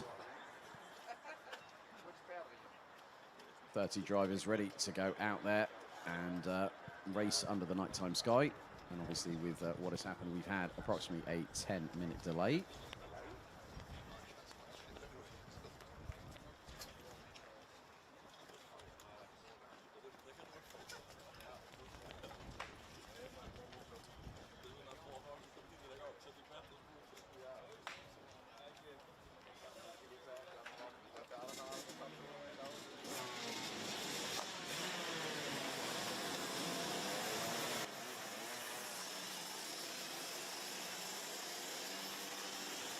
So the penultimate race of Heat State about to get underway. It's DD2 Heat number 3. The drivers make their way out onto the circuit. Let's have a look at your starting grid. Oh, someone's had a bit of sparks flying from the back of their cart. Patrick Snolls Lockmelis starts from pole position once again ahead of Kasper Bielecki. Zona Schublak and Glenn Van Parijs, row 2. David Maslakovic and Mika Metz, row 3. Lasse Andreasen and Christopher Zaxa. Row 4, Josh Price and Lucas Thompson. Row number 5, completing the top 10. Row 6, Kilian Gerhardt and Jori Klebel. Row 6. Row 7, Max Fleischmann and Florian Breitenbach. Row 8, Matthias Lund and Karl Borgard. Row 9, Maxim Dirks and Hannes Border. And completing the top 20 in row 10, it's Robert Chopian and Andreas Bergbach. Jule Jungdahl, Jaro Deckers, Lauren Seifried, Fabian Bock, Charlie Anderson, Martin van Leuven, Dennis Thien, Mario Savan, Amahik Gaha, and Hannes Morin. That's your 30-strong grid, 15 rows. As the floodlights blaze onto the 1,360-metre tarmac here at the home of champions karting Genk in Belgium.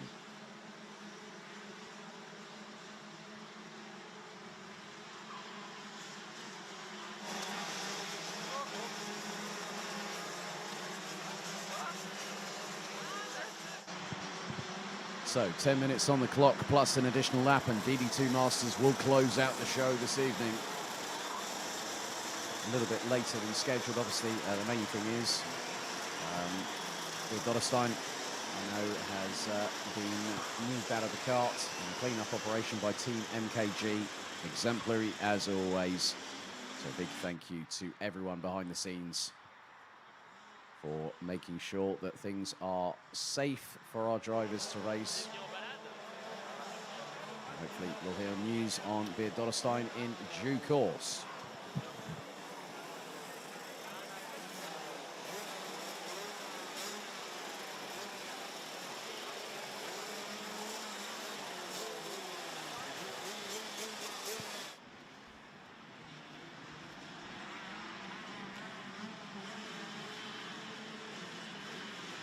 Right, they're going to call another formation lap, it looks like, because the red light is still on the gantry, but the yellow light is flashing.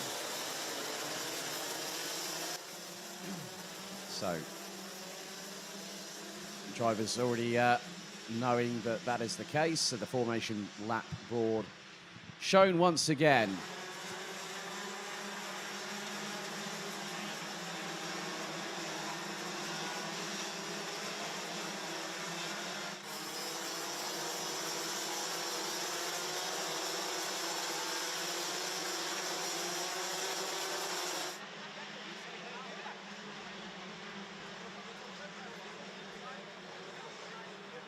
So by the end of this evening's action, we'll have completed 24 races. 14 to go tomorrow before we crown our champions for the 2021 Rotax Max Challenge Euro Golden Trophy. And 6 drivers that will get their tickets for the grand finals at the Bahrain International Karting Circuit between December the 11th and the 18th. We'll have a 5-week rest period, so to speak. That they'll be getting some track time wherever they can, if there are any competitions or track time available.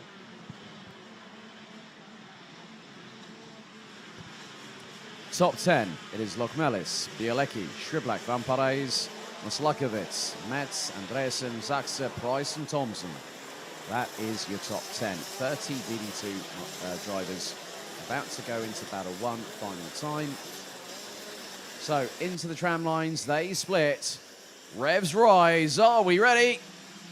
We are lights out and away in racing. Who's going to get to turn 2 first?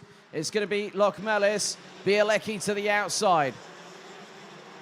So someone's exiting a bit stage left out of turn 2. That could have been Amerique Guérin at the back end of the field as they all filter their way through turns 4. And there's sparks flying off of the curbs on the exit of turn 4 and into 5. A big shower of them from, I think, probably around about the lower part of the top 15. Hannes Morin already making... Hang on us. Hannes Morin, under the nighttime sky, I count he's probably gained at least 10, maybe 12 places. Van Parijs now gets up the inside of Lokmelis in the meantime, but Bielecki leads. Mika Metz in 4th. Zana Shriblack 5th. They all filter their way through. Hannes Morin, he's like the Druid Getafix with his scythe, just carving his way through the opposition like he was using a meat cleaver. So Bielecki leads. Van Parijs has always been coming together. Florian Breitenbach and also David Maslakovic. The 4-4-5. His evening ends rather abruptly within the first minute or so of this race. As Zana Shriblack trying to go up the inside through turn 7 of Mika Metz from Germany. Hannes Morin makes up another place. Hannes Morin on the first lap made up 11 positions, and I reckon probably by the end of this lap, he's going to be in the top 15 at the very, very least. As Van Parijs round on the exit at turn 10, Van Parijs gets past Bielecki for the lead of the race. Bielecki looks to the inside through turn 12. Lokmelis is there or thereabouts with them. 2.5 tenths cover the top 3. Mika Metz and Shriblack still holding station in 4th and 5th. So Shriblack did not get past the German through turn 7 off of the Europolan. So down to 29 we go. Maslakovic, unfortunately, out of the race. And that does not really help his positioning for tomorrow's pre-final.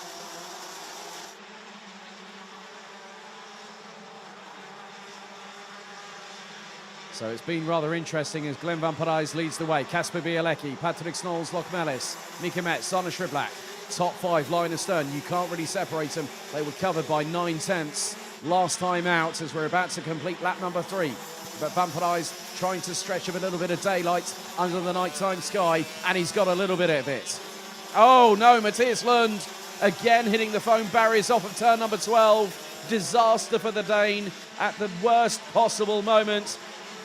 As Lokmelis, Metz, Shriblack side by side, nearly rubbing wheels with a 454 through turn 5. Shades of old of Zander Shriblack. He's won a heat earlier on today, and Mika Metz doesn't like any of it. That was an exchange and a half. If anyone might remember, Zander Shriblack, David Remy, and DJ Liveris battling away, sparks flying from the back of Mika Metz's cart. I think the lower part of the front bumper from Lokmelis might have slightly lifted up the back axle, and when it dropped down on the 464 chassis, sparks flew. Lasse Andreessen is with them, and Hannes Morin, right, get this, 30th and stone dead last when the lights went out, as we've got a problem. We've got a major problem for one of the drivers. Was that Hannes Morin? Oh, Lokmelis. Front axle bumps up and down, sparks fly from the undercarriage of the chassis. These drivers are being tested to the absolute limit. Christopher Zaxe has dropped all the way down to 29th. I could think that the Danes race might be done. And Hannes Morin, I think, might have had a little bit of an issue down the start-finish straight. He's up into 17th, then he's going round the outside. Oh my goodness, Hannes Morin, that could have been maybe the 470 of Kilian Gerhardt, that he was going toe-to-toe, wheel-to-wheel with the French driver, and the Swede was not wanting to give up on that one. Locke Mellis up the inside of Mika Metz to now retake what is 4th position. Mika Metz, sparks flying as he hits the curb through turn 12. Locke Mellis is squeezing the German through into turn 1. And Zaxa is out, and that is another driver that's been in the trenches. That's the 4-3 of Jule Lundal from Sweden. Oh my goodness. They say the hits keep on coming. Tonight they have not stopped. And there is Hannes Morin battling away with Kilian Gerhard. This is for 17th on the road. The Swede switches to the inside. Through he goes into 16th position. Or 16th position, make that 17th actually. So Hannes Morin was probably as high as up to P12 before he ended up slowing for some reason. Not too sure if there was an issue with the power plant. But Glenn van Parijs leads the way. Hannes Morin has the fastest lap as under the nighttime sky, the mechanics on the stands off of turn number 12 giving guidance to their drivers. And Locke Mellis is holding on to 4th at the minute, but he's got 2.2 seconds ahead of him of clean air. And who's up ahead? Zana Shriblak, who's trying to close in on Kasper Bielecki. Some other changes up and down the order, which includes Maxim Dirix, I think, might have just got past Lucas Thompson for 8th on the road. 3 3/4 minutes remaining in this race. It's the final chance to get themselves as high up the grid as they can for the pre-finals tomorrow. But even 3.5 minutes, anything can happen as Lasse Andreasen goes defensive on Mika Metz. Josh Price now joins them, and the Brit is in 7th and is hungry for a higher positioning in this race. Josh Price in the last heat was inside the top 10, and he's got a good shot of it now. Locke Mellis going defensive on Lasse Andreasen, Mika Metz, Josh Price, and there's Lucas Thompson. So Martin van Leuven got past teammate Maxim Dirix, who this time last week, picked up the Belgian Max Challenge Championship in this class and has booked his place to the grand finals with Team Belgium in December. Mika Metz up the inside of Andreasen. Josh Price looking for sweeping around the outside. You're not going to do that through turn 12 unless you're really, really brave. And Price just has to hold back, hold fire.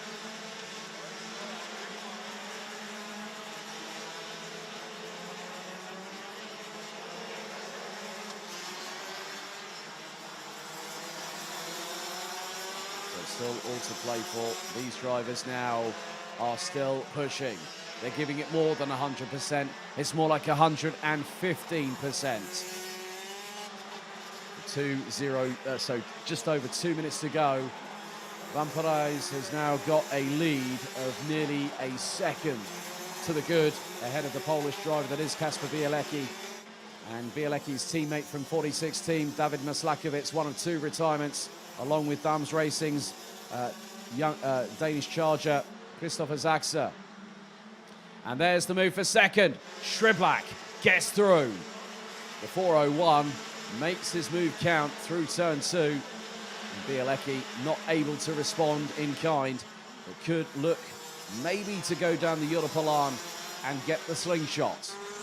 Because one other thing, apart from the slipstream, sometimes you can get side draft as well. But here in karting, it's more the slipstream, the toe, being in the wheel tracks of another driver is where that can really pay dividends.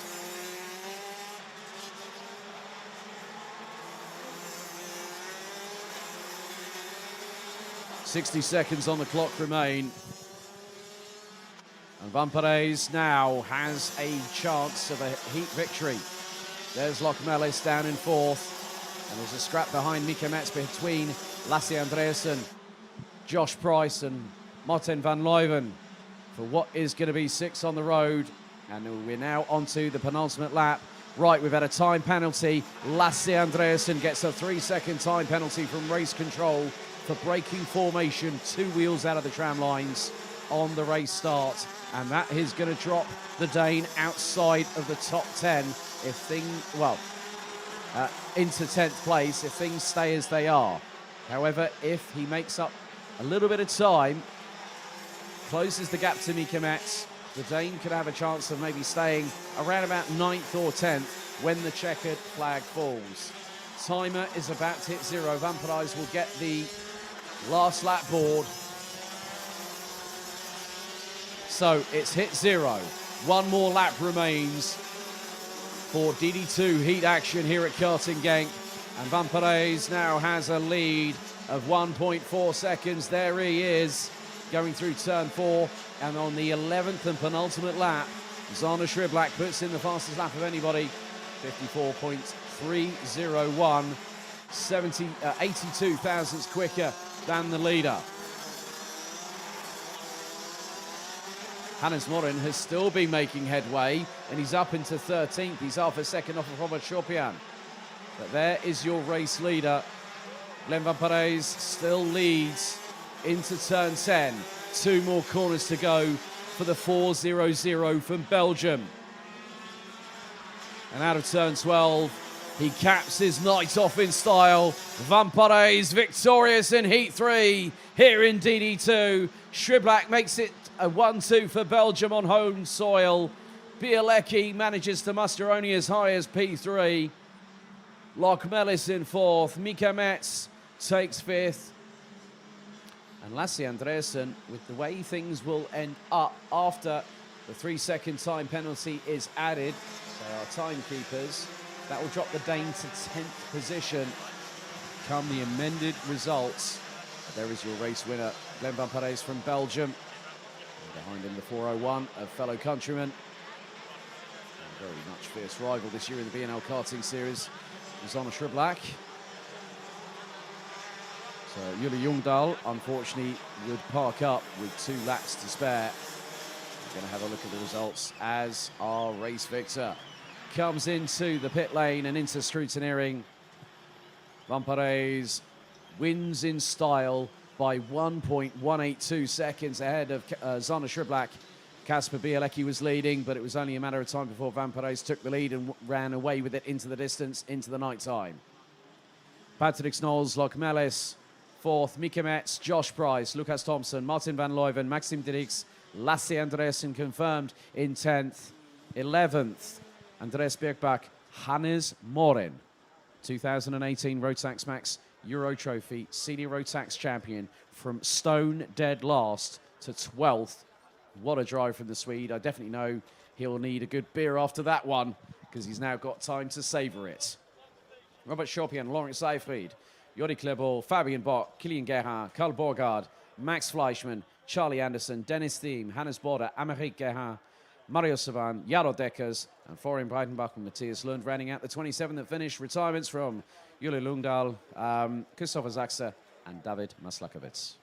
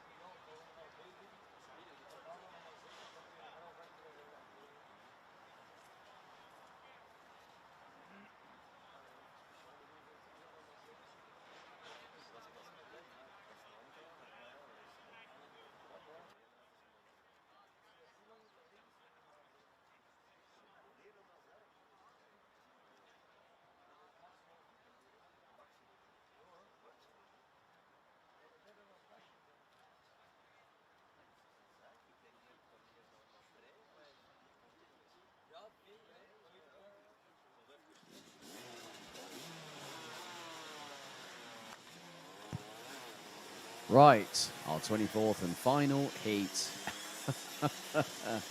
It's been a long day and we're into the deep of night, but the night is still young, as they say. Okay, 24th and final heat today. It's Heat 3, DD2 Masters. Let's have a look at your starting grid for one final time today. James Beecroft and Dennis Valentin Storm round out the front row, representing Great Britain and Cyprus, respectively. Alessandro Glauser and Karl Klebor, that's row 2. Tom Dessert and Jörg Müller, row 3. Morgan Riesch and Sebastian Humpelhardt, row 4. Slavomir Malansky and Thomas Piet, row 5, completing the top 10. Completing the 21 strong is Christophe Capitain, Christophe Adams, Pritzai, Bruno Dos Santos, Ian Getz, Robert Schlunsen, Michael Becker, Thierry Dion, Peter Gyotai, Maxim Shaposhnikov, and Nicolas Mazinas.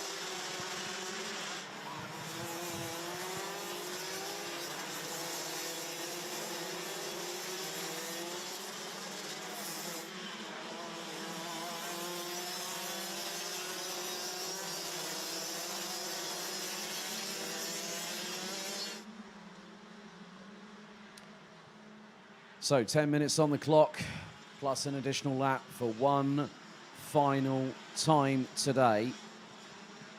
And you know what?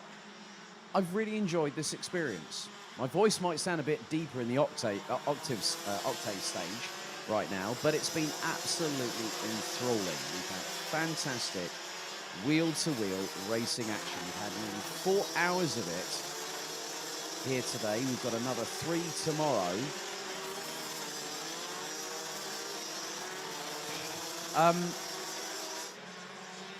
I really, for the first time today, I'm lost for words. I really am. I remember what happened a couple of years ago with the B&L Rotax Golden Trophy. And now I've had this experience. This is enthralling. Seeing the glints of the paint jobs on the stickers on these karts and also on the race helmets of these drivers. And the floodlights here completely bathe the track. And what a way to cap off what's been an incredibly long day in the office up here for yours truly. But I'm looking forward to catching up with some friends, having a good meal, and maybe a couple of drinks or two. But I think everyone today has definitely earned a good rest ready for tomorrow, because tomorrow, if we thought today was something, tomorrow's going to bring a whole different level.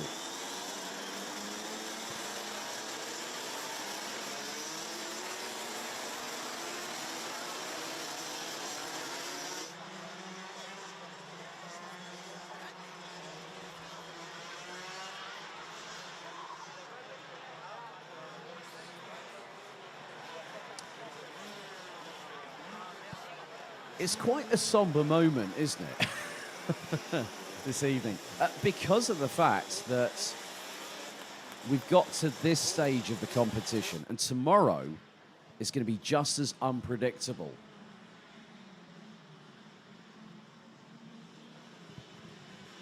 So Beecroft and Toom on the front row. 10 minutes, plus 1 lap. Red lights on the gantry. They now make their way through the final corner, and for one last time today on Heat Stay, into the tram lines. Revs rise. Are we ready? We are lights out and off and racing. And a great start by James Beecroft. And also, Alessandro Glauser manages to pip ahead of Dennis Valentin Thurm. In the meantime, Jörg Müller's got his way up into 5th place. After what was a disaster for the German in the previous heats, where he got turned around and finished down the order in around 16th position, he now is going to be fighting at the sharp end of the grid. Oh, fireworks, folks. Here we go. I don't need to light a match for this one. It's all out on track. As they all filter their way off of the Europalan for the first time through turn 7. And James Beecroft leads. Glauser second, Thurm in third. 4th, it's Karl Klebor. 5th, it's Jörg Müller. 6th, it looks to be, I think that could be Sebastian Humpelhardt. And 7th, it's Morgan Riesch, who's already won 2 races so far in the heat stages today. Lap 1 completed. Beecroft coming under fire from Glauser. Good to also see Jan Schwitter earlier on this weekend. That normally works with Alessandro Glauser. All sparks fly from the left front of James Beecroft's car as the chassis grinds against the curbs.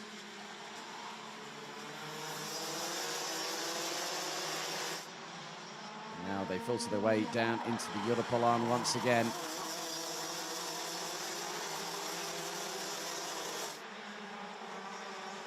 So line astern, these drivers are at the moment.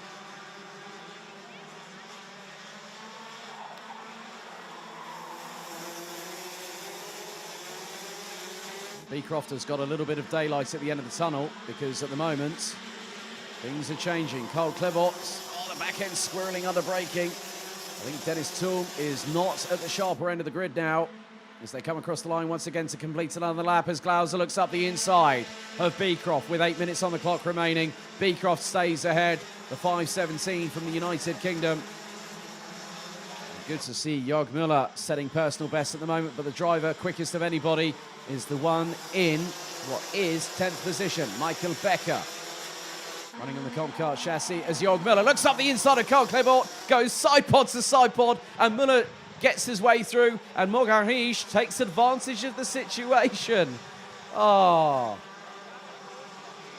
really, really great to see Jörg Müller here in person and actually giving his all. Thomas Piet up the inside of Carl Klebot. There's Sebastian Rumpelhardt. So Rumpelhardt is behind Thomas Piet, Dennis Valentin Thum, and Jörg Müller gets passed by Morgan Riche, but goes into the slipstream down the start-finish straight. Jörg Müller, will he pull to the right-hand side as Glauser comes under fire from Dennis Valentin Thum and has been able to stay ahead.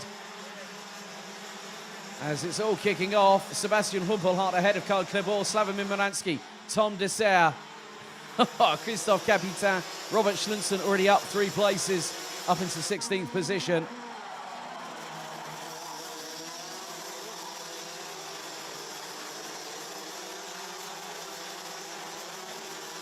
So still plenty of this race left, 6.5 minutes to go. It's all handbags in the night, not at dawn. That will come tomorrow morning, folks. But Dennis Thum looking to try and close and get past Alessandro Glauser in the meantime. Through turn 12, Beecroft still holding on to the lead. He's managed it thus far. As we're fast approaching 4 minutes completed and just over 6 minutes and 10 to go. Beecroft, Glauser, Thum, Riche, Müller, Thomas Piet running at the top 6, Sebastian Rumpelhardt in 7th, Carl Klebot, Slavomir Miransky has now been passed by Tom Dessert for 9th, Michael Becker, Christophe Capitain, Robert Schlunzen, Fritz Sai is also there, Thierry de Jong, Ian Gepps, Bruno Dos Santos, Christoph Adams, rounding out the top 18. The drivers are still circulating thus far.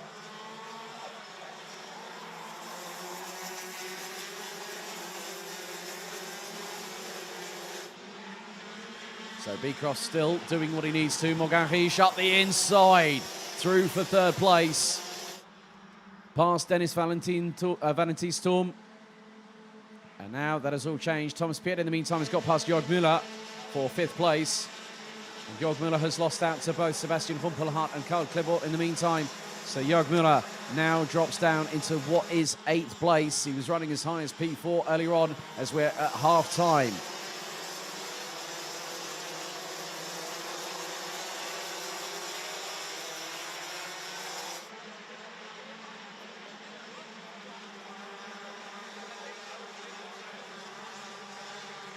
And Morgan Riche looking for the three-peat. And what that basically means, for those that aren't in the know, that is 3 wins on the trot. And Morgan Riche won Heat 1. He won Heat 2. Could he be the only driver that gets a clean sweep this weekend? We might find out as he's up into 2nd, ahead of Alessandro Glauser. So Morgan Riche could be the driver on pole position for tomorrow's pre-final. The top 4 covered by just under half a second last time around. This is where it all gets rather interesting because everything is starting to close up in the last 3 and 3/4 minutes or so. But James Beecroft has held on to the lead. It's not a case of if, it's a case of when. It's a bit of joie de vivre from Mogarish, as we've seen all the way through qualifying and also through the 3 heats today. Can the Frenchman put on one final assault? And he's going for it! Up the inside goes Mogarish, but James Beecroft back up the inside to retake the lead through turn 12. The pair side by side, it was 14 thousandths across the line, and Riche now goes through. Gets the lead on the start of lap number 8, and this could open the door for Alessandro Glauser, the Swiss driver, trying to get past. But Beecroft shuts the door firmly as Thomas Piet gets up the inside of Dennis Valentin Sturm. And that is for position, that is for 4th on the road. And now Sebastian Rumpelhardt and Karl Klibor, Tom Dessert, Robert Schlunsen. Whoa, hold the phone, he's at it again as the Dane up from 16th to 9th, that's 7 positions. And looking at what happened last time, Robert Schlunsen in Heat 1, he got from 16th to P3. Don't count him out yet. And then in Heat 2, he also managed to make his way up the order, but it was ended up being P15 because he got a 5-second front fairing penalty post-race.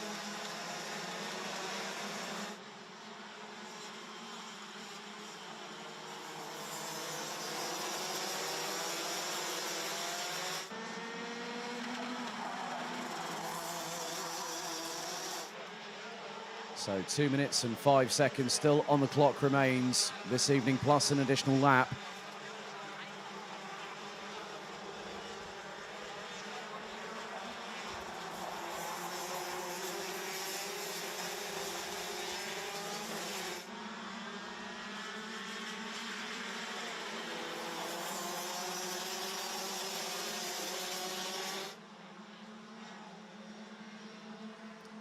But Mogarish has now started opening up the gap. And the gap now has been stretched to just under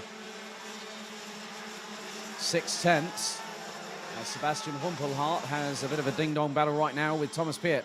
Dennis Thurm just behind. There's Karl Klibor in the 5:10. De Backer, as he's more commonly known. And there's Robert Schlunsen battling away with Slavomir Moransky, I believe.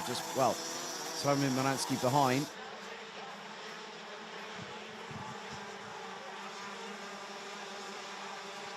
So into the final 60 seconds plus 1 lap of the race meeting, or of the race day here. It's been a long one. My voice is still tracking true. And tomorrow it's going to be another 14 races as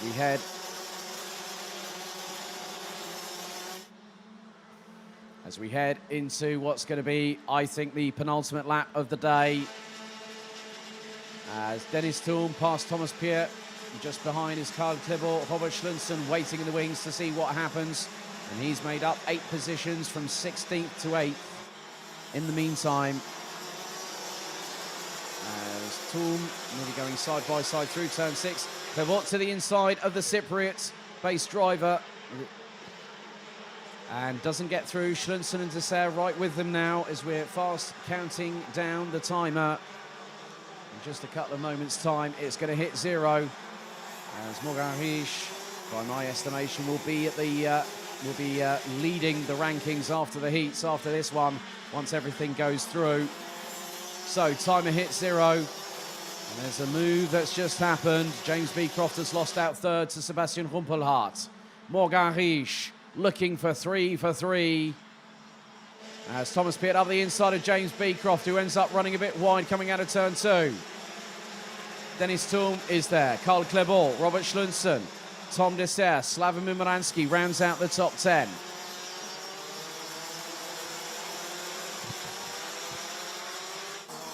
And who would have thought this one, that a team boss would be leading the ranking after the heats in a class? And it looks like it's going to be happening here in DD2 Masters. Because Mogarish now makes his way down to turn 10 for the final time. 2 more corners to negotiate, and effectively that is it. because now Morgan Riche, one more corner, the 5-1-5 from France, takes the clean sweep on Heats Day. Morgan Riche does the business. Well done to him. And Alessandro Glauser rounds out the top two. Sebastian Rumpelhardt takes third, ahead of Thomas Piet, and a noble battle all the way through, leading up until about 3 minutes to go for James Beecroft. There is provisionally your ranking after Heat's leader in DD2 Masters, France's Morgan Riche. And I hope, César Gazot, you are watching, my friend, because your old mechanic has just come back with a bang, and he's done it on a DD2 Masters class here at Karting Genk. Whew. Full course yellows now employed for the final time here today. I've got one word for this atmosphere right now. Wow. Morgan Riche, victorious, third time's the charm. He's done 3 on the bounce, and he won by nearly 1.3 seconds. Alessandro Glauser in second for Switzerland. Germany's Sebastian Rumpelhardt in third, ahead of Thomas Piet. James Beecroft in fifth. Dennis Valentis-Turm representing Cyprus, P6, ahead of Robert Schlunsen from 16th to 7th. Karl Klibor, Tom Dessau, Slavomir Moransky, Michael Becker, Pritz Sai, Ian Gepps, Jörg Müller, Christophe Capitan running out the top 15, rounding out the 21 strong. It was Christoph Adams, Thierry de Jong, Mikolas Mazinas, Bruno Dos Santos, Peter Gyurtai, and Maxim Shaposhnikov.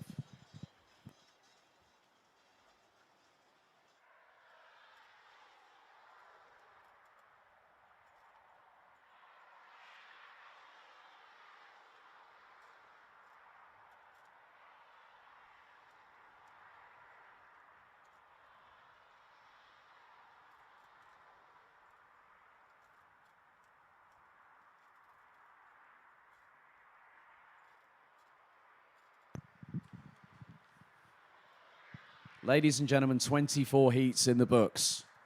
A mammoth day from daytime to night here at the home of champions. And I think in the words of Maximus from Gladiator, are you not entertained? Well, we have been here today at the home of champions. The action kick starts with the junior second chance heat, 10:30 Central European time, tomorrow, the 7th of November, 2021. And on that very day, we will crown our Rotax Max Challenge Euro Golden Trophy champions. From here at Karting Genk, the home of champions, from Alex Goldschmidt, Esme Rosman, and the entire team behind the scenes, we wish you a very good night, and we'll see you bright and breezy tomorrow morning. Thanks for watching.